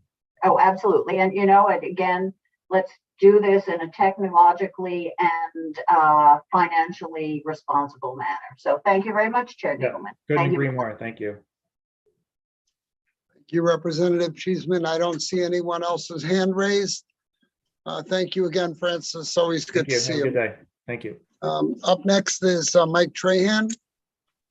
Senator, good afternoon. Mike Trahan with Connecticut Solar and Storage. How are you, Mike? Very well. Good to see you. Greetings from the 33rd, Senator. You heard from Noah Lafayette earlier today about the competitive issue between contractors and the Green Bank. It sounds like we're on the path to a resolution here, so I think that's terrific. Our members had seen language in Senate Bill 93, line 4, that made them think that the current problem that they're experiencing would be exasperated, which is why we sort of jumped onto this bill here and came to you to bring this up. But I appreciate the comments from Representative Ackert and Representative Mesker to try and find a solution. We're certainly open to that. I have heard from more than a handful of contractors who have been halfway down the pathway with a customer to get a phone call from that customer to say that that customer is instead going to work with the Green Bank. You can imagine, I know there's a number of business owners on the committee that, if you were to get that kind of a call, that think that you're competing with the state would frustrate you terrifically. And some of them are. This is not a major issue to the issue. And, it's in the 10 years that I've been doing this is the first time I came to the committee, with the problem with the Green Bank. They've been terrific to us. We benefit from all the good work that they've done. But, I've also had a conversation with a former director of the Green Bank that said it's their role to put themselves out of business. They're the tip of the technology spear for the state of Connecticut. No one else is doing those sorts of things. They create new markets. They create demand. They recruit contractors here to install new technologies.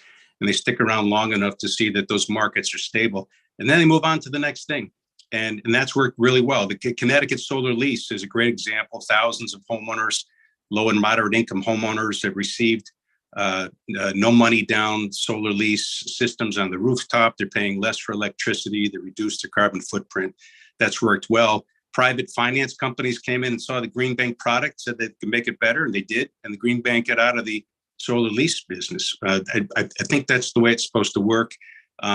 I think if we had a chance to sit down with others to figure out establish some guardrails, I think we'd all be better for it. You're going to hear from a couple of other contractors later on to tell you their personal stories, but I think I'll leave it at that. Thank you, Mike. Appreciate it. Not sure if I see anybody's hand up. I'm sorry I missed the comments by Noel. I was running back and forth between work and my house for a couple of minutes, but I'll go back and listen to the testimony. Very good. Great. Charles Rothenberger from Save the Sound. Great. Thank you so much, Chairman Needleman and members of the committee. My name is Charles Rothenberger. I'm here to testify on a number of bills on behalf of Save the Sound. I think I'll begin with SB 10, an act concerning climate change. We do support SB 10. We certainly know from the most recent inventory of Connecticut greenhouse gas emissions that the state is not on track to meet our statutory emissions reduction targets. And that's due primarily to our emissions from the transportation and building sectors. Moving forward, we're really going to need to up our game. We're going to need to cut our emissions much more steeply at a much faster pace to achieve our 2030 and 2050 targets. And successfully doing that really requires transitioning to electric vehicles and renewable thermal building technologies such as heat pumps. And of course, the success of those strategies as climate mitigation measures in turn depends upon a clean zero carbon electricity grid. So we think that codifying the 100% zero carbon electricity standard is a critical foundational step towards eliminating our reliance on fossil fuels and achieving those climate goals. We also submitted written testimony, which I won't go into reading, on HB 5117, an act concerning electric vehicle charging stations. That's the bill to ensure that EV owners who live in multi-unit dwellings such as condominiums and apartment buildings have access to home charging. We are supportive of that, as we have been previously when it was raised, as well as being supportive of SB 92 regarding the 10-year contractual periods for the transportation of school children in zero emission school buses. We have had some conversations with the school transportation providers. We have reached out to municipal boards of education and boards of finance. So we are certainly interested in continuing those discussions. That bill was permissive in terms of expanding the contract length, not mandatory. So we're really hoping to find a solution that works both for school districts as well as transportation providers. And to that end, we do want to address any technical concerns that may exist. We're also supportive of the Green Bank's bill regarding the commercial property assessed clean energy program. We think wrapping those sorts of infrastructure investments related to EV charging and resiliency into a larger CPACE financing package makes a lot of sense. So we would encourage that bill to move forward. And finally, with respect to HB 5118 concerning the waste management and anaerobic digestion, we do have some concerns about that. We certainly are very supportive of increasing our recycling and waste reduction programs. We want to support that effort. We think the financing mechanism here is a little problematic in that it eliminates a potential of 4% of our Class 1 RECs from our RPS. So what we would recommend is adding that 4% Class 1 RPS requirement back into the foundational Class 1 category, letting the Class 2 REC piece stand alone, using those ACP payments for the waste reduction programs, but ensuring that we don't lose out on any clean energy procurements. And with that, I'm happy to take any questions. Thank you. Thank you, Charles. I'm sorry I had to run away for 1 minute. I missed about a minute or so of what you had said. Representative Eckert. Thank you, Mr. Chairman. And you did miss a lot. So Charles was good. So Charles, thank you for your testimony. And so I want to go back on your opening statements regarding that we're behind in our reaching our goals. And that's obviously a concern, right? I mean, if we're setting benchmark, continued benchmarks I remember under the Rel administration, I believe it was like 20,000, by the year 2020, we'll have 20,000 electric vehicles on the road in the state of Connecticut, something like that line.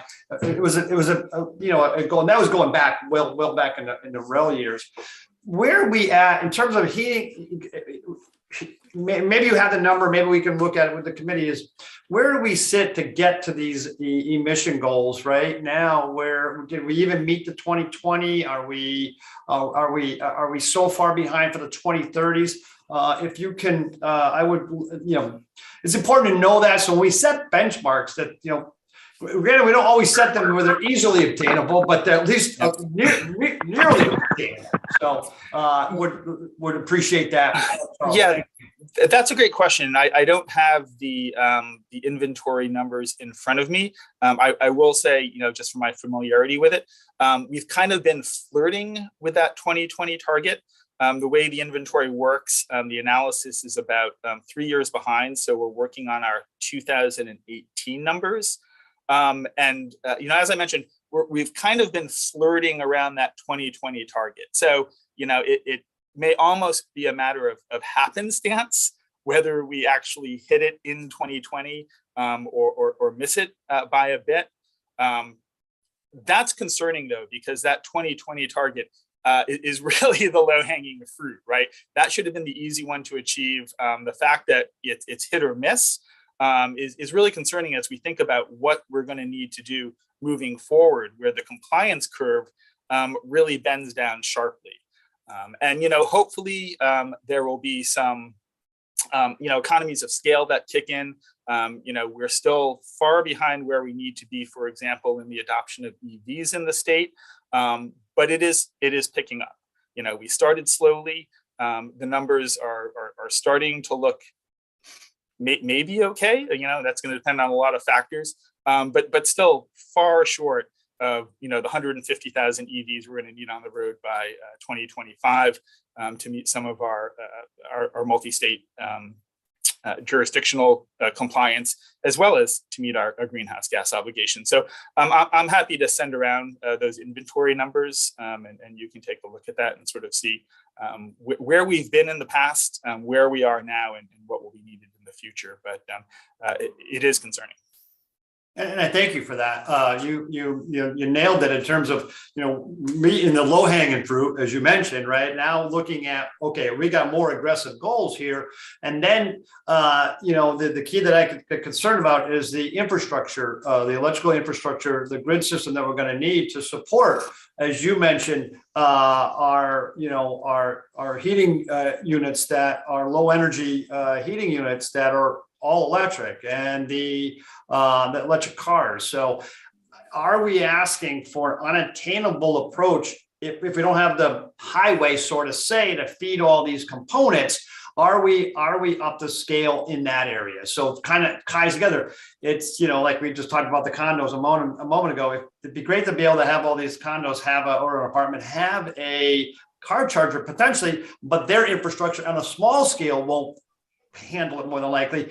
Is the approach that we want to do going to be that the Eversource and the UIs of the world can handle what we need to do? And so those are some of the things that, are they going and moving in the same direction to meet our goals? I guess that's one of my biggest concerns, and putting that plan together is important.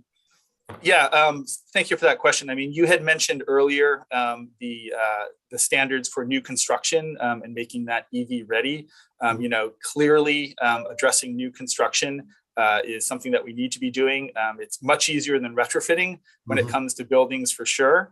I'm encouraged that we do have the architecture being developed through the Pura grid modernization process that's looking at a lot of these pieces in terms of deploying the advanced metering infrastructure that will help to manage loads in a more electrified world where we have a lot of battery storage, where we have a lot of EV charging. They're all, and they are looking at the demands of the distribution system as they do that, right? In terms of the utility program for EV charging infrastructure, they are looking at those areas where there's excess capacity in the grid distribution system and prioritizing those first, knowing that they can handle the load without going to that next step of additional investment in the distribution system. We will probably need to get there eventually, but they are doing it in a reasoned manner. Well, thank you. And I know that without having to go to smart meters, they actually have smart car chargers that are Wi-Fi controllable, that we can now, Eversource or UI can control them. So we're moving in a direction there that if they need to load shed, that they can do it to the, because then you go to use your car, you're like, why don't I have any, electric gas in it, sort of say, okay, but whatever it may be. But so I thank you again for your time, and I thank Mr. Chairman for the opportunity. Thank you, Representative. Thank you, Representative Eckert. Senator Haskell. Thank you so much, Mr. Chair. And Charles, thank you for your testimony today. We heard earlier, I'm not sure if you had a chance to listen to the testimony, maybe, 45 minutes ago, regarding the right to charge legislation and concerns among those who own and manage condo associations. I just wanted to know your perspective, and if you happen to be listening to that testimony, if you could respond to some of those concerns. I had brought up the fact that other states had passed similar legislation and didn't run into the many issues that had been raised in that conversation, but perhaps you could contribute some thoughts there, since I know it's been a priority for your group for some time. Yeah, I mean, I think my initial response is to echo and support the comments of Representative Ferraro in that we really don't have a choice but to address this issue, right? EVs are coming, they're not going away, and at a certain point, everybody will be driving an electric vehicle, so that needs to be accommodated. That being said, I'm not an expert on condominiums or condominium law, so I'm certainly happy to take the comments of the person who testified at face value. And I think everybody in this space would be more than willing to sit down and have a conversation, because at the end of the day, we want solutions that work, right? It doesn't make any sense to pass a requirement that can't be complied with. That doesn't solve a problem at all. So I would say, we need to address it.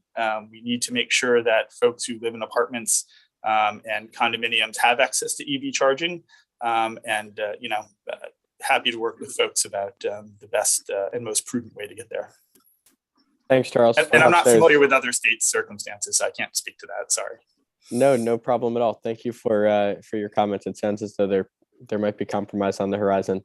Thanks, Mr. Chair. Thank you, Senator Haskell. Representative Meskos. Thank you, Chair Needleman. I was a little concerned with the commentary about EV and the goals and the sale. As far as I can tell, everybody is finally getting off the stick, whether it be Ford or every one of the Korean manufacturers. If I watch one more advertisement of either a hybrid that is 100% hybrid with plug-in and gas, or just an EV, how far behind are we from the other states when you gave me the data that we've got an agreement with? And is it a function of supply versus a function of demand? So I can speak to that, I think, primarily in the context of our electric vehicle rebate program and that performance. I mean, currently we have about a little bit more than 21,000 registered EVs in the state of Connecticut. And that's a big tick from where we were last year. But, in terms of our performance and EV sales, correcting for the different size populations, we're doing about 50% of the volume of Massachusetts and about a third of New York. And we are facing the same economic circumstances that they're facing in Massachusetts and New York. I understand there's a lot of difficulties with the car market right now in terms of chip shortages and inflationary pressures, which we're hoping the Cheaper Board will address at their next meeting in March. But we are not doing as well, even as some of our neighbors. Okay. And we're trying to figure out, frankly, why that is. But the numbers. Okay, thank you. I was very surprised at that, because it wasn't obvious to me. So that's helpful. So obviously, we're interested to know. When you know, we want to know. Yes, is the answer. Thank you. Sounds good. I'm happy to share that information when we unravel it. Thank you, Representative Meskers, and thank you, Charles. Appreciate your time. Be well. Great, thank you. Next up is Samantha Danowski from the Sierra Club. Thank you, Senator Needleman. Greetings to Hi, you Samantha. and to Representative Arconti, Senator Formica, Representative Ferraro, and distinguished members of the committee. My name is Sam Danowski. I'm the State Director of Sierra Club Connecticut on behalf of the Sierra Club and our more than 40,000 members and supporters in Connecticut. Thank you for the opportunity to testify on several issues before you today. I'll start with a broader context for our testimony. The Sierra Club is committed to defending everyone's right to a healthy world by tackling the serious challenges of a warming climate and unprecedented levels of pollution. The science is unequivocal that fossil fuels are the main driver of climate change, as well as unhealthy air. Increasingly, storms that cripple our electric grid with greater frequency and duration and events in the world that spike the price of fossil fuels also painfully highlight the need to move away from our dependence on fossil fuels and to a more reliable, resilient, and distributed electric grid as quickly as possible. Unfortunately, we are not moving quickly enough. As Charles just noted, DEEP's latest greenhouse gas inventory shows that we are not on track to meet the greenhouse gas reduction goals of the Global Warming Solution Act. So we must do much, much more than has been done to date, or that is proposed thus far this session. With that as the broader context of our testimony, I want to speak specifically to several bills on your agenda today. Sierra Club supports SB 10, an act concerning climate change mitigation to establish a mandated target of zero carbon electricity supplied to the state by 2040. This target is an important step towards establishing a clean electricity grid in Connecticut. There are additional steps that will be needed for sure, but this is an important step. Sierra Club opposes HB 5118, an act concerning waste management and anaerobic digestion. We oppose the adoption of any law that would permit the injection of biogas, renewable gas, or hydrogen into the gas distribution system in the state. As demonstrated by Sierra Club investigations into gas line leaks in Connecticut in 2019 and 2016, leaks in Connecticut's gas distribution system are pervasive and persistent, and injecting additional methane into this leaky distribution system should not be permitted. At this time, Connecticut must begin to plan how will we reduce our gas pipeline system, not add to it. Use of biogas from anaerobic digesters should be limited to on-site consumption. Sierra Club also opposes changes to the RPS, which are proposed in this bill, that would reduce Class 1 renewable energy and increase Class 2 trash incineration energy. If anything, Connecticut needs to ramp up the requirement for Class 1 renewable resources and remove gas-powered fuel cells, biogas, and biomass from the Class 1 definition. And then lastly, the rapid deployment of electric vehicles is necessary to reduce transportation pollution, and to that end, Sierra Club supports SB 92, an act permitting 10-year contractual periods for the transportation of school children in zero-emission electric buses, and HB 5117, an act concerning electric vehicle charging stations. And I hope that we can work together towards comprehensive legislation that will reduce dangerous emissions and advance the equitable deployment of clean and renewable energy. Thank you very much for the opportunity to comment. Thank you, Sam. I see Representative Mashinsky has her hand up. Thank you, Mr. Chairman. I wanted to ask Samantha, what would be your solution if we're going to work towards municipal composting, because not everybody has space in their yard. So if in some places we have to do it on bigger scale, if we do that, what would you recommend we do with the gas production from the large scale facilities for composting? There is one in Southington. Yeah, that's a great question. In the zero waste hierarchy, the first thing we want to do is kind of reduce the waste at the source. So starting with steps that will reduce waste to begin with, and moving up that hierarchy, composting is next in order. And so thinking about composting where you aren't mixing materials. Anaerobic digestion comes later in that. So you don't want to have that be, the place where you're trying to send everything first, but make those reduction efforts early on. And in terms of the gas that is produced, because there is gas produced, using it on site or co-locating with hard to electrify industry is the best way. And there's multiple reports pointing towards that, to use that gas without risking it leaking in the pipeline system we have, or risking it being an excuse for, not starting to retire our gas system and move towards zero electric heating and space heating. Well, this plan already exists. This is not a futuristic thing. This exists now. The state is going to have no capacity a year from July. And, then the municipalities are shipping stuff away $150 a ton to Pennsylvania or Ohio or some other place. Yeah. So how do we deal with this existing facility and make the best use of it? Well, there is an existing facility in Southington. Is that what the one you're asking about? Yep. Yeah, so they exist. And this bill is not, I don't think about their existence. I see that they're going to testify later today. So I think those questions would be better suited for them as terms of how they use the gas. My understanding is they use it on site, but I don't want to speak for them as to how they would use it. We recommend that any future anaerobic digesters can, because we only have one, correct? And so this bill is about future anaerobic digesters and what we do with the gas. And so thinking about really being planful about co-locating future anaerobic digesters near hard to electrify industry where it can be used on site or right there, in close geographic proximity is the recommendation that we have.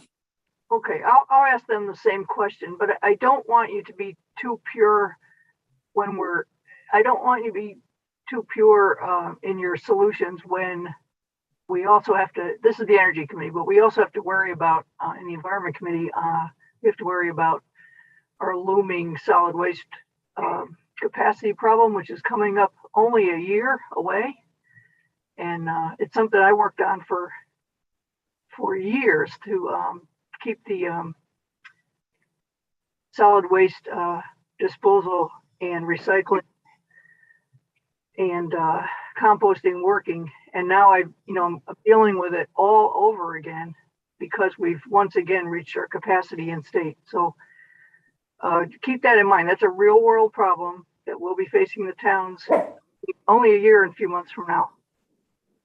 Yeah, I agree. We do have a waste management crisis and absolutely think that steps to improve recycling, improve composting, extended producer responsibility bills that there's some in front of you, but need some serious corrections. But to make sure that we're A, not having the waste to begin with, and B, have other measures in place before we go directly to anaerobic digestion. Okay, but then you have to, this is all good and I do it at my house, but statewide, you'd have to get everyone to buy exactly the amount of food they use and not have any waste, which is a big ask to be done in a year and a few months. I just want you to keep in mind the big picture because it's going to hit all of us very, very quickly. Next year, July 2022, we run into this. So just please consider that and consider how we get from here to there. Thank you for that. Thank you. Thanks, Mr. Chairman. Thank you, Mary. It is this year, by the way. Doesn't feel like it because so many years have blended together, but no, they got an extension. There's a 1-year extension, I was told, in the Environment Committee. To run Mira. Yep, they got Mira was going to close July of this year, but they got a 1-year extension to July of 2023. Okay, because it said 2022. That's fine. I think as long as one of the turbines doesn't blow out again, we'll see. All right, thank you. Thank you. And Representative Meskos. Thank you very much. I always enjoy the the goals and the conversation from the Sierra Club. You know, I have a financial concern about abandoning our gas pipeline in the short term. And I'm not sure who bears the financial cost if I try to convert all of that energy consumption into carbon, into solar, wind, nuclear, et cetera. I don't know where I get that quantity of energy from. So in the short term, I'm looking at biogas as one of the transitional fuels. I'm looking at biogas and the anaerobic digesters as being biogas that can be provided as injections of biogas, which I know you're not in sympathy with, but I wanted you to hear that point of view. And my view is that those biogas anaerobic digesters can be converted into electric utility generating. They can put an on-site power generating into the electric grid. But I'm looking at biogas in the short term. I would also like to see, I guess more robust support to the Sierra clubs in the Northeast region to try to access Hydro-Quebec and the hydroelectric utility energy. Because I think steady long-term energy of reliable source like hydro, and given the price of it, would be incredibly useful to all of us in the Northeast to rid us of the reliance on diesel or oil and natural gas. So I'm caught in a rock and a hard place in terms of what we're doing on energy pricing, as well as improving the environment. So you'll see my support on many issues. I want to let you know that, because I have children and I would like them to both breathe and live in a country with less global warming and less pollution. And I'm just trying to weigh the balancing act, which I think what you're hearing from Representative Machinsky, all of us, we might all be at markedly different places, but I think we've embraced a better environment, a better place, lower pollution. We just may not be in full alignment on how we get there or with what speed we get there, because there are concerns about, our competitive position within the tri-state area. So, but I do hear you. I know your concerns. Yeah, I appreciate that. I just want to respond with 3 thoughts. One is we definitely see this as a long-term transition. No one is saying, shut everything down right this second and leave everyone in the dark. That is not what is being suggested. And second, in terms of the question about having capacity for all electric, zero emission, heat pump, heated homes, they are far more efficient, and especially when paired with solar. So when you think about distributed rooftop and community solar, the role that can really play for people, both to provide the electricity that supports the system, to lower bills, and to be more resilient when we face storms. That distributed energy, having it distributed in that way is really a good solution for households, and to be able to do this and not to have that massive impact that requires new power plants to be built or transmission lines to come from far away. And then thirdly, I just wanted to respond to the Hydro-Quebec. For folks that don't know the history of the Sierra Club, we have a long history of opposing hydro and dams, starting from the early days out west. And our concerns with Hydro-Quebec are both about transmission, but also about the carbon impact of the dams, about the methyl mercury that results from the water, and the impact on the First Nations people of Canada, whose lands are often stolen and have been historically stolen for these dams. Those are some of our major concerns about specifically hydro. I appreciate the response. And, we'll certainly be in further dialogue. I agree on the new technology. I'm concerned about where we abandon polluting fixed technology and the speed with which we do it, and what that risk is. So that's my concern. So, but we're not in opposition on the strategy. It may be a question of your timeline versus mine, and my concerns on how fast we get there. So I appreciate it. Thank you. Representative Meskers. I don't see anybody else's hand is up. I have one question, Sam. I've always wondered, outdoor, like backyard composting, does that create methane? I think it does. I'm no expert on that. Okay. Outdoor composting. Smells but... like it. That's the only reason I'm asking is it smells like it. I use a garbage disposal, so it goes in the ground and it digests in the ground. Where as long as I don't open the lid to the septic system. Yeah, there's almost nothing humans do that don't have some sort of impact. So yeah. Okay, thank you. I think we have. I think Steve Driscoll is listed next on my list. I'm from new president of Eversource. I'm not sure if he's here. Steve, are you around? No? I don't think so, Senator. Okay, thank you. Well, I was just double checking. Dave Pylon. I am here. Can you hear me? Okay. I can hear you and I can see you. Thank you, Dave. Chairman Needleman, Chairman Arconti, and distinguished members of the Energy and Technology Committee. Thank you for the opportunity to provide testimony on raised bill 5117. My colleague Andrea Dunn stole some of my thunder, so I will be brief. My name is David Pilon. I'm an insurance broker and a director at Bouvier Insurance. My expertise is in condominium association master policy insurance. And I'm a delegate for the Legislative Action Committee of the Community Association Institute's Connecticut chapter. We believe the bill is a good first step in broadening access to electric vehicle charging stations. However, there are aspects of the bill that from an insurance standpoint, I would like to bring to your attention that I believe would pose some significant challenges to the affected parties.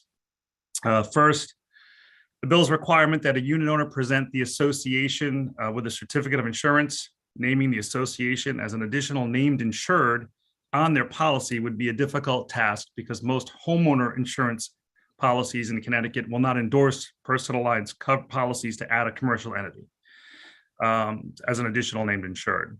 So this will likely force the unit owner installing the station to purchase a separate commercial insurance policy at a relatively significant cost to them. In addition, placing the responsibility on a unit owner to insure a hazard located on a common or a limited common element contradicts the intent of the Connecticut Common Interest Ownership Act, which specifically delegates responsibility for ensuring all aspects of common and limited common elements to the association's board of directors, not the unit owners themselves. So I question whether a unit owner would even be able to purchase this coverage on behalf of an association without having the proper authority to act as a fiduciary of the association. So the key point here is that the risk management process, including the procurement of proper insurance coverage, is the board of directors' responsibility and should not be delegated to individual unit owners who may or may not have the authority or even the institutional knowledge to secure such coverage. Coverage should be obtained by the association, in my opinion, in our opinion, and any incremental costs, which would likely be minimal if it is endorsed onto an already existing master insurance program, can be allocated to the unit owner or unit owners accordingly. So, well, and that's it. So thank you for the opportunity to provide the testimony. And I'd be happy to discuss this further. And if there are any questions, I will take any. I'll try to be brief.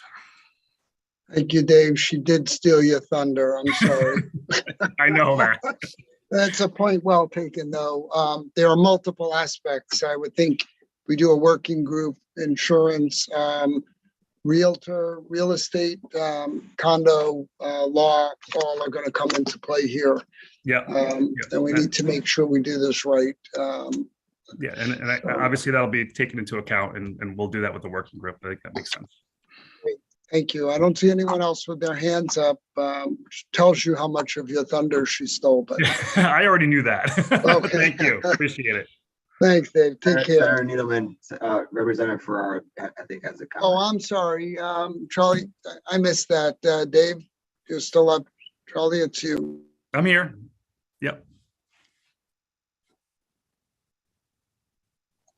You're on mute, Representative Ferraro. Representative Ferraro, you're on mute. Sorry. I don't have any questions, and but I do just wanted to say that I would welcome your presence on the working group. I think you have a lot to offer, and this is something we really have to get done, and I look forward to it. Thank you. Happy to participate. Absolutely. Thank you, Representative Ferraro. Thank you, Representative. Next up is Mark Bobman. Mark is not here, Senator. Thank you. Brian Paganini. Thank you, Senator. Just want to make sure we're all connected. Thank you very much.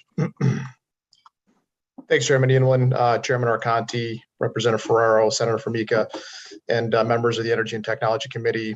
My name is Brian Paganini. I'm the Vice President of Quantum Biopower. We are the owners and operators of a 1.2 megawatt anaerobic digester plant located in Southern Connecticut.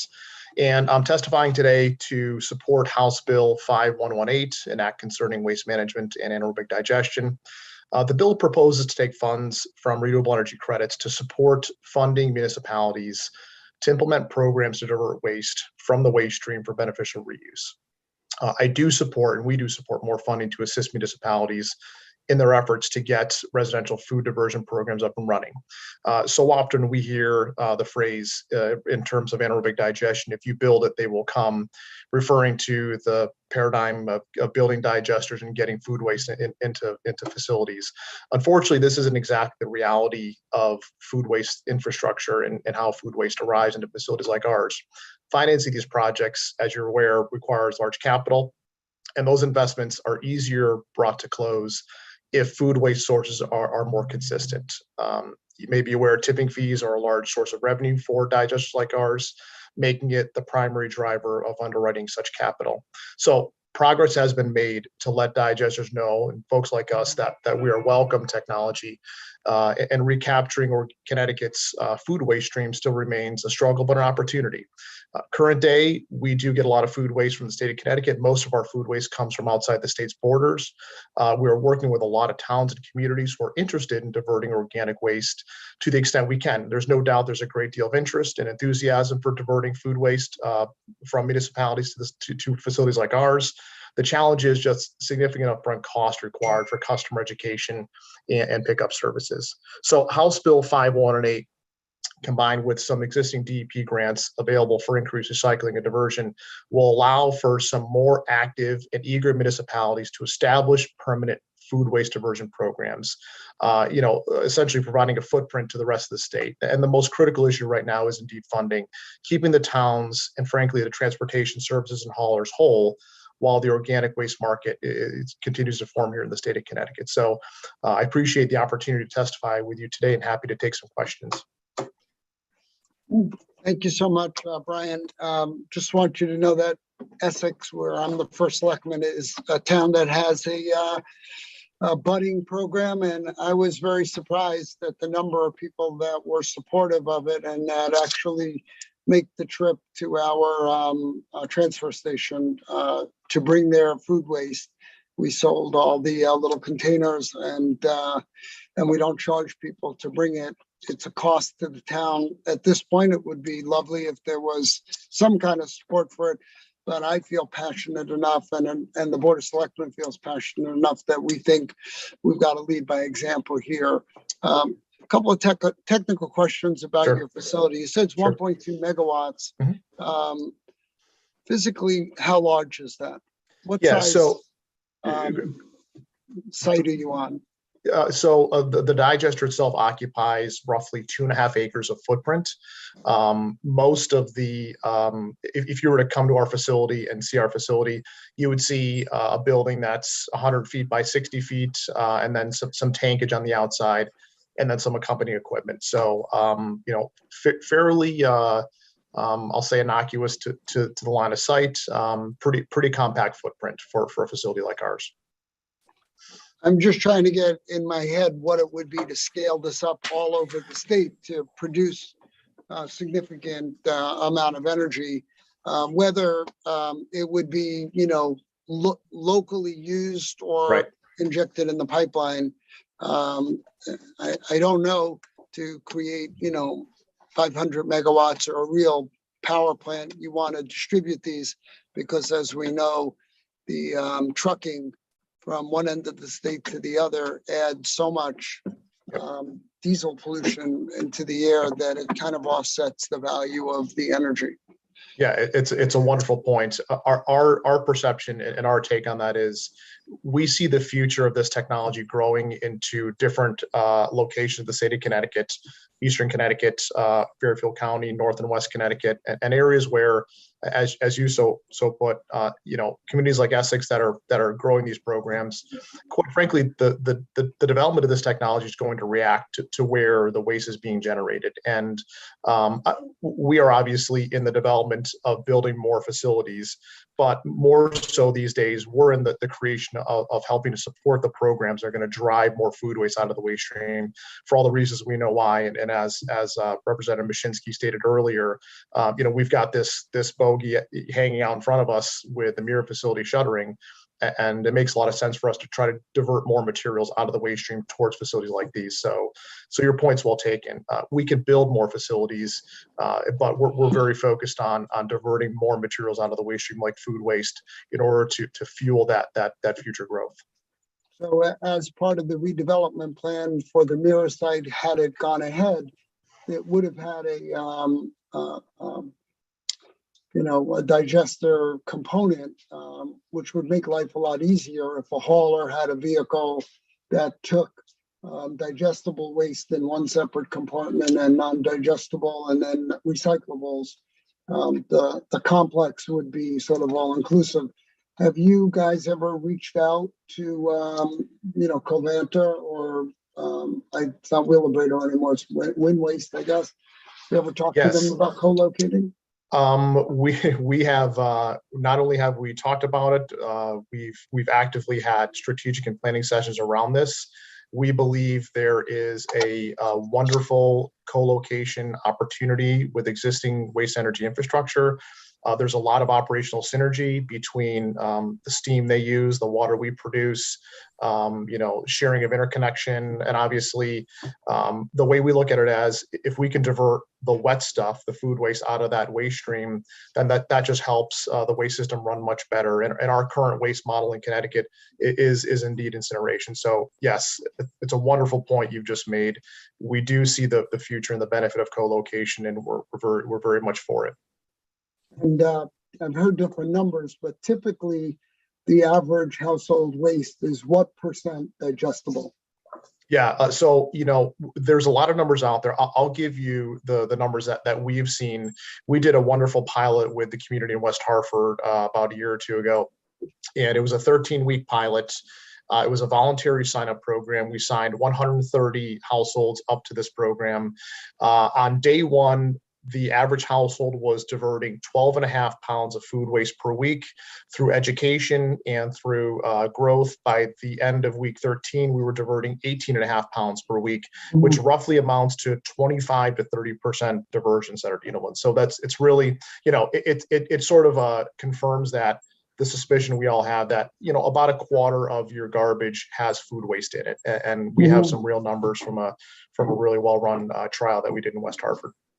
Right. I think that's great because that goes a long way to mitigating some of the impact of the Mira plant shutting down. Not all the way. Right. There'll still be a need for some burn capacity, but co-locating a digester and a burn plant and a more advanced recycling site. I also believe that some of the food-based plastics are digestible. Is that correct? That is correct. Yes, that is correct. A little bit more money, but when you think about the number of plastic containers that are going to end up in landfills or burnt, releasing all of the materials that are in them, life cycle, again, it would make a lot of sense to convert more of that from petroleum-based to food-based packaging containers. And there is a place out there to make all this work, and I'm glad you guys are in it. I cannot imagine at this moment you're making a ton of money at doing it. But, sorry. wish you were, but again, it takes years sometimes to get new concepts and technologies and industries off the ground. So I'm happy that we're able to support that in some small way in my town. And I really recommend it to all the towns to try to participate. It's a very small price to pay to innovate. So with that, I'm going to call on Representative Pettit. Thank you, Mr. Chair. And Brian, thank you for everything you guys are doing over there. I'm wondering a couple parts to the question. Is the biggest issue you think changing, like you saw in your pilot study, the biggest issue changing the culture or the way people think about their waste flow? Yeah, the way we look at a Representative Pettit is in every sort of new program, there's early adoption, and then there's folks who want to jump on board and do the right thing, who are really bought in. And then the second wave of that is it's a lot of education and educating folks that there's benefit to this, right? And one of the challenges that we face is there's arguably a financial savings in recycling food waste at facilities like ours. How do we get that financial savings into the pockets of folks, at the residential level, right? So if they're doing the right thing, is there an incentive, compensatory incentive to do stuff like that? And that's a lot of the questions we get when these programs sort of get up and running is how do we pay for it? How do we incentivize good behavior, things of that nature? And just from a general point of view, looking at the state, it's a small state. Is it better to have, if we were looking to expand, is it better to have a small number of these and have the trucks travel the distance to the plants, or is it more efficient if they're much more local? And I hadn't thought of something that the chairman thought about, a truck that could handle all the waste. I can't even imagine what those trucks cost. They got to be very expensive. So now you're going to try to do recyclable plus your usual trash and a third stream. Boy, they're going to have $1 million trucks on the road. Right. So the question really is are they better deployed very locally, or does it make economic sense that they can travel distances? You can have larger plants in a smaller number of places. We prefer, as the chairman mentioned in his commentary, we prefer sort of the decentralized model, right? Look at pockets of areas in the state where maybe they're in certain waste sheds, but building facilities that can be situated in and among waste regions within the state. And maybe that's 4 or 5 facilities as we see it for food waste, but there's definitely a benefit to minimizing the amount of transportation costs. And obviously there's an environmental benefit to that as well. Not having trucks travel across state to come to facilities like ours, citing these infrastructure locations more into communities. I appreciate that. And for a moment of levity, my brother, who runs a small store in Southington, recycles most of his old donuts, pastries, and food that doesn't with the local pig farmer. So the pigs are horning in some of your business in Southington. That's okay. Listen, they're well-fed pigs. We're okay with that. That's good. That's actually very funny, Representative. I like that. That will fatten up the pigs. Right. To our vegan friends, I'm sorry. Representative Eckert. Thank you, Mr. Chairman. Brian, great to see you as always. Good to see you too. You kind of tweaked my interest when you mentioned that a majority of your waste is coming from out of state, you said? Yeah, so let me say it this way, Representative Eckert. Connecticut has a pretty well-written waste diversion policy for food waste. Only about 15% of our incoming food waste is driven by the food diversion policy in the state of Connecticut. And it's for the reasons we know that, it falls a little bit short on the incentive piece, and it falls a little bit short on the enforcement piece. So a lot of our engagements now are with large Fortune 500 companies who deal mostly in food manufacturing or food distribution, who are trying to do the right thing and trying to comply with ESG standards in their corporate mission statements. And quite frankly, we offer a service that is very unique. We can take in packaged waste goods or materials that were typically destined for landfills or for incinerators, and help these folks comply better to their corporate mission statement. So we find that a lot of that waste does come from out of state in areas in central New York or in Vermont, where there's a disproportionate amount of food manufacturing facilities that are looking to recycle their materials on a regular basis. Well, thank you for that answer. It's interesting because now that I think about it, yeah, big corporate, food producer that's like, oh, we got to get rid of this, whether it's outdated, whatever it may be, and you can handle, especially packaging wise. That's an important concept that we don't really think about it. We're looking at that anaerobic digestion going in here in Coventry and making sure that they're going to be sustainable and be able to take the food waste. They're going to be able, and that's another backup question is that how many can the state support without, and I think that's the thing is, we don't want to overbuild, in terms of digesters if we can't sustain them. Obviously the manure waste, that area is important. But, if we're looking at 6 digesters in the state of Connecticut and that's what we can handle, that's what we can sustain. We don't want to build 10. So it's, I guess looking for your professional background on how much we can actually build out. Yeah, it's a wonderful question. When we do the back of the napkin, holding us to nothing sort of analysis, we think there's room for 6 to 8 digesters of similar scale to the one we have in Southington, if not a little bit bigger, 1.5 or 2x the size of ours. And there's a lot of caveats to that, Representative Acker. Caveats being, we have a well-formed food diversion policy. Things like 5118 are enacted to help bring more food waste out of the waste stream. The energy side of the equation, honestly, thanks to this committee here, has been very, very beneficial to folks like us in terms of being able to net meter some more power back to our host community. So we're really focused on obviously building more, but the precedent to building more is to thinking about how that food waste is going to get taken out of the waste stream so we can support that development, as you say, in a responsible way.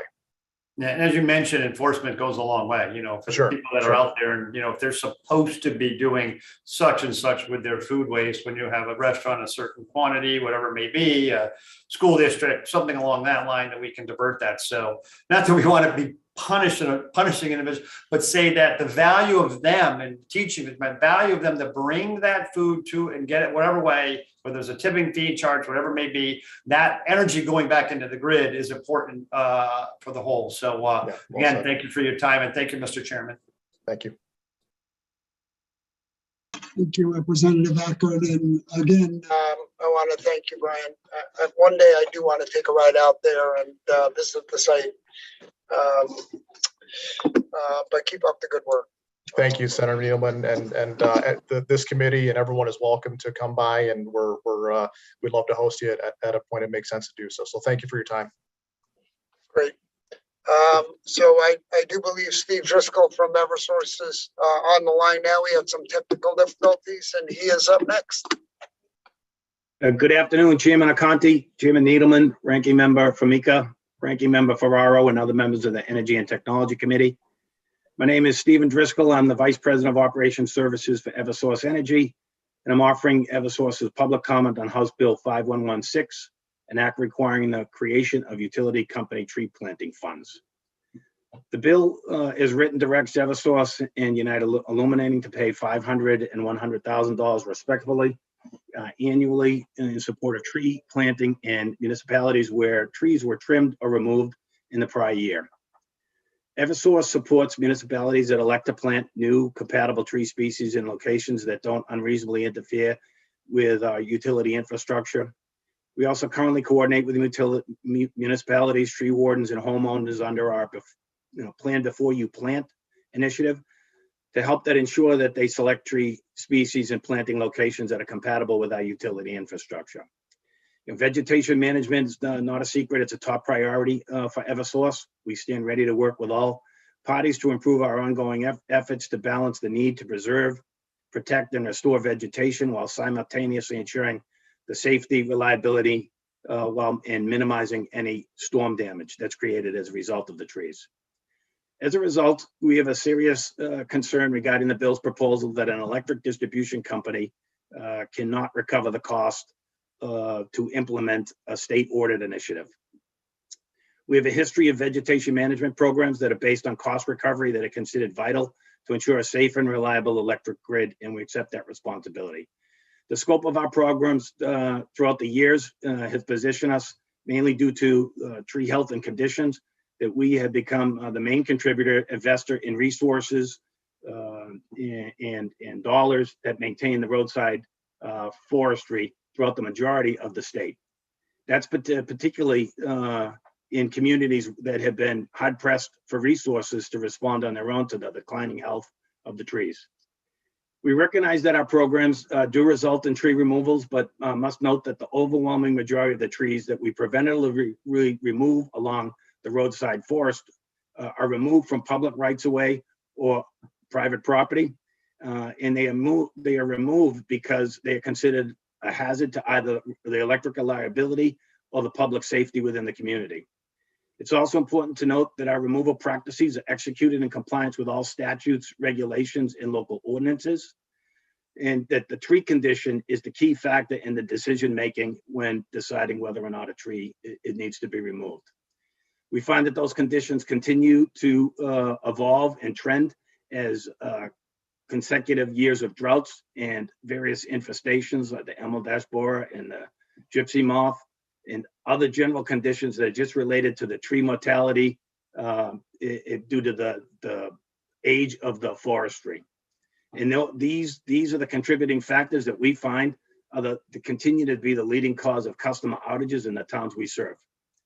Eversource looks forward to working with the committee and stakeholders to address and resolve the concern that we have about the cost recoverability of the program as we recognize the attributes of the law for replanting could clearly benefit the communities that we serve. Thank you for allowing me to testify today, and I look forward to answering any questions you may have for me. Thank you, Steve. I appreciate you coming on. As a layperson, I had never realized how insanely controversial this issue is.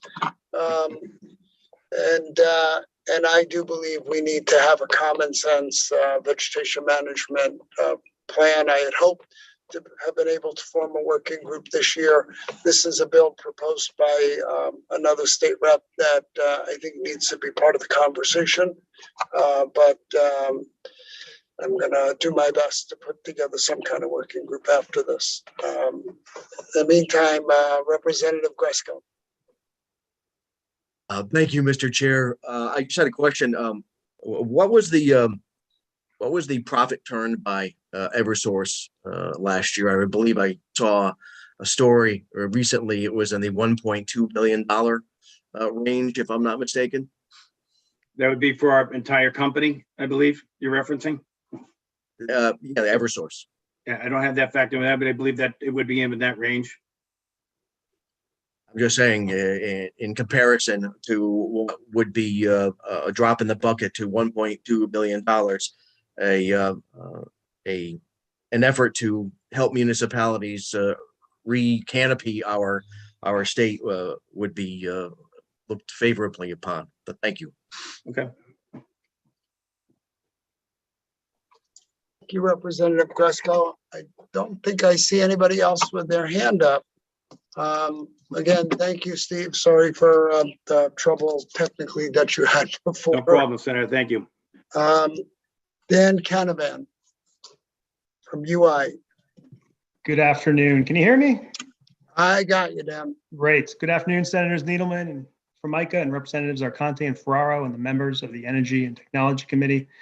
My name is Daniel Canavan. I'm the Vice President of Regulatory Affairs for UI Holdings Corporation, which is the parent company of the United Illuminating Company, Southern Connecticut Gas Company, Connecticut Natural Gas Corporation, all of which are wholly owned subsidiaries of Avangrid, Inc., which is based right here in Orange, Connecticut. I'm here today to provide limited testimony on three bills. We'll first start with Senate Bill number 90. Certainly, UI supports the procurement of energy storage projects as identified in the bill, and as I think we've heard earlier today from other folks testifying that there perhaps is some room for some technical adjustments, and we would certainly agree with that. Certain issues with regard to the language of a PPA, purchase power agreement, capacity, the procurement of capacity, and cost recovery, I think all could benefit from further refinement, and certainly UI stands ready to engage deep and deep staff to work on this bill so it can be the very best procurement and most robust procurement that it can possibly be. But this is a bill that we do support. Moving on to House Bill 1516. Certainly we just heard Eversource's representative testify with regard to this bill. We do have some concerns about the cost recovery and whether that would pass constitutional muster. We've identified some of those concerns in our written testimony, which I won't repeat today. However, beyond that, this bill does prompt us to start questioning, whether the EDCs are the proper parties to implement the state policy behind this bill or proposed policy behind this bill. Maybe we have a role, maybe we don't, but when it comes to providing funds for the distribution of the trees within our distribution service territory, we have quite a compact territory. We have some towns that are very heavily wooded. We have some towns that are, or cities that are very compact urban centers, and we are not urban planners. And we wonder if this bill would benefit from the inclusion of other state entities that would assist in the deployment of those trees in the best way possible to our municipalities. With regard to House Bill 118, 30 seconds remaining. We certainly support the efforts to encourage the use of renewable gas in Connecticut. Our gas companies, CNG and SCG, generally support the bill and look forward to working with this committee, DEEP and PURA, and other stakeholders to clarify some aspects of the bill, including the rate recovery mechanism. We also believe that the bill does invite the Office of the Attorney General and the Office of Consumer Counsel to work with DEEP, and certainly the bill should be, there should be some consideration to inviting the LDCs to be involved in that discussion. We have great expertise in our companies that can provide additional information with regard to not only the solicitation, but also language that would require the quality of biogas that will be injected into the system to ensure that it is cleanliness, that is sufficient quality and cleanliness to avoiding issues with our system as well as customers and use. I'm sorry, that's time. Perfect. That concludes my prepared remarks, and I'm available for any questions that the committee may have. That was perfectly timed, Dan. I don't see anybody with their hand up. Perfect. I'm looking again. Nope, thank you, and thank you for your patience today. All right, thank you, everybody. Good to see you. Weezy Noara from Dominion Energy. Hi there. Good afternoon. Can you hear me okay? Perfectly. Great. Well, good afternoon, Chairman Needleman and Arconti, ranking members Formica and Ferraro, and distinguished members of the Energy and Technology Committee. My name is Weezy Noara. I am Dominion Energy's State Policy Director for New England, and I thank you for the opportunity to offer testimony in support of Senate Bill 10, an act concerning climate change mitigation. As many of you know, Dominion Energy is the owner and operator of Millstone Nuclear Power Station in Waterford, Connecticut, the largest source of carbon-free electricity in all of New England. Millstone's 2 nuclear units produce close to 17 million megawatt hours of carbon-free electricity each year. That represents more than half of the electricity consumed in Connecticut on an annual basis, and more than 90% of the state's carbon-free power. Dominion Energy supports Senate Bill 10, which would codify Governor Lamont's goal to completely decarbonize Connecticut's electricity supplies by 2040. The governor called on the Department of Energy and Environmental Protection to analyze pathways or scenarios to achieve this goal through its Integrated Resources Plan, which DEEP issued last October. The final IRP highlights the progress Connecticut has already made towards decarbonizing its electricity supplies, particularly through preservation of Millstone, utilizing long-term power purchase agreements with the state's 2 investor-owned utilities. Under the 10-year agreements, which commenced in October 2019, Millstone's carbon-free energy and 100% of the station's environmental attributes are locked in at a low fixed price of $49.99 a megawatt hour, or 4.9 cents a kilowatt hour, which represents one of the lowest cost carbon-free resources Connecticut has procured to date. One of the IRP's key findings is that achieving the state's 100% zero carbon electricity goal is feasible, and that continued operation of Millstone through 2040 is the least cost pathway for reaching that goal. And as the IRP points out, full decarbonization of Connecticut's electricity supplies will provide the state greater flexibility in meeting its long-term economy-wide Global Warming Solutions Act mandates for other sectors like buildings and transportation. The scenario that modeled Millstone's continued operation through 2040 reveals significant benefits for Connecticut, including $5 billion in total ratepayer savings compared to other scenarios modeled in the IRP, not to mention the economic reliability, energy security, and emissions benefits of the station's continued operation. From our perspective, Millstone can serve as the baseload carbon-free foundation upon which to add wind, solar, hydropower, fuel cells, and other carbon-free resources to help the state reach its 100% zero carbon electricity goal by 2040 in a cost-effective way. So with that, I will, thank you, Will.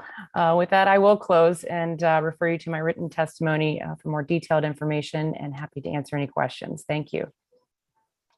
Thank you, Weezy. It was very nice getting to know you last time when Representative Cheeseman, who now has her hand up, introduced us. So thank you. And Representative Cheeseman, it's all yours.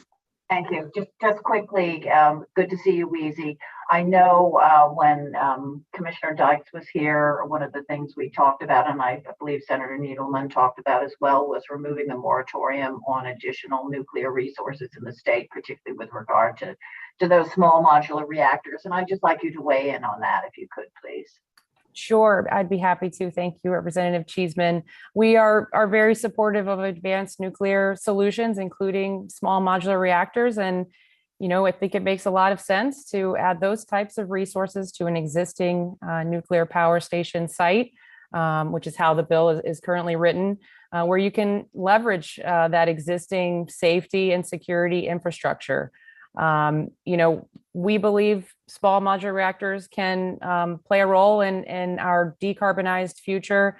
Dominion Energy is investing in research and development surrounding small modular reactors and trying to help accelerate their deployment. So, you know, we'd be happy to speak to all the work we're doing in that space, especially if that bill is called for a public hearing next week. Thank you. And I see Chair Arconti has his hand up. I'm not even going to go the pink hydrogen route because I suspect he may want to talk about that with you. So thank you so much for being here today. And thank you, Chairman Needleman. Thank you, Representative Cheeseman. Thank you, Representative, and Chair Arconti.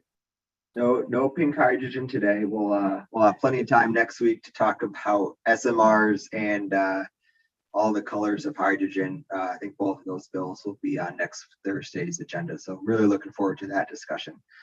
Yeah, Weezy, just so if SB 10 as drafted becomes state statute, just want to get some like practical implementation things on the record. So Massachusetts is currently, buying some environmental attributes or looking to buy some environmental attributes from Millstone to satisfy their own clean standards, which I think is great, right? It starts to solve, right, the regional resource issue that we always talk about, because those credits will go back to ratepayers. So if Massachusetts is buying some of the environmental credits, does that mean there's less environmental, attributes for Connecticut to consider as a way to meet this goal? Well, currently, Connecticut is contracting for 9 million megawatt hours of Millstone's electricity each year, but the utilities have rights to 100% of our environmental attributes. So, like you mentioned, Massachusetts has a clean energy standard program, and Millstone actually qualifies and can participate in that program up to 2.5 million megawatt hours of our energy. So the Massachusetts utilities, you're right, they've got to meet the clean energy standard requirements and either procure or purchase attributes to satisfy those increasing percentages. Again, that's only 2.5 million megawatt hours in the Massachusetts program, so quite a bit left over in terms of Millstone's total output, which is 17 million megawatt hours. And like you said, the revenues that the Connecticut utilities are going to earn through selling those attributes to Massachusetts, those will all be returned back to Connecticut ratepayers, which is one of the the key benefits of the power purchase agreements. Thanks for that answer. Appreciate it. And this is, I guess it's a real world example and just some of my concerns in regards to, RECs and buying attributes, despite the fact that, Mass is buying attributes just to meet their goals, right? It's not necessarily leading towards, like, Millstone's not producing more megawatt hours, right? They're not going to be taking a peaker offline, necessarily. So I'm glad I asked that question because it kind of got just my thoughts on the matter just out on the record and why I think it's not misleading, but this goal, like, it serves a purpose, but from a real, like, implementation and creating more electricity, I think there needs to be a discussion around that too. So I really appreciate your thoughts on that. Thanks, Mr. Chair. Sure thing, Representative. Thank you, Representative. I don't see anybody else's hands up. Weezy, thank you again so much. Thank you. Appreciate your time. I think up next is Chris Herb. Good afternoon. My name is Chris Herb. I'm the president of the Connecticut Energy Marketers Association. We represent 600 family-owned home heating oil and bioheat dealers in the state of Connecticut, most of them which in their third and fourth generation. I'm here today to testify on Section 2F of Senate Bill 90. Last year, this committee took one of the most positive steps possible in lowering heating sector emissions when you approved House Bill 6412 that passed into law, which requires home heating oil to be replaced over time with advanced biofuels like biodiesel that are approved under the U.S. Environmental Protection Agency Renewable Fuel Standard. Public Act 21-181 requires the comprehensive energy strategy to consider reductions in greenhouse gas emissions resulting from low carbon fuel blends used in home heating oil on a life cycle basis, and the contributions to the state's greenhouse gas emissions mandated levels pursuant to the law in connection with a reduction of greenhouse gases emissions on a life cycle basis. The Public Act further requires the CES to consider the ability of a thermal portfolio standard to further reduce greenhouse gas emissions on a life cycle basis. We request that the committee add language to the bill that requires the Department of Energy and Environmental Protection to hire a consultant who has specific expertise in greenhouse gases, regulated emissions, and energy use and technology model, also known as the GREET model, that was developed by the U.S. Department of Energy's Argonne National Laboratory. The GREET model is a well-established tool to measure life cycle analysis, which is a required way to evaluate biodiesel emissions by the CES. For way too long, Connecticut has relied on inaccurate burner tip emission data to measure emissions. While burner tip emissions are one part of a life cycle analysis, they haven't been used as an emissions measurement exclusively by any national laboratory or organization in many years, but we continue to do that in Connecticut.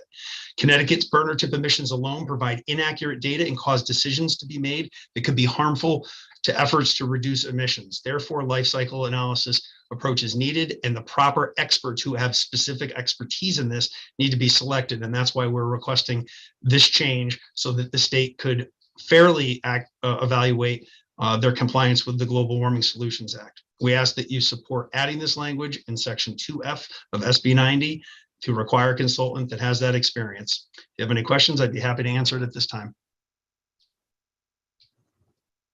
Thank you, Chris.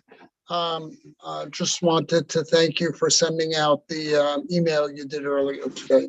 It was helpful and informative. Rapidly changing situation, but if I can be helpful to keep you up to speed, let me know. Yeah, at the moment.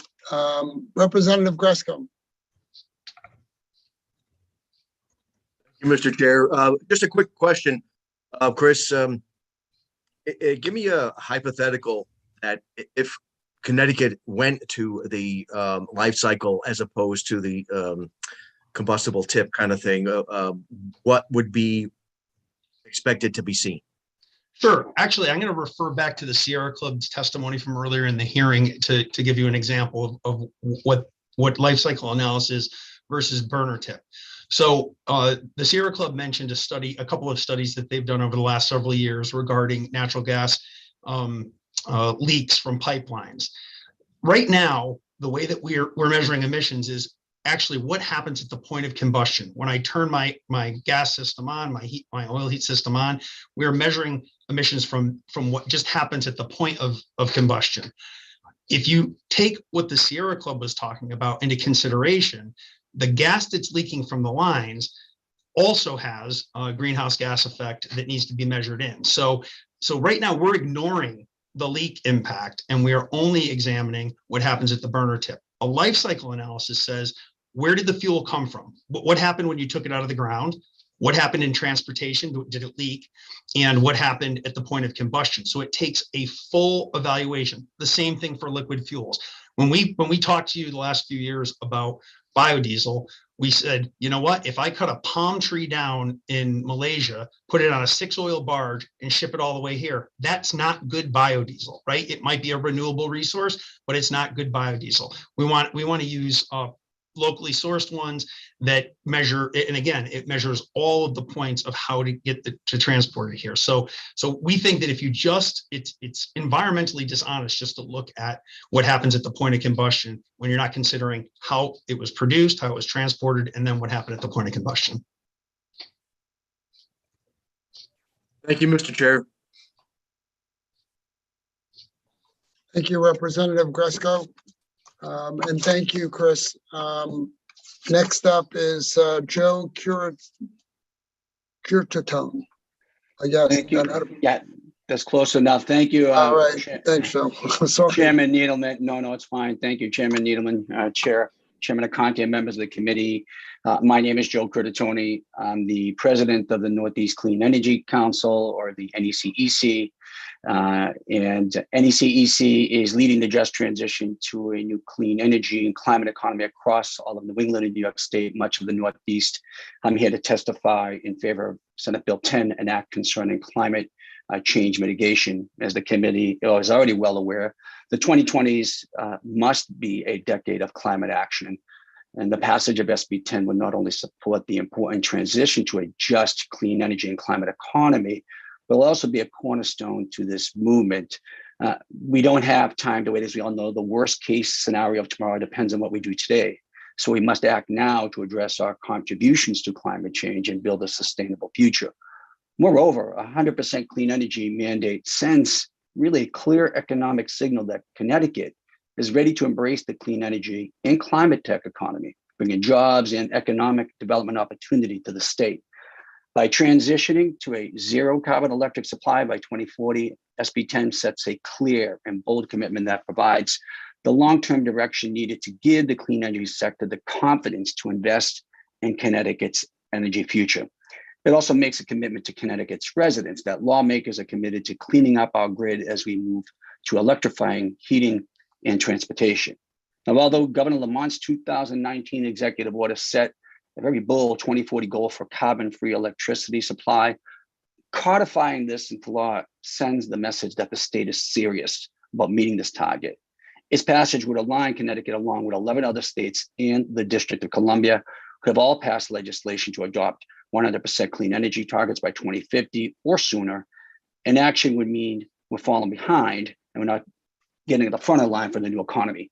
NECEC supports the 2040 zero carbon electricity supply requirement in SB 10, and we hope and urge the committee to do so as well.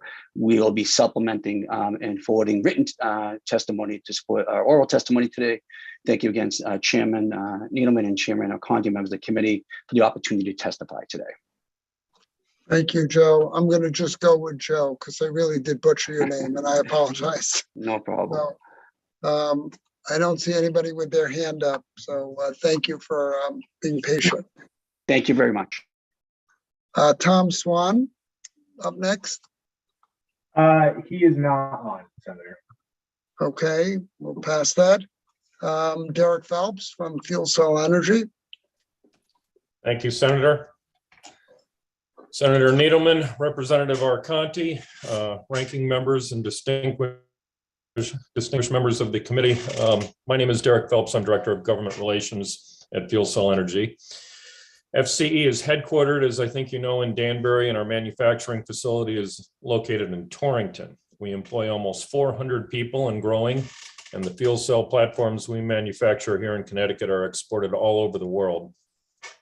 As to Senate Bill 10, which is before you, FCE wishes to call attention to the importance of taking a deliberative, measured approach toward achieving net zero goals. This bill seeks to codify past executive orders with respect to climate change policy.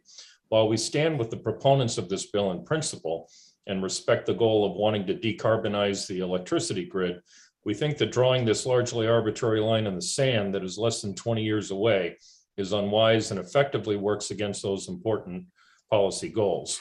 As a company, we decarbonize power and produce hydrogen. And by drawing on those abilities, we see a more practical approach. For example, fuel cell energy is advancing the use of our electrochemical platforms and electrolysis applications, producing hydrogen from power instead of producing power from fuels. Coupled with zero carbon renewable energy, these systems can provide large scale or distributed green hydrogen. One system we are developing alternates fuels in electrolysis mode, producing hydrogen which is stored, and fuel cell mode, producing power from the stored hydrogen. This hydrogen-based energy storage can be scaled more effectively than energy storage based on limited minerals such as lithium and cobalt. And we believe it will be a critical piece of a future zero carbon energy grid, providing the ability to store long durations of intermittent solar and wind power for use when the intermittent resources are not available. But that will take time. And as we move to that future, we need to make sure we keep the lights on, keep people warm, and keep everything from restaurants, manufacturers, and the US Navy on the clean, always available energy they need. Which means that if we drive to zero carbon too quickly, we abandon the emissions reduction and resiliency benefits fuel cells platforms deliver today and risk introducing even more unreliability to our grid. Here's an important final point. These are typically 20-year assets. The power purchase agreements that we get are generally 20 years, which means that a mandated 2040 zero carbon line in the sand significantly impairs the ability to develop and finance these projects today if we don't thoughtfully transition to biofuels and renewable natural gas over that time frame. We all agree on the desired end state, but we need to think thoughtfully about the path to get there. Thank you very much. Thank you, Derek. I'm not sure if I see anybody's hand up. Thank you for being patient and staying. Thank you, sir. Craig Harrigan is up next.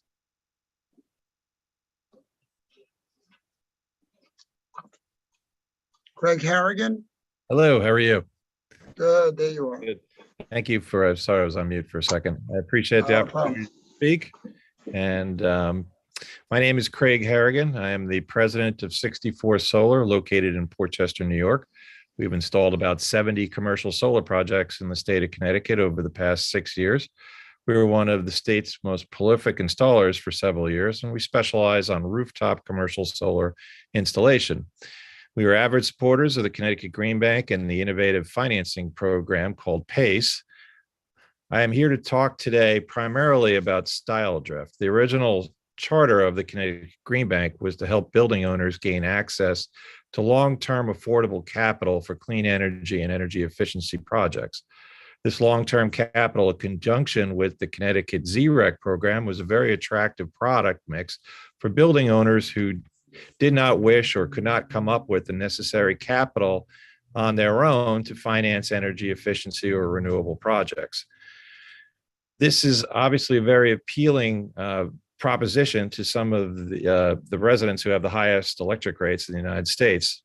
Over the last few years, and what I'm calling style drift in the original charter of the Connecticut Green Bank, I am concerned about the latest expansion might accelerate the solar map municipal solar installation at the detriment of the private ratepayers who are footing the bill for these incentives. While these installation companies operating in Connecticut have developed business, and there are many installation companies operating in Connecticut that develop business with the municipalities, we have, at 64 Solar, have elected to stop competing in this market segment, and I'd wanted to share a couple of reasons why that is. Over the last few years, the agencies of the state of Connecticut and local municipalities have carved out or effectively froze out private industry from these incentive pools, unfortunately, some of which is being driven by the policies of the Connecticut Green Bank. One needs only to look at the incentive awards over the last 4 years and see that the majority of these public incentive monies are going back to state and local municipalities or their financing partners. So the question is why there is a solar map currently. The notion that solar map is helping underserved communities, while technically correct, is also one side of the coin that prevents another organization from actually going solar. The Green Bank is proactively working with some of these local townships doing feasibility studies for these underserved townships. And I don't think that this is done with malice of intent, but a coordinated pooling and bidding structure is an effective tactic to ensure success in the medium and larger term incentive auctions. Financing companies want larger deals and are generally available in the state of Connecticut, and this pooling methodology is an effective way to do so and accomplish the goal. Municipalities also have some distinct advantages over private industry. In many cases, the path to place solar on the grounds or roof of municipal buildings is less costly to build. The town can also waive permitting fees. Building plans are usually readily available, and there's very little, if any, pushback from local residents and the building permitting officials for these municipal projects. Even basic things like not having to pay full taxes on the utility bill is a benefit over private industry. This is important because the incentive pools are based on a reverse auction. It favors the lowest bidder. Private industry needs to bid higher because of some of the previous mentioned issues, so the Connecticut rate-paying building owner is immediately at a disadvantage in the state that favors the lowest bid and is actively courting the lowest bidder market segment.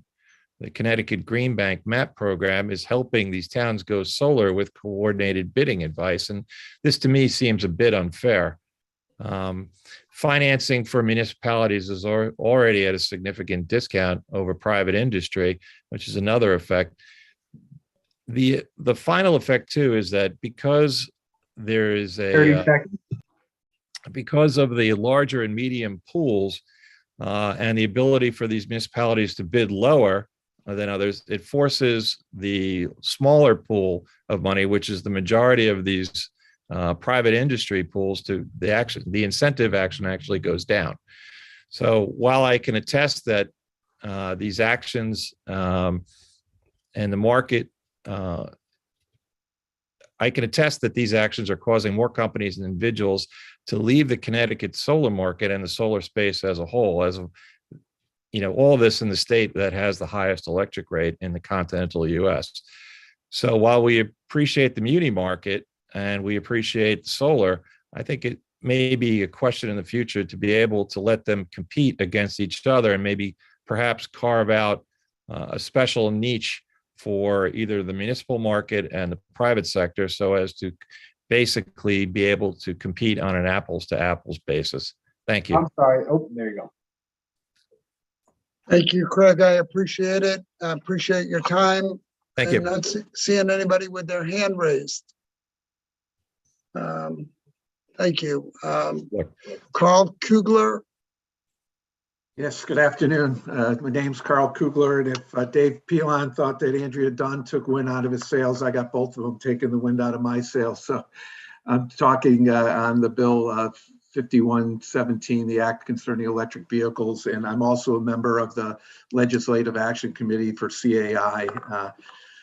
So thank you again, Senator Needleman and Representative Arcani and esteemed members of the Energy and Technology Committee. And thank you again for the opportunity to submit testimony on behalf of Imagineers. As I mentioned, my name is Carl Kugler. I'm the Director of Community Association Management for Imagineers. We serve about 200 communities in the state of Connecticut, totaling about just over 19,000 homes. I've been a community association manager for over 30 years, and Imagineers has been serving clients for over 41 years, all within the state of Connecticut. I'm active, as I mentioned, in CAI, and I'd also like to mention I chair the conference and expo that CAI puts on at the AquaTurf. We actually have a session this coming March on electric vehicles and how to promote electrical vehicles and charging stations in our common interest communities in Connecticut. I come with opposition to the bill, not because we disagree with the placement of electrical charging stations for vehicles in condominiums. As was said earlier, vehicles are coming to our communities. We agree. And quite honestly, we need help getting to that point because the situation is very complex. And we know that it's vital for our communities that they have these charging stations within the community. As Andrea had pointed out, our communities vary dramatically in terms of their configuration. And Attorney Arquette had mentioned earlier from his electrical background, some of the things that I see having grown up in the electrical trades and walking into sometimes converted buildings that were apartments originally and now condominiums, and wondering how in the world are we going to be able to supply the power grid that is needed to supply these charging stations. It's daunting.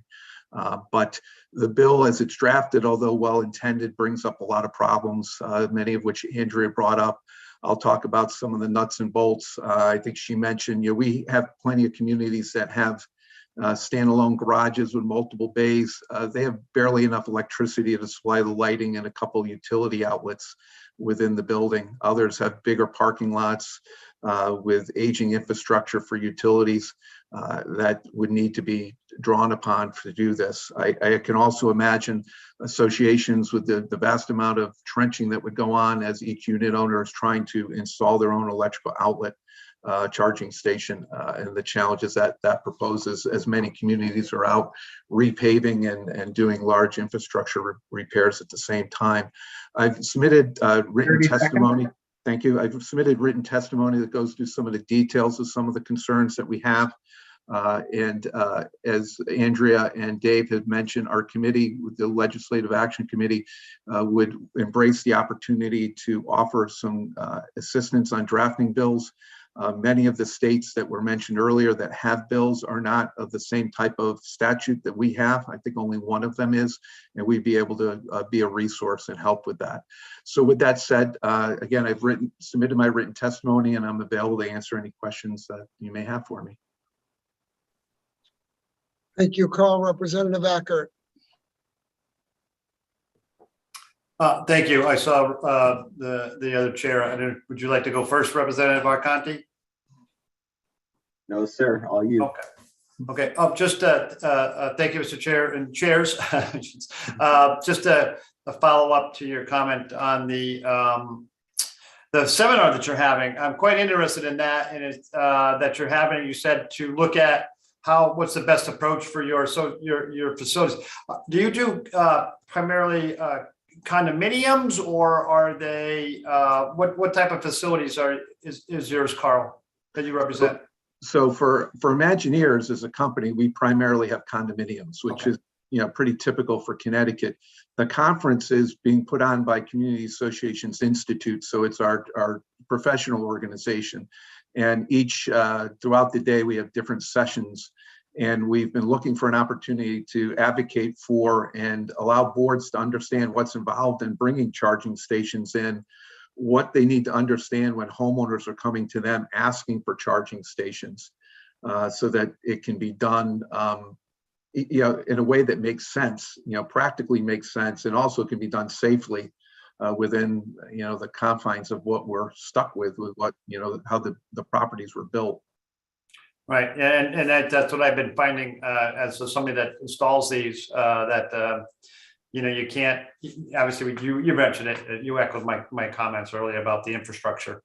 Going forward, we need to keep that infrastructure in mind when we build out new facilities or add facilities on in existing locations, things like that. So, but again, thank you, and I'm glad you're going to be they're taking that and moving forward with actually discussing that at your association. So thank you. Yeah, and if I could mention, it's not the first educational session that our organization has put on the topic. So it's been growing in need and interest, and this is at least the second in the last year that we'll be putting on that very topic. Yeah, great. Thank you, Mr. Chairman. Mr. Chairman. Thanks, Senator. Carl, are you, Andrea, and Dave part of the same group? Yeah, we're all part of the Legislative Action Committee for CAI, correct? Great. How quick, I guess you don't need to answer this, but we would welcome, draft feedback. It doesn't necessarily have to be draft form, but if your action group can put together something for us, I'd like to continue working on this concept with you all, with your input. Because what I'm hearing, just from like you guys and my fellow colleagues on this committee is it's like, okay, like we see the value in this. Let's just try to get there. And I'm always one to look for creative solutions and work with a group to get there at the end. So I'd like to do that with you guys. If we could try to get this bill in a form that we could all support and run through both chambers in the spring. Yeah, we would welcome that. And our group is a very diverse group, as you saw just from 3 members. We've got a manager, an attorney, and an insurance professional. And we have board member. And then we are also part of a larger group, a national group. So we're able to draw upon the national resources of CAI to be able to get information on some of the other legislation that was mentioned earlier or that may be percolating throughout the country. Great. Thanks, Carl. Thanks, Senator. Representative Shannon Lawn. Thank you. Good afternoon, Senator Needleman, Representative Arconti, and members. My name is Shannon Lawn, and I'm an attorney with Conservation Law Foundation. CLF is a regional environmental nonprofit with offices in all 6 New England states. CLF strongly supports SB 10, which would codify the state's commitment to carbon-free electricity by 2040. This goal was established in Executive Order 3, and DEEP's 2020 IRP concluded that there are multiple pathways available to achieve this target. SB 10 is an important step to ensure that the state decarbonizes the electric sector at the speed and scale necessary to meet state climate goals and achieve a clean grid. CLF also supports SB 92, which would improve public health and reduce emissions by authorizing 10-year contracts for zero-emission school buses. This would enable more school bus operators to electrify their fleets more quickly. Rapidly transitioning to zero-emission buses is critical to reduce emissions that contribute to climate change and harm public health, especially in low-income and minority communities. CLF also supports HB 5117, which would make it easier for residents of multifamily housing to access at-home electric vehicle chargers. Removing barriers to at-home charging is important because about 80% of charging occurs at home, and relying exclusively on public chargers isn't feasible for most people. Finally, CLF opposes HB 5118 because this bill would inhibit Connecticut's ability to meet its climate goals and would increase pollution. We oppose the proposed changes to the renewable portfolio standard in Section 1 of this bill because these changes would benefit waste incinerators at the expense of Class 1 renewables. We oppose any increased subsidies to waste incinerators because they negatively impact public health and the environment and are disproportionately located in environmental justice communities. We also oppose Section 6, which would authorize the injection of biogas into gas pipelines. Critically, biogas can't be used in gas pipelines or appliances unless the non-methane components are removed. Pipelines often require injected gas to contain 96 to 98% methane. Methane is an extremely potent greenhouse gas that contributes significantly to climate change, and methane leakage is pervasive, including in Connecticut. Injecting biogas from anaerobic digesters, which is mostly methane, into gas pipelines would simply contribute to this problem. Moreover, available studies indicate that biogas cannot be utilized at a broad scale in Connecticut or regionally. The high costs and scarcity of this resource do not support injecting biogas into Connecticut's gas pipelines. Thank you, and I'm happy to answer any questions.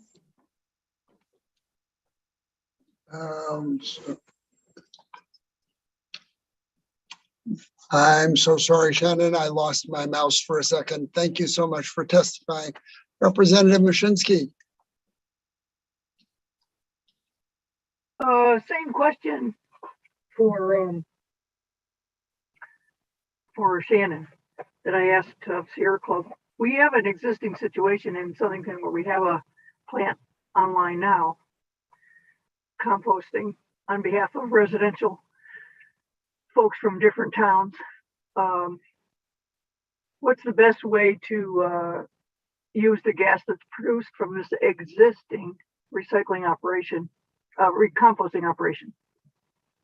Thank you, Representative. I concur with my colleague from Sierra Club on this point. I think that the use of biogas on site or in close proximity to the anaerobic digester makes sense.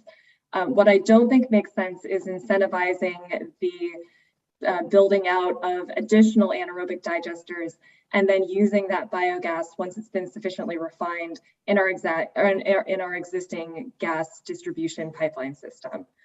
Because of the methane concerns that I alluded to in my testimony. And as I mentioned, there have been a number of studies that look at the methane potential of the entire US and at specific states.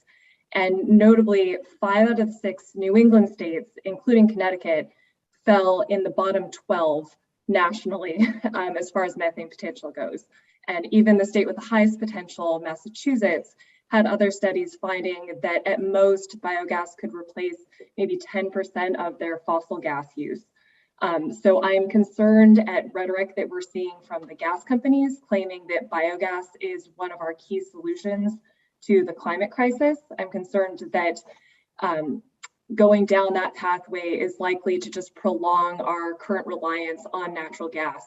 And of course, Connecticut is currently heavily reliant on natural gas, both for electric generation and for home heating.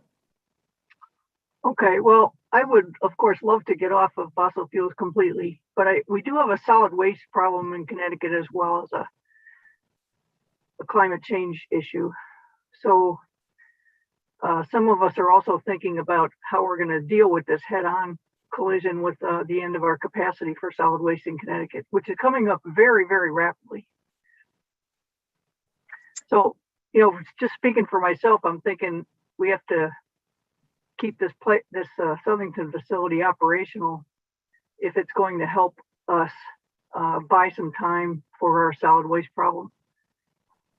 Right, and I'm not opposed to, I'm not certainly not calling on that facility to be shut down. What I'm concerned about is incentivizing the build out of additional anaerobic digesters on the premise that that's going to help decarbonize our economy. Okay, so if it was just taking care of the existing ones, would you have a problem with that? The existing anaerobic digester? Yeah. No, I don't think so, based on my understanding of how that facility operates and the use of the electricity generated. Okay, all right, thank you. And thank you, Mr. Chairman. Representative Wyszynski. I don't see anybody else. I appreciate your time, Shannon. Thank you. Next up, Timothy Schneider. Good afternoon, Senator Needleman, Perconti, and the members of the Energy and Technology Committee. So I was the one who submitted the written testimony that's been talked about earlier by the Green Bank. And the Green Bank actually said I got it wrong. I was basing most of my testimony on line 4, where it talks about financing and giving a broader definition. So that's what I based my testimony on. So if that's not the case, if they're not going to be expanding, then I don't have a problem with SB 93. But if I could just quick tell a couple stories here. 4 or 5 years ago, I was working closely with the Connecticut Green Bank, bringing them projects, schools, municipalities. We'd bring them a project, they would find a PPA financier, and they put it all together, and they would own it, and it worked great. A couple of years ago, when they decided to get into the developer's business and develop their own projects, they told us, you know, we raised concerns. They told us that they were just going to go after those small towns, small projects that nobody wanted. And so that's what happened. So since then, I have actually responded to 2 of their RFPs. One was last year, it was from municipalities. The past one just took place maybe in the last 3 to 4 months, was a $23 million project for state buildings. That's not small. So we bid on it. We scrambled around, did everything we needed to do, spent many hours on it. And I guess my biggest complaint is when it came time to find out who was the winner, there was no public bid openings. It was all behind closed doors, and we waited 3 months probably to find out if we were even in contention. And obviously one day we got a Dear John letter that we weren't. We were very close, but I guess my biggest complaint is if they're going to continue to do this, that we really need some transparency. Any other state projects we bid on, it's always public bid openings. You sit around a table, you open the bids, everybody finds out where the prices are, and then you go on. And if you want it, great. But there's none of that. And it's big projects and it's big money. And I just think that we talked a little bit about reining them in a little bit or overseeing them or at least cleaning it up a little bit. And I just want to recommend that the committee at least take a look at how that's operating. So that's all I really have. Thank you, Tim. Representative Foster. Thank you, Mr. Chair. Tim, it's so good to see you. Thank you so much for being here today and sharing your testimony. I'm curious, you heard the Green Bank testify earlier today that they were willing to take out that part of the language. I wanted to know, one, if that addresses your concern, if they're willing to remove that section of the definition. And the other question that I have is, they had discussed some ability to build in flexibilities for municipalities to make choices about which solar company they were choosing, to make sure that they were choosing a company that aligned with the municipality's values. Is that something you'd like to see built in and reflected in this bill if it passes? I just think there needs to be more transparency. I mean, I think the low bidder should win if they're a good quality company, and I don't think they have to pick winners and losers, but just be open. Let's lay it out on the table and see who's actually the winning bidder and see where things lay. And then, you know, it worked really well when they were just doing the financing and running the PPAs. We could bring them projects, we'd bring it to the open market, we'd bring them to them, and they would find a PPA or they'd write a PPA for the school, the municipality, and it worked wonderful. And that's kind of what I thought they were developed to do. But all of a sudden, over the last few years, they kind of got into the market, and they're definitely competing with some of us in the private market. So. Well, I look forward to continued conversation with you and getting more feedback as we see what comes next with this bill. So thanks so much for testifying. Thank you, Mr. Chair. Thank you, Representative Foster. Representative Aurora. Thank you, Mr. Chairman. Tim, could you talk a little more to this whole idea of a quasi-government entity crowding out private, because generally speaking, we think Green Bank is doing a good job and we're pretty happy about it. But, of late, just as you said, I've started getting emails from a number of folks saying that this is being competitive and we're taking our business away. And I really, maybe there were a few people who did not really get the business or it was, they were just complaining. But now it's gotten to a point where, we really need to closely look at it. Could you give us a little more color on where you think this is going? And should we maybe make it part of a bill to make sure that the government doesn't compete and crowd out private sectors? Things which private sector can do, they should be allowed to do, and the government should be out of it. So if you could help us understand it a little bit, if this is real or this is some kind of just a couple of guys really complaining, would love to have more color and insights into it. No, it's not crying over spilled milk. We lost them, and that's fine. That's not the problem. The problem is they're a state quasi agency. And so they advertise to all the municipalities. Municipalities see, oh, the Green Bank will do this too. Well, who's going to get the business? No matter, we've seen deals before where the Green Bank wasn't the low bidder, but because of their quasi state agency, they're still selecting them as the winner. When all of a sudden this new bill is written and it talks about EV chargers, we're like, oh no, we do EV chargers too. We do energy efficiency too. Or are we going to be competing with the Green Bank on all these different sections of our business?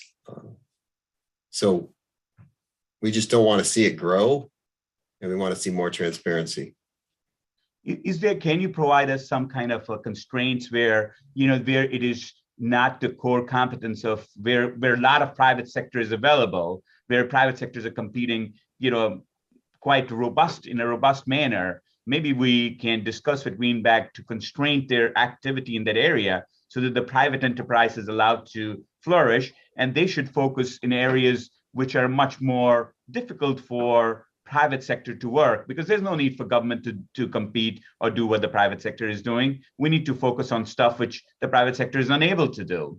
And that's the purpose of the Green Bank. So if you could provide us some language, maybe we can amend, discuss with Green Bank as well as proponents of the bill and add to this bill. Is that possible? Because we need to figure out what are the specific areas where it is kind of competition, where it's already very competitive, and Green Bank is the big owner kind of getting it because of quasi-state. So if that you could do that, we'd really appreciate that. I think we can do that. Sure. Thank you. Thank you. And thank you, Mr. Chair.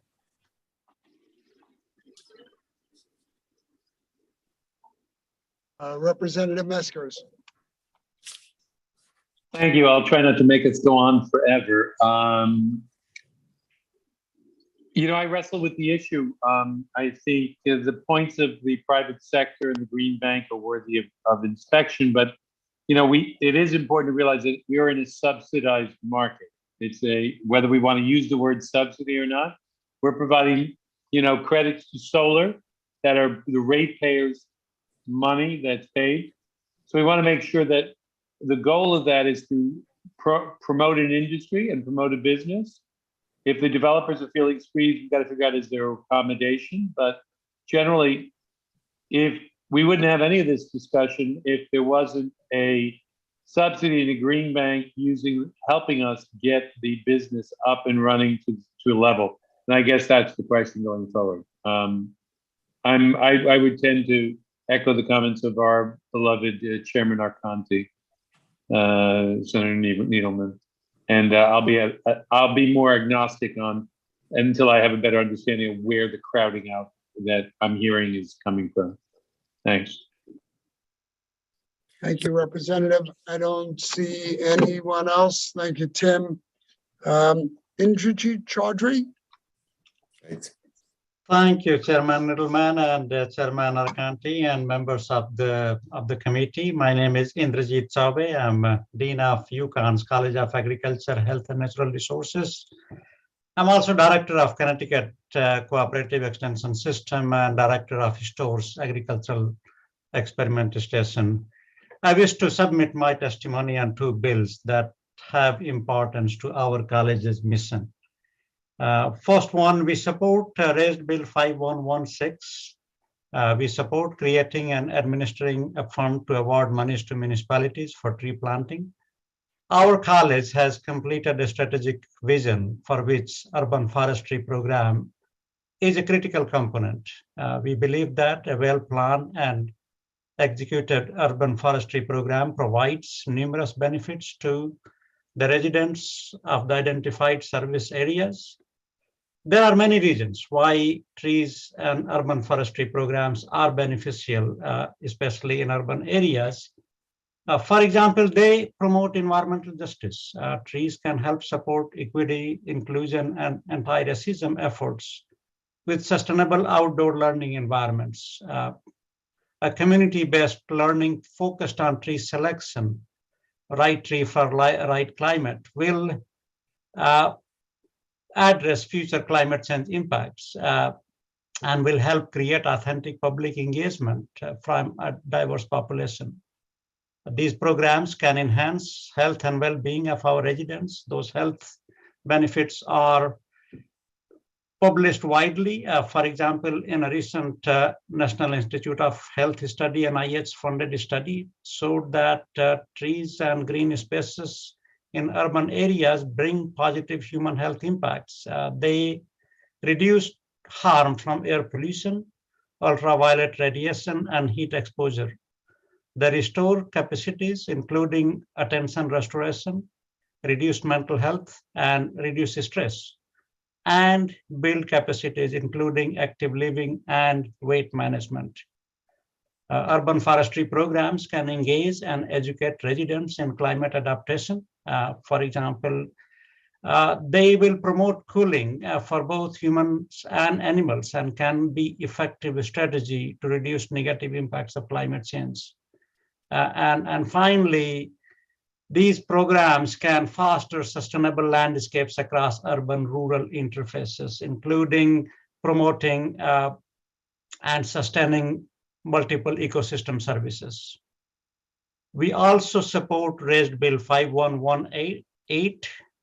Our college, in collaboration with UConn's College of Engineering, is exploring research and outreach programs to assist with sustainable material management that support solid waste reduction and nutrient management in the state while generating renewable energy for various uses. We are well positioned to provide a strong partnership through technical assistance, waste characterization studies, developing engineering solutions to address anaerobic digestion needs that will work at different scales, and developing strategies to handle digestate from anaerobic digesters. We can help support programs and projects implemented by entities, including but not limited to municipalities, nonprofits, and regional waste authorities. And we share the goal of promoting the affordable, sustainable, and self-sufficient management of waste within the state by reducing solid waste generation or diverting solid waste from disposal that is consistent with the statewide solid waste management program. Thank you for providing me the opportunity to provide input on behalf of UConn's College of Agriculture, Health, and Natural Resources. And I'll be happy to answer any question. Thank you, Indrajit. I don't see anybody's hand raised. Thank you so much for your testimony today and your patience. Thank you. Thank you. Next is John Souza.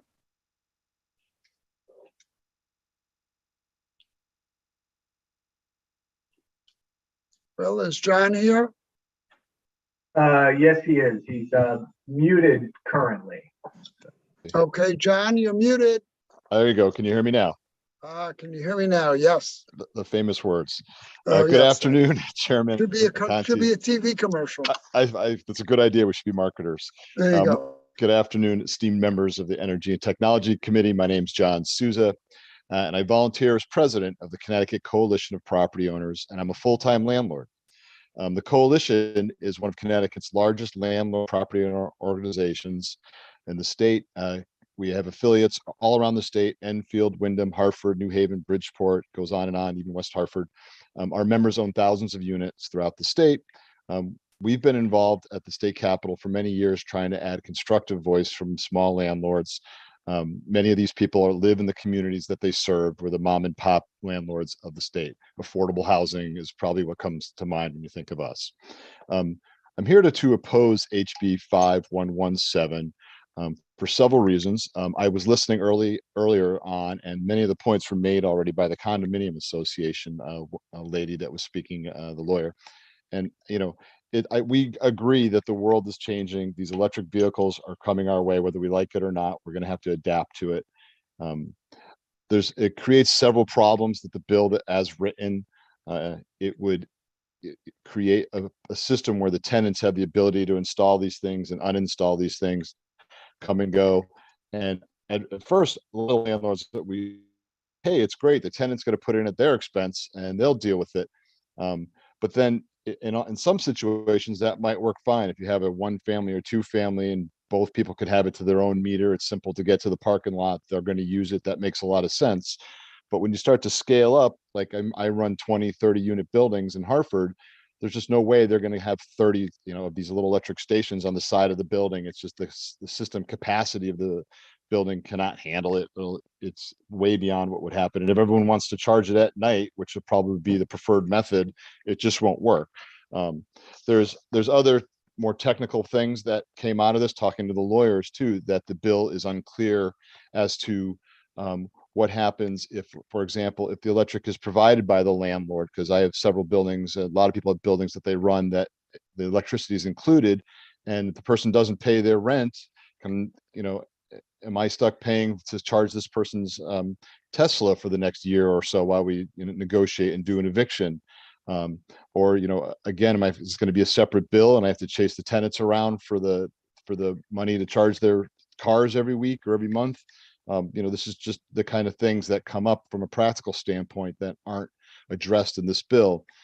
It's a little vague, section 4, where they talk about that all the expenses for the charger would be associated, would become part of the rent. Again, that implies, thank you. That implies that, the landlord's going to have to pay for it and then chase the tenant around. This is going to cause problems. We agree that this is going to happen. This is an amenity that I think most landlords will embrace to get good tenants at a near time future. But to have it the Wild West, where they're automatically entitled, tenants are automatically entitled to have one, whether I like it or not, is not a great way to go about it. They need to change it so that in the bill, if they change it to shall instead of may, line 136, maybe provide a blueprint to make it happen. I think that would be a much better way to do it. I think that landlords and tenants, we can get along most of the time. And when we can't get along, we need to have a system that works for everybody, right? And that's another example. When an eviction happens, do we have to show up with an electrician to have this thing removed and taken away too at the same time? Time. Yep. Sorry, that's time. I can answer any questions if you like. My testimony is written testimony there, but it's pretty straightforward. Thank you, John. I see Representative Ferraro has his hand up. Thank you, Mr. Chair. John, thanks for testifying today. Certainly, if your comments are well taken. Many of us on this committee and in leadership are well aware of the difficulties in bringing this legislation to a point where all the parties and stakeholders are going to be satisfied. So you probably heard from the previous. You probably heard from the previous folks who testified that we are talking about putting together a working group. We'd love to have you participate in that. We really do want to get workable language and legislation together so we can get this problem in the rearview mirror. I would be more than happy to join. If I can't make it, I'm sure I can get somebody to come in my place, but I think that's a good idea. Thank you, Senator. Thank you, John. Thank you, Mr. Chair. Thank you, Representative. Senator Haskell. Thanks so much, Mr. Chair. And John, just very briefly, I wanted to better understand the proposed, thank you for your testimony. The proposed revision that you suggested, I believe you suggested it in line 136, changing that shall to a may. Is that right? Correct. I mean, does that make sense? In that way, at least it's an idea that we'd have to agree on. It's not an automatic. And they'd have to work together. I mean, let's be honest, it's not going to happen unless they work together anyway. The tenant can say, I have the right to put it in, and I'll be sure you have the right, but here's all the list of stuff that has to be done. The system, our building doesn't have the capacity, but I, as a landlord, I'm going to want this. It's just like cable television was 40 years ago when I first started this business. They were wiring buildings and they needed the cooperation. Who's going to move into an apartment today where there's no wiring for high-speed internet and cable television? You wouldn't move in. Landlords put it in because they want to. It makes sense to put it in. It's a good business decision. Same thing for these things. At some point, we're going to want them, and it has to work for everybody. That's all I'm trying to say. I totally understand that perspective. I'm just thinking that may sort of leaves the as a tenant myself, may sort of leaves all the cards into the hands of the landlord. But you mentioned that sort of there's a framework that needs to be met, or that ought to be met in order for that right to exist for the tenant. Isn't that framework laid out in the subsequent section that says that it has to essentially conform to zoning requirements, land use requirements, covenants, conditions, restrictions, things of that nature, or is that not satisfactory? Well, all those things are going to happen anyway, right? Nobody's going to install anything if it doesn't meet the town codes, right? So, but what I'm concerned with is other parts of that. So, as a tenant, you want an electric car charger, and this is not something new. These are large appliances. Let's call them what they are. They're a new large appliance. So when a landlord has a piece of property and a tenant wants to, for example, this is pretty common, believe it or not, I'm putting in a new heating system. The tenant says, hey, can you put in the central air? And I'm like, well, I wasn't planning on it, but they say, I want to put the central air in, I'll pay for it. or I'll pay for most of it. You put it in. I'll be like, fine. When they leave, it stays there. They don't get to take the central air system out with them because, you know, it's become part of the property. That part is, I think, a little bit more important than anything from a landlord perspective. Imagine, you know, I've got a 20-unit building, 30-unit building, and 6 people move in and out every year. So every year there's going to be 12 times electrician comes out, rips off one of these things, put in a new one, has to run new wires. It doesn't make any sense. You know what I mean? It's not a great way to run things. I'm sure you're a young person. You probably move every 3 or 4 years. You're going to really take this thing with you? Let's be honest. It's, you know, it's probably good for 5-10 years if you're lucky. And then the newest model is better by far because it, whatever, attaches to the internet and it's more easy to use or whatever. You're not going to want to take it anyway. If someone is being evicted, am I going to bring my electrician along and say, okay, unhook this thing? We got to take it out too. You know, it's just, it creates a whole bunch of problems that go along with this whole new idea of the tenants have the right to put it in. And I'm not opposed to it. Believe me, I'm not. I think that we're all going to have to deal with it. And I want it to make common sense for everybody.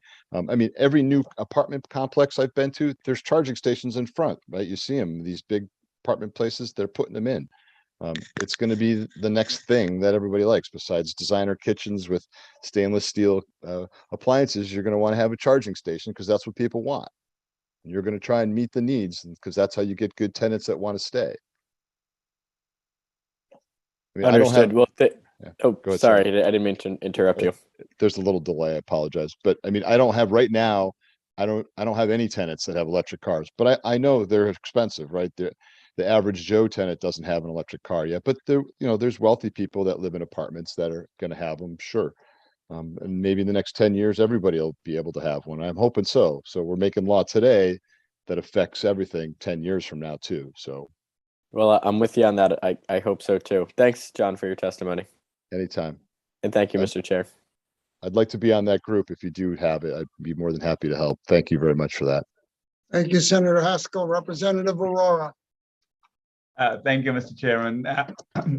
Thank you, John, for your testimony. I'll keep this short. Are there a lot of tenants complaining, or is there a lot of demand and kind of conflict here, which we are trying to resolve here? Do you hear a lot from where you sit and how you operate? So if I understand your question correctly, are you saying, is there a lot of demand for electric car chargers from our tenants right now? Yes. Is there a lot of unfulfilled complaints coming to you? Hey, in this community, why don't you do it? And you say, well, I can't. And then so, you know, hey, let the government intervene here. Not that I've heard, to be honest with you. And again, I manage mostly B and C units. I have talked to people that manage A units, and A units are all over it because that's the clientele, the people with money that they're going after. They're in it to already have it in their communities. As it trickles down to the more working class communities, it'll become more commonplace, but it's going to take some time. It's going to take some time. And it's good business, I'm assuming. So Right. If the demand is there, you would do it yourself. Why do you need the government in there? Do you need us to kind of, you know, I would think, you know, if there is a new feature your clients want, you are, you know, it's in your interest, because if you don't, your competition will. And if your competition does it, you're going to get left behind and you're not going to be rented. So I'm assuming that you don't need us in your business. That's how I feel, and amen to that. And I'll give you a prime example of something more recent: high-speed internet. You know, wireless high-speed internet. You know, 10 years ago, nobody was just starting, right? Now we give it away in our buildings as a rental accoutrement. You know, people want it, and it's a nice amenity that people like, and it becomes part of their rent, whether they know it or not. But they like it. It's cheaper for them to take it from us than to get their own. So it works well for us, and it works well for them. So everybody wins. Great. And I'm assuming that there is also going to be a process where certain kind of units will build this out first, and then the next kind of units, and overall over maybe 10 years in a competitive manner, everybody would have it. Would you agree with that kind of a framework of build out? I see that making sense to me. That's how normal everything goes, right? The more wealthy people get the things first, but they pave the way for everybody else to have it. Like large screen TVs are a good example of that. They used to be $10,000. If people didn't buy them for 10 grand, then they wouldn't be available to us for $300 like they are today. Well, thank you. It looks to me, it's very clear. We just got to wait on this. And if you don't do it, and if there's more complaints, we definitely should basically look at it in 2 or 5 years from now. But at this point, this is kind of a little bit overkill. But I thank you for your testimony and taking the time and educating us on this. Thank you. Thank you to you. And thank you, Mr. Chairman. Thank you, Representative. Thank you, Representatives. Senator Formica. Yep. Thank you very much, Mr. Chair. Long day, I know. I want one comment. Mr. Souza, thank you very much for your testimony. You are testifying what we have been saying for all along, that market forces will dictate business behavior, and we shouldn't be in the middle of it. So I thank you very much for saying that so clearly and plainly, and hopefully we listen to you and this bill doesn't get passed in the form that it's at. And some of the other dangers that come your way or our way as business people, you know, are bypassed. So thank you very much. Are you doing okay with your landlord tenant not having to pay rent and all of that behind? Because that's a whole nother issue. That's a whole nother issue. You have a problem with that, you know, I'm at senatorformica.com. You can check it out, and I'll try to help in a way that I can, because that's been a big issue as well with landlords. Yeah, we have a lot of members that have had a rough couple of years, and I appreciate you saying that. The Unite CT program was helpful. It's slowed to a crawl recently. I'd like to see that be more efficient, but you know, we're getting through it. We're getting through it. As long as we have the court system that actually functions, I think we can work it out. All right. So keep in touch with us. Let us know how that works. That's a separate issue. We're on energy today, and I want to thank you for weighing in and being patient. Thank you very much. Thank you, Mr. Chair. Thank you, Senator Formica. Clearly an issue, John, that's going to be, the devil is going to be in the details here. I actually would love to believe that the market could correct this, but I don't think the market's going to correct it in the time frame at which the flood of electric vehicles is going to come out. So there's going to have to be some kind of incentive, carrot and stick kind of program. The comparison to cable TV and high-speed broadband economically is not the same. This is much more expensive, much more difficult for landlords to comply with. And certainly the conversation around common interest properties is even more complicated.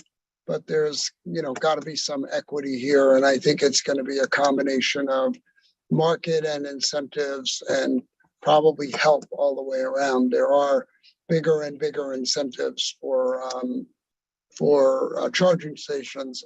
And your point about not removing them, they become part of the property, is another nuance to this that people have to think about. I agree. I think that the subsidies of some kind is a great idea. I think that way everyone can work together and make it happen. Right. I think that that's what's going to happen, because it's, you know, a chicken and the egg kind of thing. And it's just not the same as cable TV or broadband. And quite honestly, you get into some of the more urban communities, broadband is an issue.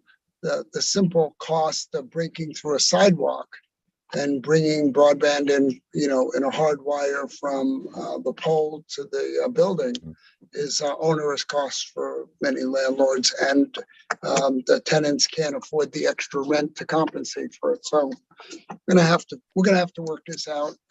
But you know, you have major car manufacturers now that are basically saying that by 2030 they're not going to be producing gasoline cars anymore.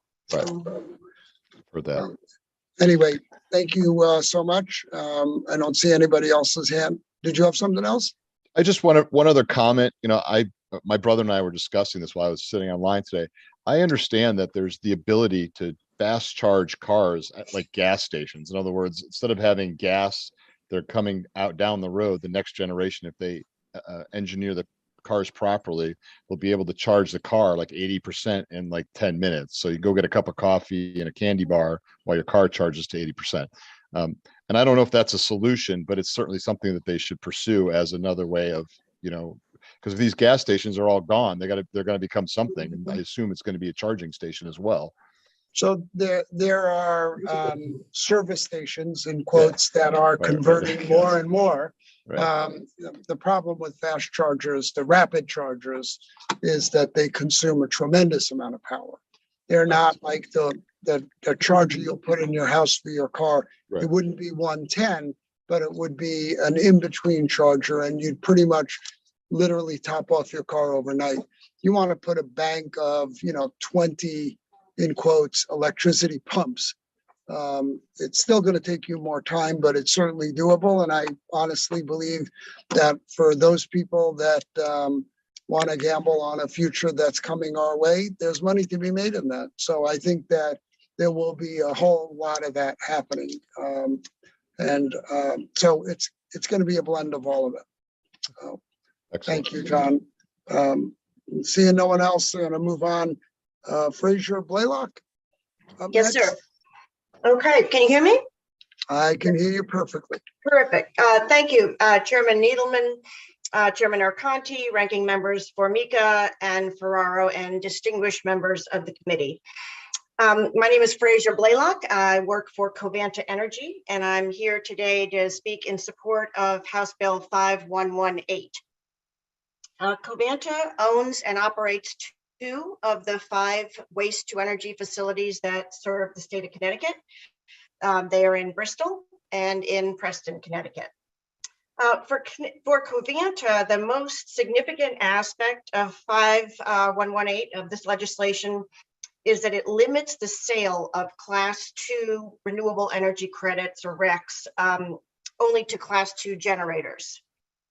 This complements the primary policy change of the bill, which is to fund the Sustainable Materials Management account for DEEP, which would support other types of solid waste management alternatives and programs and diversions in the state. The revenue from the account for the Sustainable Materials Management account would come from the ACP, or the Alternative Compliance payments that will result from the shutdown of the Mira facility, the Mira waste to energy facility. Just as a bit of background, in 2017, the legislature enacted changes to the state's RPS, which were intended to increase the value of Class 2 RECs. And the reason for doing this was to provide some much needed additional energy revenue to Connecticut's waste to energy facilities. These facilities, as you all know well, are vital municipal infrastructure, which depend on tip fees and electricity sales as their sources of revenue. And with the advent of plentiful natural gas and the expiration of our long-term power purchase agreements at these waste to energy facilities, our energy revenues have really fallen off a cliff, and essentially it's not sustainable. So the remedy that was enacted by the legislature in 2017 was to limit Class 2 RECs or Class 2 generators to only be waste to energy facilities that were permitted in Connecticut. And the idea was the alternative compliance payment was set to 2.5 cents. And this was intended to drive the price of the RECs, the value of the RECs for the waste energy facilities up to provide this much needed additional energy revenue support. So unfortunately, the legislation failed to prohibit Class 1 generators from selling into Class 2. And that was not seen as a problem at the time, because Class 1s have always been much more valuable than Class 2. But, 30 seconds. Oh, shoot. Okay. In any case, there became an oversupply of Class 1s. And so they started selling into Class 2. So what we would very much like to see House Bill 5118 enacted, so that it will basically close the Class 2 REC market to just be available to waste energy facilities, which are the members of the Class 2 authorized generators. And thank you so much, and I would welcome your questions. Thank you, Frazier. I see Senator Famika has his hand up.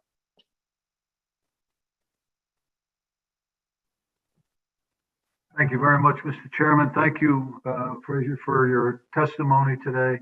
I have a question. How much capacity are you able to absorb with Mara closing their 600,000 tons? Very little. We will do what we can, but we have long-term solid waste. We have long-term disposal agreements with 14 communities at our Bristol facility, and we're pretty much committed almost fully to those 14 communities. So we're not our existing facility, either Bristol or Preston, are not the solution. We will seek to take whatever we can, but we can't make a huge dent in that enormous amount of capacity that's going to be looking for a home. Yeah, and with a lot of talk about anaerobic digesters, a lot of talk about maybe putting the big one next to your plant or mass burning plants to try to absorb some of the wet, the food waste, and perhaps make your operation more efficient. Do you think that makes sense from a?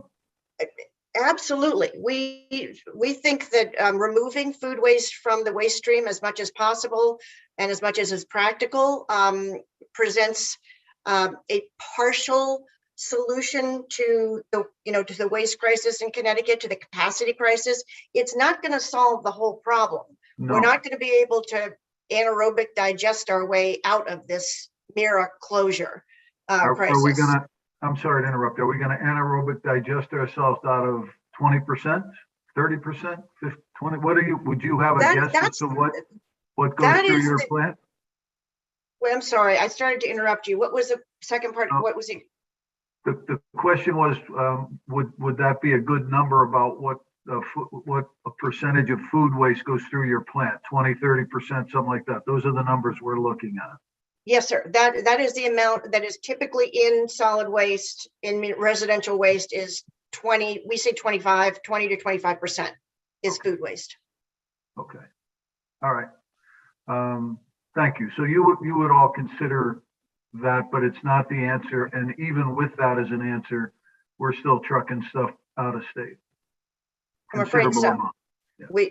I'm afraid even if we should make use of that facility in Southington, that quantum facility that Brian spoke about earlier. It's a terrific facility, and it represents a part of the solution.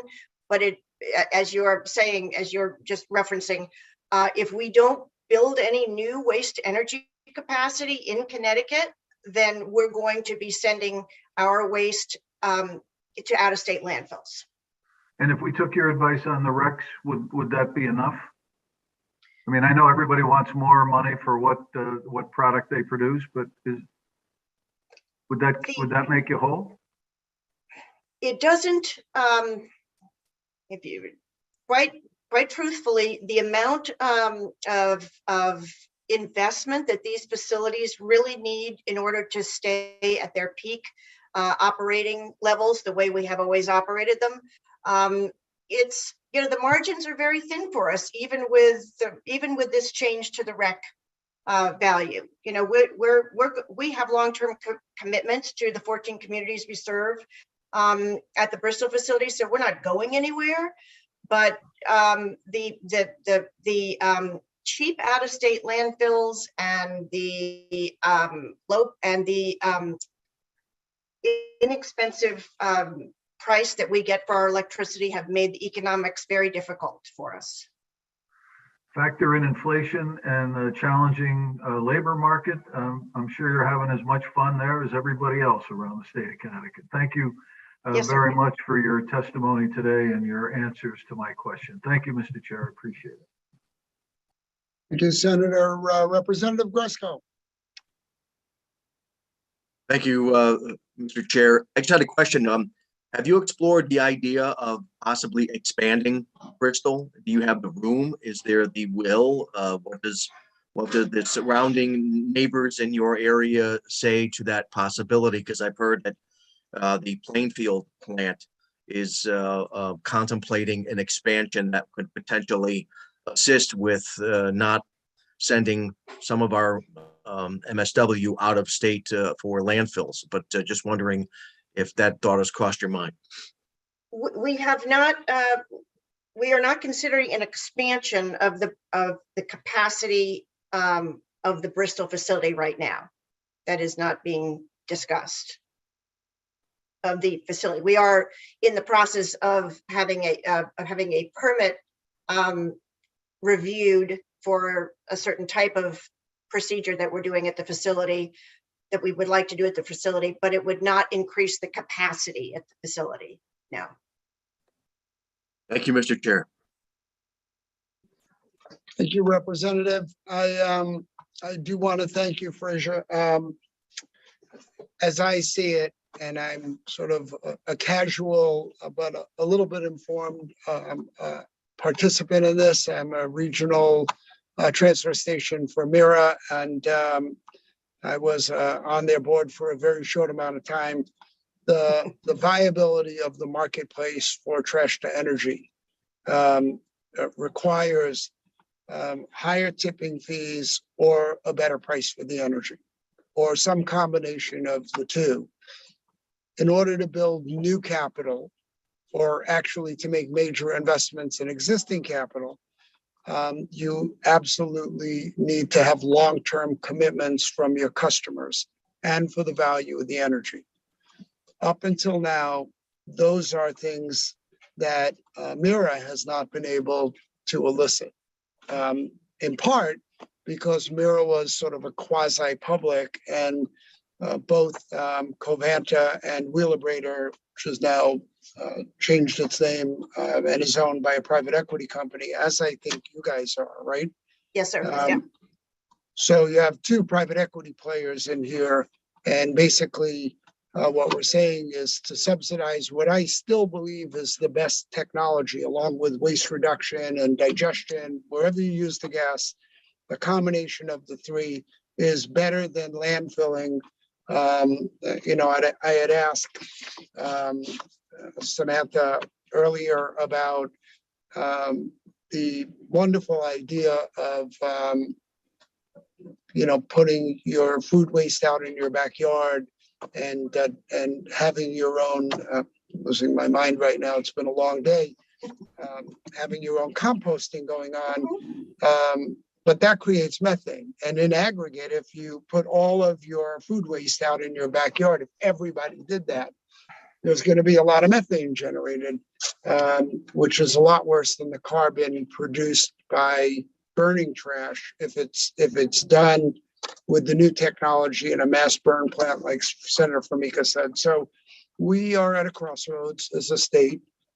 Quite frankly, I don't love subsidizing private equity companies. It's, you know, your company was owned for a long time by one of the most well-known corporate raiders in America, and his reputation is well-known.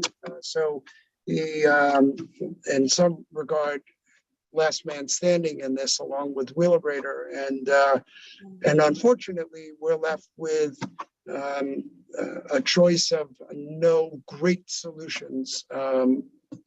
In my conversations with Deep, there was no desire to subsidize an industry that had a private component, you know what I mean? And but I've never seen any solution to it if we're really committed to trash to energy, which I have to remind everybody on the phone, Connecticut was a leader in 35 or 40 years ago. And now, in my mind, for us to be taking a step backwards, to be shipping our waste, some percentage of it out of state, where it's going to be buried and create methane that's going to float over Connecticut, seems to be the worst of all solutions. That ship seems to have sailed, but we really do need to look at alternatives. And that's why we've raised the bill to create a waste management task force or waste management you know, working group to see if we can come up with any solutions, because the solutions so far have not been solutions in my mind. So we need to do something. I don't like enriching private equity, but I think that the business is not viable, and what people have not understood is that Mira, for a myriad of reasons, do not maintain their capital equipment as well as the private companies. So you guys are the last people standing, but eventually, without some kind of combination of energy tipping fees, what have you, that equipment will fail also. Unfortunately, you're right about that. And if you wouldn't mind me just making adding another note to what you were just mentioning about shipping the waste out of state, Connecticut has had a very proud history of taking care of its own waste and not sending waste to landfills out of state. And most likely, if the waste is sent out of state, it will go to an environmental justice community. And I know that's an issue that we're all very sensitive to. And at this point, Covanta is operating in a couple of communities where we have very good relationships with the community, but that are not EJ communities. And I can guarantee you, if we start sending waste out of state to other landfills, we're just going to be burdening other communities that don't need that additional burden. I agree with that. So thank you for testifying. I don't see anyone else's hand being up. We did pass over because he wasn't on the call or had technical difficulties. Mark Bobman. Are you here with us, Mark? I believe I am via audio.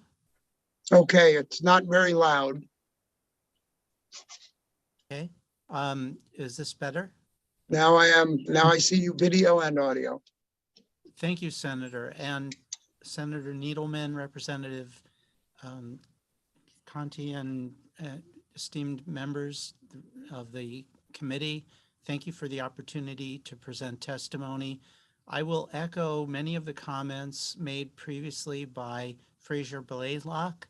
I am Executive Director of the BRRFOC, or Bristol Resource Facility Recovery Operating Committee, and we have been a partner with Covanta Bristol since 1985. So we have a long history of working together in a public-private partnership. The facility processes between 600 and 640 tons per day of solid waste and has provided a very important service to 14 cities and towns in central Connecticut. And my written testimony has been submitted. I do want to say that I just recently learned about a new development which affects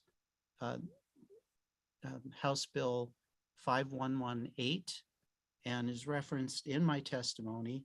And I will just quote briefly, with respect to sections 3K and 5B,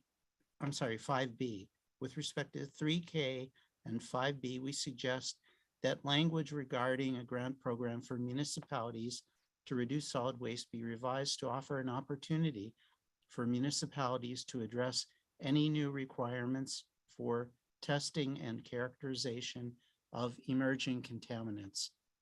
Based on a conversation I had earlier today with DEEP, it is my understanding that the intention to impose that requirement on municipalities is very real.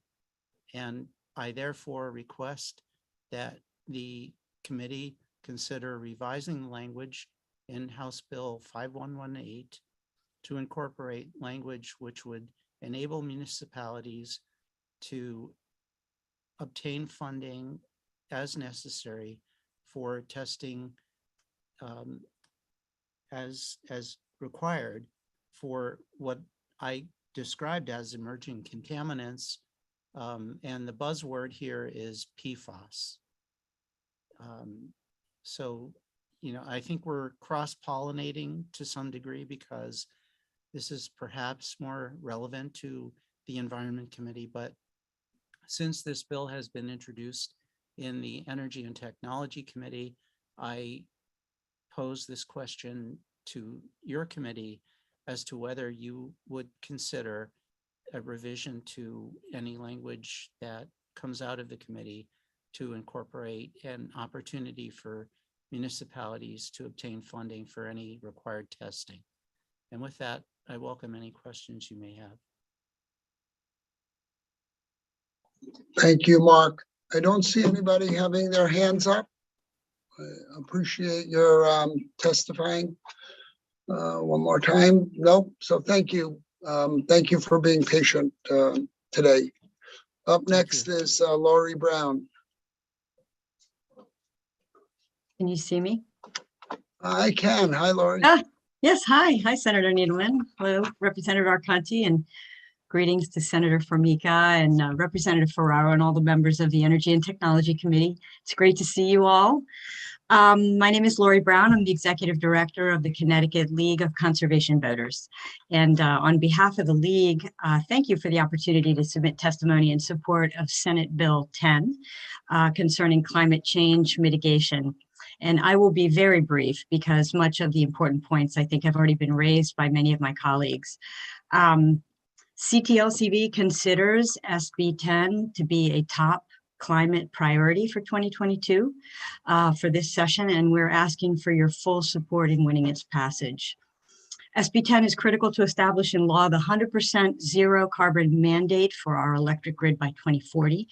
And this 100% requirement is a signal to all interests, both inside and outside of our state, that Connecticut is serious about addressing carbon emissions. This includes ISO New England, where there's an effort underway, as you know, it's been brought up many times today already, to reform the criteria for their purchasing of clean power.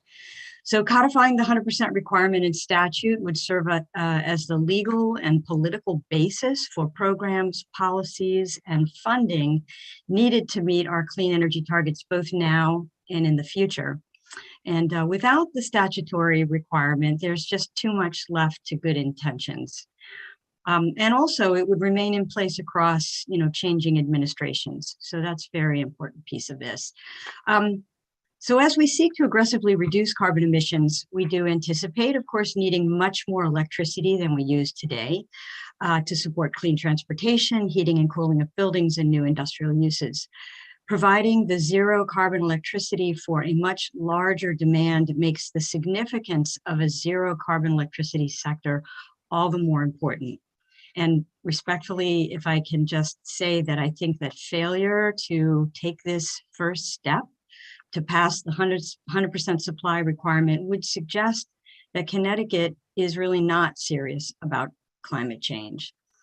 And from recent reports, we know how little time we have to curb emissions, and every state has got to do its part. Passing SB 10 will keep us on track. And of course, many other states already have adopted similar targets and goals. So that's all I have to say for now. Thank you very much. And I really do appreciate the time you're taking to hear this testimony. Thank you, Lori. I appreciate you being patient today. It's been a very long day. I don't dark. see anybody. I don't see anybody with their hands raised. Have a nice day. Thank you. Next up is Brendan Sharkey.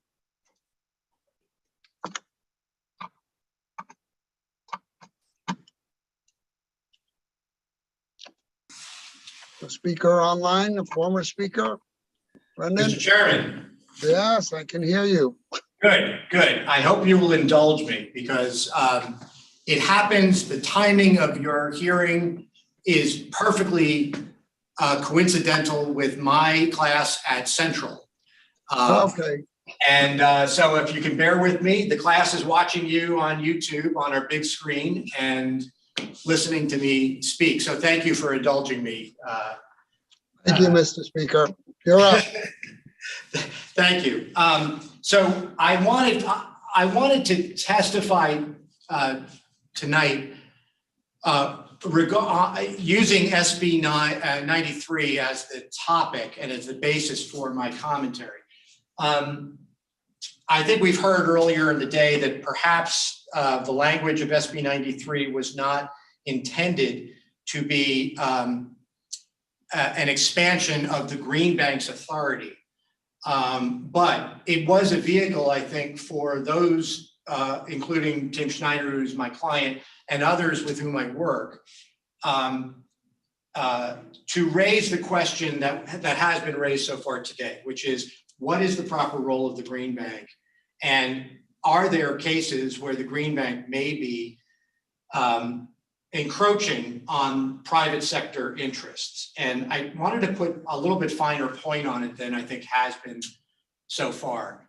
I would point the committee members to testimony that was delivered to the committee by Gary Hale, who I think you know, Senator, is a former senator and formerly had your job as the co-chair of the Energy and Technology Committee. And I know this from this testimony. Gary and I work together on renewable energy projects now in our post-legislative life. And in his testimony, he described a very precise situation that did happen that I think points to the problem that has been raised, which is that, just paraphrasing, he had developed a relationship with the school district in Connecticut for the development of solar installations on the school roofs. But, and this was a major project. This was not something that was an orphan kind of project where nobody else was interested. It was a fairly significant installation. And whether intentionally or not, the town side of government engaged with the Green Bank to be the project manager on this site. And once that happened, the role of Gary's company at the time, this was before we partnered up, was lost.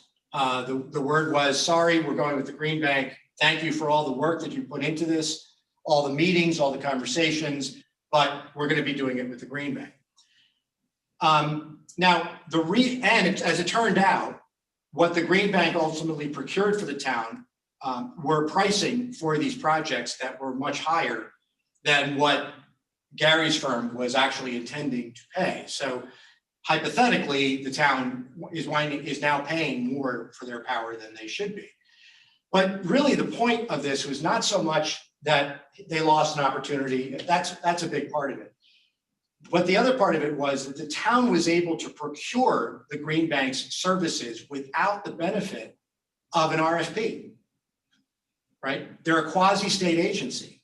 And so therefore they're not subject to regular purchasing rules and procurement processes the way Gary or anyone else in the private sector would have been to create a more fair outcome. So instead, the Green Bank was able to come in, use their quasi-state status to win over the town, avoid any kind of public procurement, and ultimately became the project manager. They didn't install the solar, they managed it.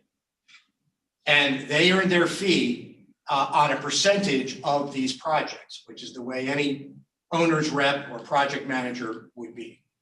So, 30 seconds.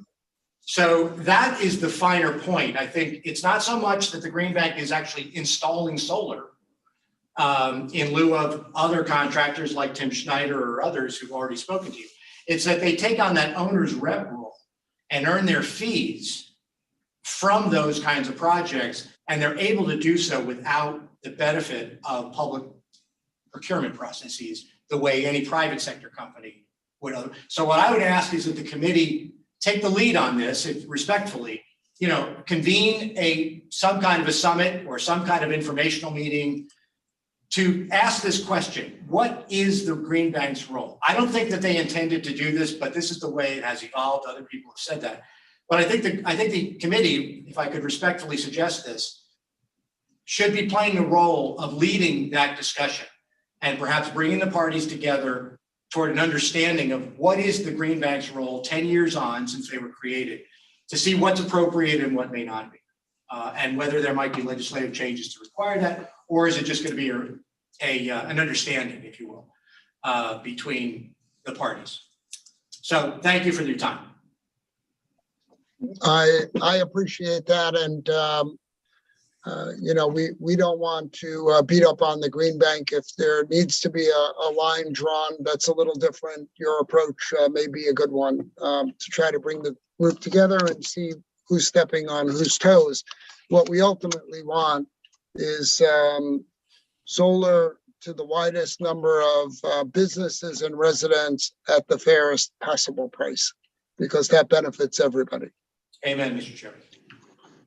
And thank you, and congratulations on teaching your class, and good luck. Good luck to the whole class. Thanks, I'll need it. Be well. Thank you. I don't see anybody have their hands up. Next on is Betsy Gara from COST. Hi, good evening. Thank you, Senator Needleman, Representative Arcanti, Senator Formica, and Representative Ferraro, and members of the committee. My name is Betsy Garum, the Executive Director of the Connecticut Council of Small Towns. We represent 118 smaller communities throughout Connecticut, and I'm here to support House Bill 5118. As you know, this creates a mechanism for funding a municipal waste management grant program.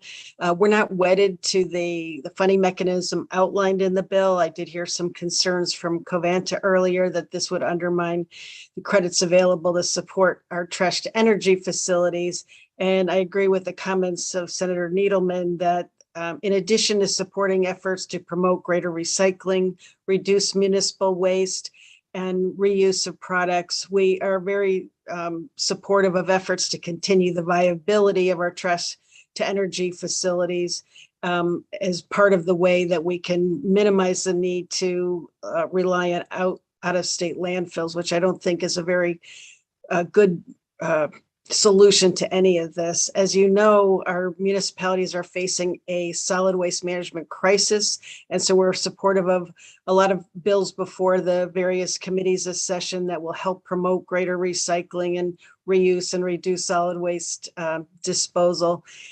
And it is something that is one of our top priorities this session. There was created last session under Public Act 21-2, a sustainable materials management grant. Many of our municipalities have taken advantage of that grant to launch programs. We're supportive of efforts to continue to provide funding for that grant program. And we look forward to this committee's proposal to create a task force to look at issues involving the trash to energy facilities. So very happy to work with you, but just know that this is a very big issue for municipalities and one that we're working hard to try to develop comprehensive solutions to. Thank you. Thank you, Betsy. As I said, we've taken it onto ourselves. I know Old Saybrook has, but a lot of communities cannot afford to do that. And some incentive program to jumpstart this is the right thing to do. Whether this exact vehicle is the right one, is the devil is in those details, but we should do something with it. And thank you for coming today. Thank you. Next up is Melissa Copps. Hi, everyone. My dog just started to get fussy, so he's in my lap. You happen to call him right at the wrong time. Thank you for the opportunity to provide testimony today. I'm here to testify in conditional support of HB 5117 for EV charging. I'm an architect and I represent the Connecticut Green Building Council and a high-performance multifamily peer-to-peer group organized through the Connecticut Green Bank. I've been listening to the testimony over the course of the hearing, and I'm glad that the Condo Association has been testifying to make sure that their needs are addressed. But I would suggest that the members that the Condo Association represents are naturally already good actors in this space. High-speed broadband is a great case in point. It was made very clear that during the remote learning required by the pandemic, that many of our disadvantaged populations do not, in fact, have access to broadband internet.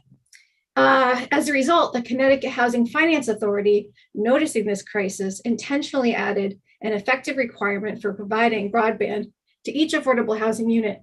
So this EV charging, requirement is a kind of an analogous thing that's required for the rights of our citizens and our most disadvantaged.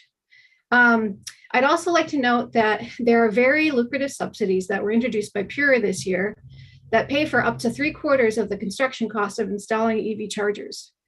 Regardless, this bill requires the cost to be borne by the residents. I would argue in a rental property that the landlord should be responsible for the cost to for the charger because they will own it over the lifetime of the equipment. I also read the legislation in a way that the tenant would be required to remove the charger when they leave, only if requested by the landlord. So I didn't see anything that like required them to remove it. It was just kind of in the landlord's interest that if they wanted it removed, then the tenant would be required to do so. In fact, I think this legislation is very protective of the landlord's interests. And the reason I am testifying is on behalf of the tenants. I own an EV, and I can tell you level 2 chargers are necessary for residents because the publicly available fast chargers degrade the battery quicker, and they cost 2 to 3 times as much as charging at home. Charging an electric vehicle at a level 2 charger is less expensive than fueling an efficient internal combustion vehicle, but a level 3 charger is much more expensive. I like the idea of a working group around this bill because I wanted to point out the difficulty of making sure that those tenants that do not own cars or EVs do not share any of the cost burden of installing the chargers or the electrical usage associated with charging the vehicles. Advocacy groups that care about the needs of our underserved resource communities are very concerned about those communities being burdened with the cost of expanding our EV charging infrastructure. So we need to be very careful to consider the needs of those individuals that don't own vehicles at all. As an EV owner myself, I know that EVs are reasonably priced, especially when you take the $8,000 rebate into account, and that the cost of ownership is lower than a fuel-efficient internal combustion vehicle. I would recommend that the working group include a number of representatives for tenants and disadvantaged communities. It's our understanding that there's no ability for a landlord to sub-meter electricity usage. And we're concerned that putting the charger on its own electric meter would incur unnecessary additional service charges. We wonder if the ability to sub-meter to charge for usage could be added to this legislation. That's all I had. I also wanted to, just as a side note, if you're composting in your backyard, it's not going to produce methane. The only way that composting produces methane is if it's an anaerobic environment, which is kind of like in a landfill where there's no presence of oxygen. Well, I appreciate that. You're welcome. And all great points, all, explain why this is so complicated, because there are so many different types of housing, so many different communities. There are so many buildings where there's actually no available land, multifamily housing where they're attached, or apartment buildings. This is going to get complicated as this rolls out. It's going to evolve over the next 10, 12 years, I would guess. Unfortunately, a lot of the economically disadvantaged folks that you're talking about don't tend to buy new cars because even affordable new cars are not affordable. And we do want to make sure that this is not socialized over all tenants in a building. It may well be that in a 20-unit building, the landlord would put 2 or 4 or 6 chargers out there, and people would pay as they use them and have a limitation on the amount of time that they would be there, because not everybody that lives in a city has cars. So it's complicated, and I agree that some representation from each constituency needs to be part of it. I do take a moderate amount of exception to your comment about all condo associations by nature are good actors. No, they are not. So, no, I meant like the ones that were represented by the association that came sure. in them. It can be a lot of very testy unit owners. So anyway, I don't see anybody with their hand up, and I really do appreciate your patience. The dog looked very cute and looked like a handful. Thank you. Thank you, Melissa. Next up is Eric Hammerling. Good afternoon, Senator Needleman and members of the Energy and Technology Committee. My name is Eric Hammerling, and I'm the Executive Director of the Connecticut Forest and Park Association. I'm here to express support for HB 5116 on utility tree planting funds and SB 10 on climate change mitigation. Over the past decade, I've chaired the State Vegetation Management Task Force created by the Two Storms Panel, chaired the forest subgroup of the Governor's Council on Climate Change, and most recently chaired a diverse group of organizations to develop policies on resilient forests for Connecticut's future. I've seen some policy advances over time, but largely we have been stuck in an impasse between electric utilities, municipalities, and residents on tree issues. Utilities work to keep their infrastructure intact, but municipalities have a more difficult balance of keeping lights on and roads clear while retaining the many community benefits that trees provide. Utility budgets for vegetation management are focused on tree pruning and removals and are significantly greater than municipal budgets to care for existing trees or plant for the future. HB 5116 offers an opportunity to break out of this frustrating impasse, and I hope we will take it. What if utilities were not just pruning and removing trees, but were also investing with communities in tree plantings compatible with utility infrastructure, or were otherwise helping to ensure our urban areas have adequate tree cover to reduce flooding, provide shade, and other benefits? Would the calls from your constituents frustrated about excessive tree cutting be reduced? Might utilities be viewed more as part of the solution rather than as the problem? I think the answer to these questions is yes. In my submitted testimony, I include some suggestions on HB 5116 for your consideration. I do have some sympathy for the concern raised by utilities about this bill not allowing for cost recovery. The Governor's Two-Storm Panel in 2012 recommended a set-aside of 1.5% of electric utility annual vegetation management budgets to support municipal tree planting, maintenance, and related efforts. Dedicating a small percentage of existing budgets for vegetation management should allow for the cost recovery that utilities currently receive. SB 10 also offers an important opportunity to recognize the importance of forests, wetlands, and other working and natural lands at sequestering and storing greenhouse gases, often called negative emissions. Attached to my testimony is proposed language consistent with the Governor's recent executive order calling for DEEP to monitor and report on negative emissions from forests as part of the greenhouse gas inventory report required by the Global Warming Solutions Act. Thank you for the opportunity to provide testimony on these bills. Be glad to respond to questions, and thank you for being a part of a long hearing and continuing a great conversation with many of the folks who've testified today. Thank you so much, Eric. Representative Steinberg. Thank you, Mr. Chair. I haven't been heard from for many hours, so I thought I'd prove I'm still here. Eric, thank you for hanging in for so long and for focusing in on something that seems to be rather upsetting many folks along the shoreline corridor with some of the efforts that that Eversource has already put in place to knock down trees. And I was interested in your testimony suggesting that perhaps we should be slightly more understanding about their ability to recover costs.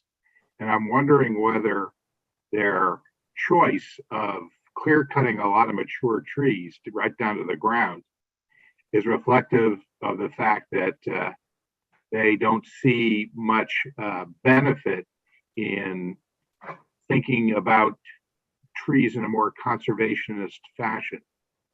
And that I was not familiar with the Right Tree, Right Place program that Chair Gillette mentioned.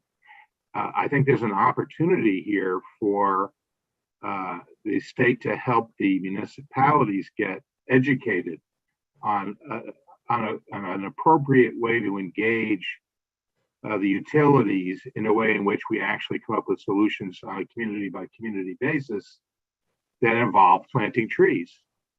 And I just wanted to get your thoughts, what's your experience? What's the right path for us to take if we're going to address this before they knock down all the trees and it becomes academic?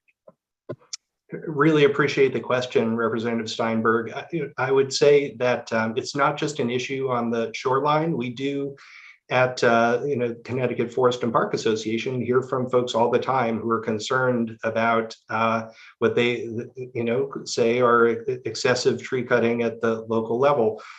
What I have tried to get across in my testimony is that utilities look at trees as potential problems for utility infrastructure, which is a different way that communities are looking at trees. They're thinking about all of the benefits that they provide. One of the areas of obvious conflict is with trees that grow to be large in stature, those that grow up into wires. That is a problem. That is likely not going to be a healthy tree. It's also likely going to be one that creates some problems for electric resiliency. So so the concept of right tree, right place is one that has been around for a while, but it's been given different names over time. And I'm glad that you have an appreciation for what that is, but that's essentially planting trees that are not going to, when mature, grow up into the wires. So, it's trees of shorter stature. A point that was made earlier by Chris Donnelly, who testified, is that, that is a very different tree. It provides different benefits. So if what we were to do is just replace all of the large trees with small trees, we're losing out. And so there are some really good elements of 5116 to start thinking about when a utility is doing vegetation management. It's not only doing removals and pruning, but is also thinking about planting for the future.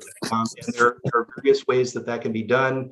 Again, I really appreciate the committee raising that bill and hope that it can be further improved and put into effect. Again, thank you, Eric. I may be in touch for your advice on how to help my town work its way through this. In many communities, as I said, the issue may soon be academic because they've lopped off a lot of trees. And I'm all in favor of a resilient grid, which is really what we're talking about, but it shouldn't be less than thoughtful in how they approach it. So thank you very much. Thank you, Mr. Chair. Yeah, and if I could just add, one issue that's not on the agenda, but obviously you will, as the Energy and Technology Committee, be thinking about and addressing in many ways. And I think a lot of shoreline and other towns are thinking about this as well, is undergrounding, right? If you are undergrounding electric infrastructure, you don't have those same conflicts with trees that you have with poles and wires. So that's another potential beneficiary for trying to keep tree canopies in communities, is to have more infrastructure underground. That also helps with resiliency. So a lot of these issues are connected. And again, I appreciate the question. Thank you, Representative Steinberg. Representative Eckert. Thank you, Mr. Chairman, and Eric, thanks for sticking around. You make some valid points. When we talk about resiliency, and you brought it up, is that with Eversource, it's well over 90% of the outages that happen during a storm are tree related. So it's the magnitude that takes place in an environment is tough, and their management. But because you brought up the tree knowledge, in my communities, they are clear cutting. But it's the ash trees that have been completely, and I didn't know this, that there will not be this is my understanding from a tree expert that worked for the state, that said that there won't be an ash tree left in Connecticut because of the emerald ash borer, or New England, and that they're coming and taking out the ash trees because they're completely devastated. Is that something that you also would agree with, that the damage that we're seeing when they're coming in and clear cutting? They're taking out the trees that are going to die in the very near future and become a hazard to the power lines. Is that what you're understanding is? Well, absolutely. In terms of the ash trees, the statistic that I've heard is more than 80% of the ash trees that were alive in 2014 will be dead within the next couple years. So that is devastating. And obviously, if you have ash trees in those areas along roadsides where they can be hazardous and create problems both for electric infrastructure and also for roads, those are the kinds of trees that should be removed. And of course, we're not saying that trees should not be removed or pruned, but more that as that is done, the utility should also be thinking about planting trees as part of that future roadside forest.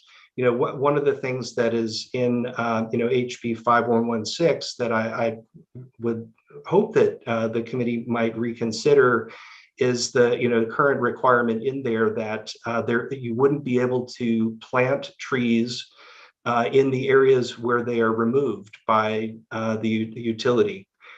I think that's really unfortunate. And as you might imagine, what the impact of that would be is, someone might lose trees in front of their house, and then to have trees planted in a nearby park somehow doesn't feel quite satisfying, right? So right. You had the beauty of the tree is now gone, right? I get that, right? But your underground, the underground issue is a very important topic to us when you think about going underground. You have people come to New England and that are from the Midwest or down south. First of all, from down south, they literally would say, why are your power lines overhead? And then people from the Midwest say, do you know you have trees over your roads? Who has those? And so you have that difference, that New England's culture. If you go 125 years back, there wasn't a tree standing. It was called fuel in Connecticut, so you're farmland. So it's not a tradition in New England to always have trees. And back in the day, I have pictures of my community back when, in the 1900s, and it's treeless because we used it for fuel. Now we don't do that. But and those trees now are 100 years old and they're 50 feet over the power line. So the ones that we have now. But Eric, thank you again for your time as always. I greatly appreciate it. Thank you, Mr. Chairman. Thank you, Representative Eckert. Representative Buckby, haven't seen you today. I've been here. I've been listening and kind of quiet, Senator, but wow. I figured I'd change things up and comment on this bill as well. And pardon, see, I go to talk and my body's not used to it. Eric, thank you very much for your testimony. And not on such a grand scale, but my other job here is running a park, and part of what Representative Ackert just said hit me as well. The elaboration on planting a tree in a park somewhere, because a lot of the trees in the park I'm at were planted back in the 40s and 50s. And the gentleman, it was an estate then, the gentleman who bought them was older when he built the estate. So he also didn't believe in buying green bananas. So a lot of the trees bought were full-size trees that he put to the test that we face on a regular basis. And I think that's just something I'd be curious in your comment on too, because older trees tend to cause a lot of work and a lot of damage in parks as well. And just replanting them somewhere else just becomes someone else's problem on that as well. I thought you might want to elaborate on that a little bit, as it might hit home a little bit to what you deal with as well. Sure. So as someone who obviously is a fan of planting trees in lots of different areas, and I'm also a fan of green bananas as well. So, but, I think it is all about how much work you're able to put into tending those trees over time. And it really is some things that are done with trees early in their lives that help to make sure that they grow to be big, healthy trees. And there are certain areas like parks that are better suited for those, large stature trees that really are going to, put on some size.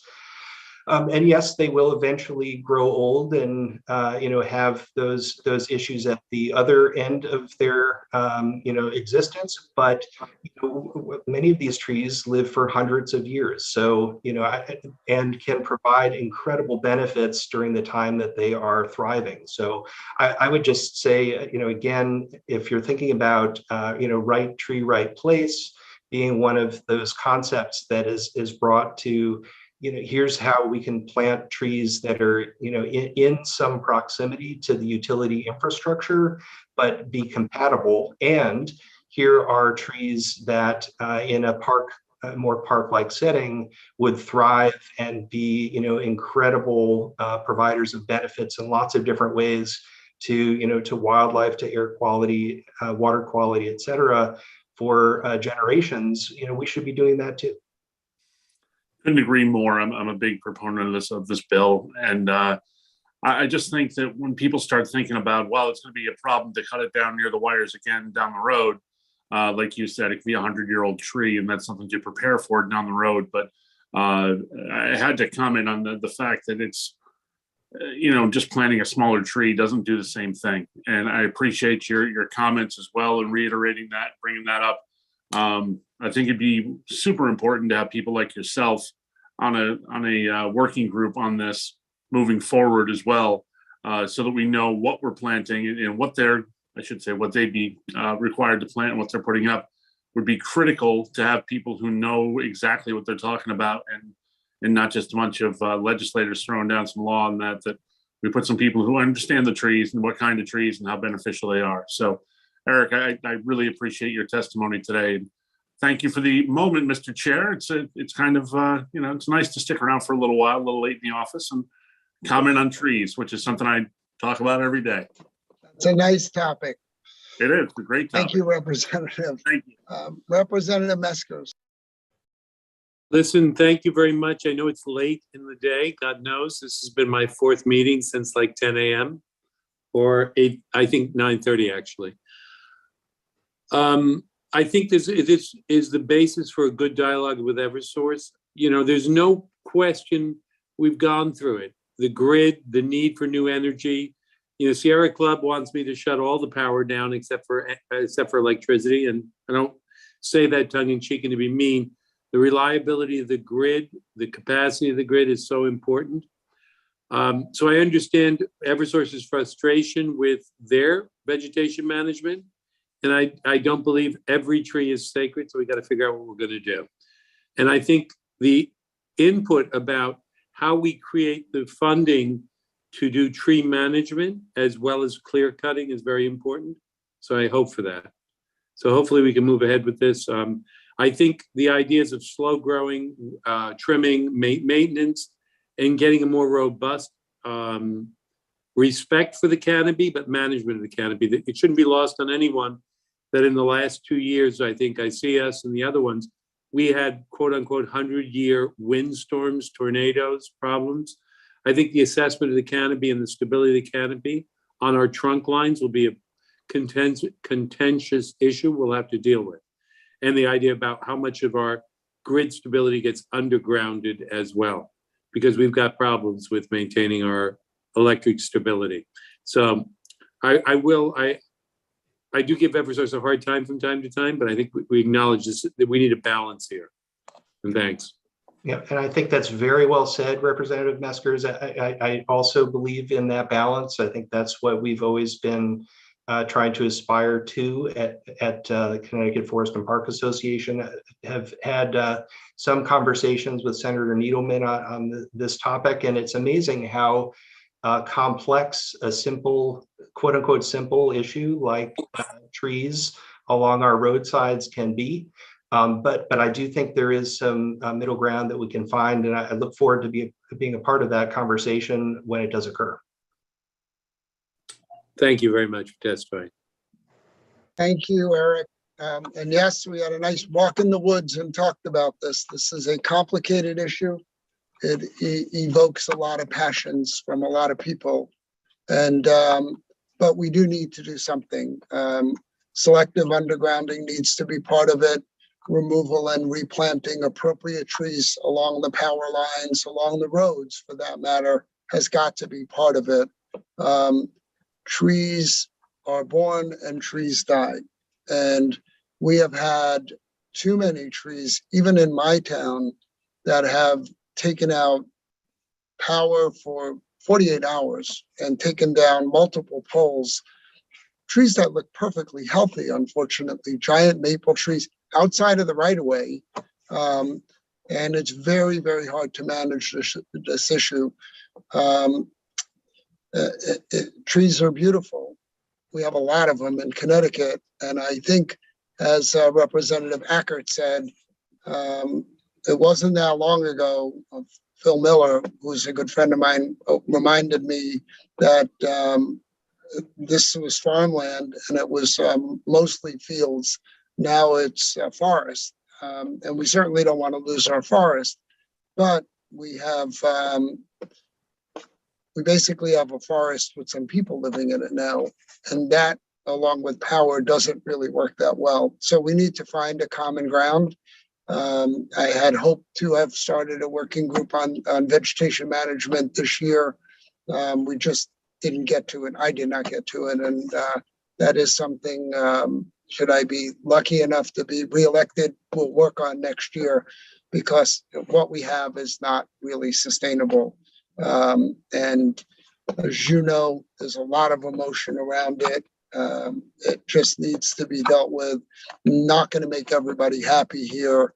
For their part, the utilities, and I've said this to them numerous times, what led to some of the issues with legislation in 2014 was a very heavy-handed approach. And it doesn't take a lot of vegetation management people at the utilities or at DOT to create the impression without a lot of explanation of what they're actually trying to accomplish. And the legislation that was created actually dumped a lot more onto Pura than was necessary. I think a lot of these things need to be done more locally. And I also believe that that rational minds need to prevail here. So I'm looking forward to doing this next year, although I'm not looking forward to that much work and that much anger and frustration on the part of people, but we really need to do something. And I would remind everybody about the undergrounding thing. It would cost an enormous amount of money to do that, much more than we can really afford in any practical way.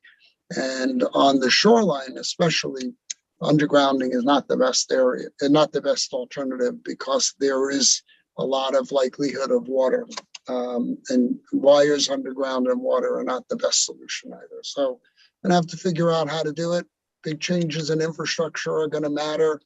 New wires, new poles are going to matter, and planting the right trees in the right place are going to matter. What happens in the forest, I don't really care. I mean, I think it's great to have forests. I care, but I mean, I care about from an energy and technology point of view. If a tree falls in the forest, does anybody know? So, anyway, I'm getting a little bit delirious right now. Eric, it's always great seeing you. We will talk more about it, and thank you. Thanks so much. And can I just say, I've heard it said that, I wouldn't want to live in a community without trees. And I also wouldn't want to live in a community without power. So let's find a way to make both of those things a reality. And I look forward to working with you, Senator Needleman, and others to find that balance. I agree. Thank you. So I'm going to just read off.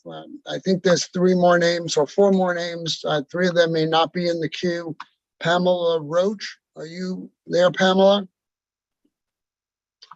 Pamela going once, twice, 3 times? Nope. John Stuckey? John? Nope. Don Schubert? Don't see Don. And then we have one person that was not earlier on our list, Elias Peterson. And I think that's our last person. Elias, are you there? I am. Can you hear me all right? I can. Good, good, good. Thank you very much for your time, and I hope I won't keep you all here too much longer. My name is Elias Peterson. I'm here today representing Colmar Americas and its subsidiary American Green Fuels in support of Senate Bill 90. American Green Fuels is a 40 million gallon per year biodiesel production facility located at the Port of New Haven. It is the largest biodiesel plant on the eastern seaboard and has an estimated employment impact of 250 plus jobs and an estimated economic impact to Connecticut of $126.5 million annually. We utilize waste feedstocks such as used cooking oil to produce a renewable fuel that results in up to a 93% reduction in greenhouse gas emissions compared to traditional diesel. Our fuel represents a ready-made solution to reducing Connecticut's greenhouse gas emissions from the heating sector, as it is a quote-unquote drop-in fuel that can be utilized in existing equipment without modification. Testifying today in support of the provision in SB 90, which allows DEEP to retain consultants to assist them in areas which they may have expertise or need additional expertise, particularly in regards to greenhouse gas emissions.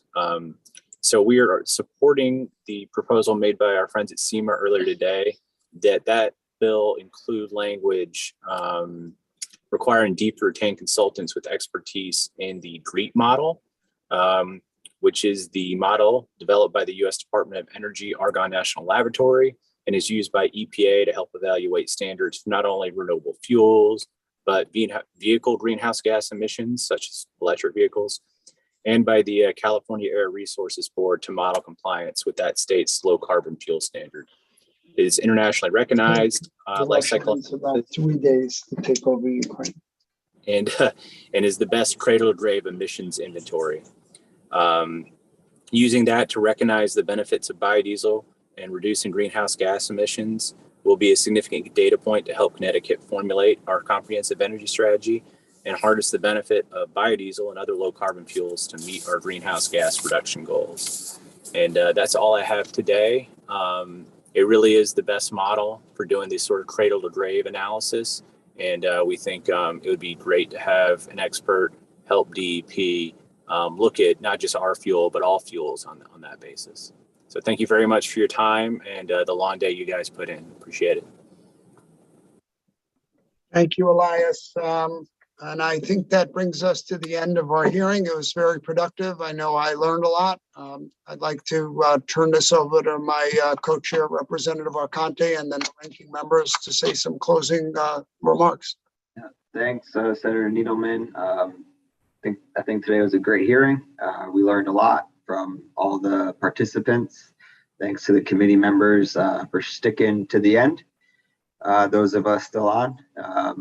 I don't know, Rep. Foster, does your constituent want to give a quick wave or say hi to everybody? Say hi. Hi. The youngest testimony in the E&T committee. There you go. So thanks, Senator Needleman. I'll turn it back to you. I got that. Might be the best. Who knows, right? It might go down in the record book. Representative Ferraro, do you have anything you'd like to add? Just keep it very short. Again, I want to echo the comments and thank everybody who stuck out the entire day. It was a long day, learned a lot, and we've got some work to do. We've got to pull some of these bills together, clean them up a little bit, and I think we learned a lot to be able to do that. And thank you for the chairs for all your hard work in organizing and keeping things moving along. Thank you so much, Representative. I think Senator Formica had to jump off a few minutes ago, but Senator Formica, are you there?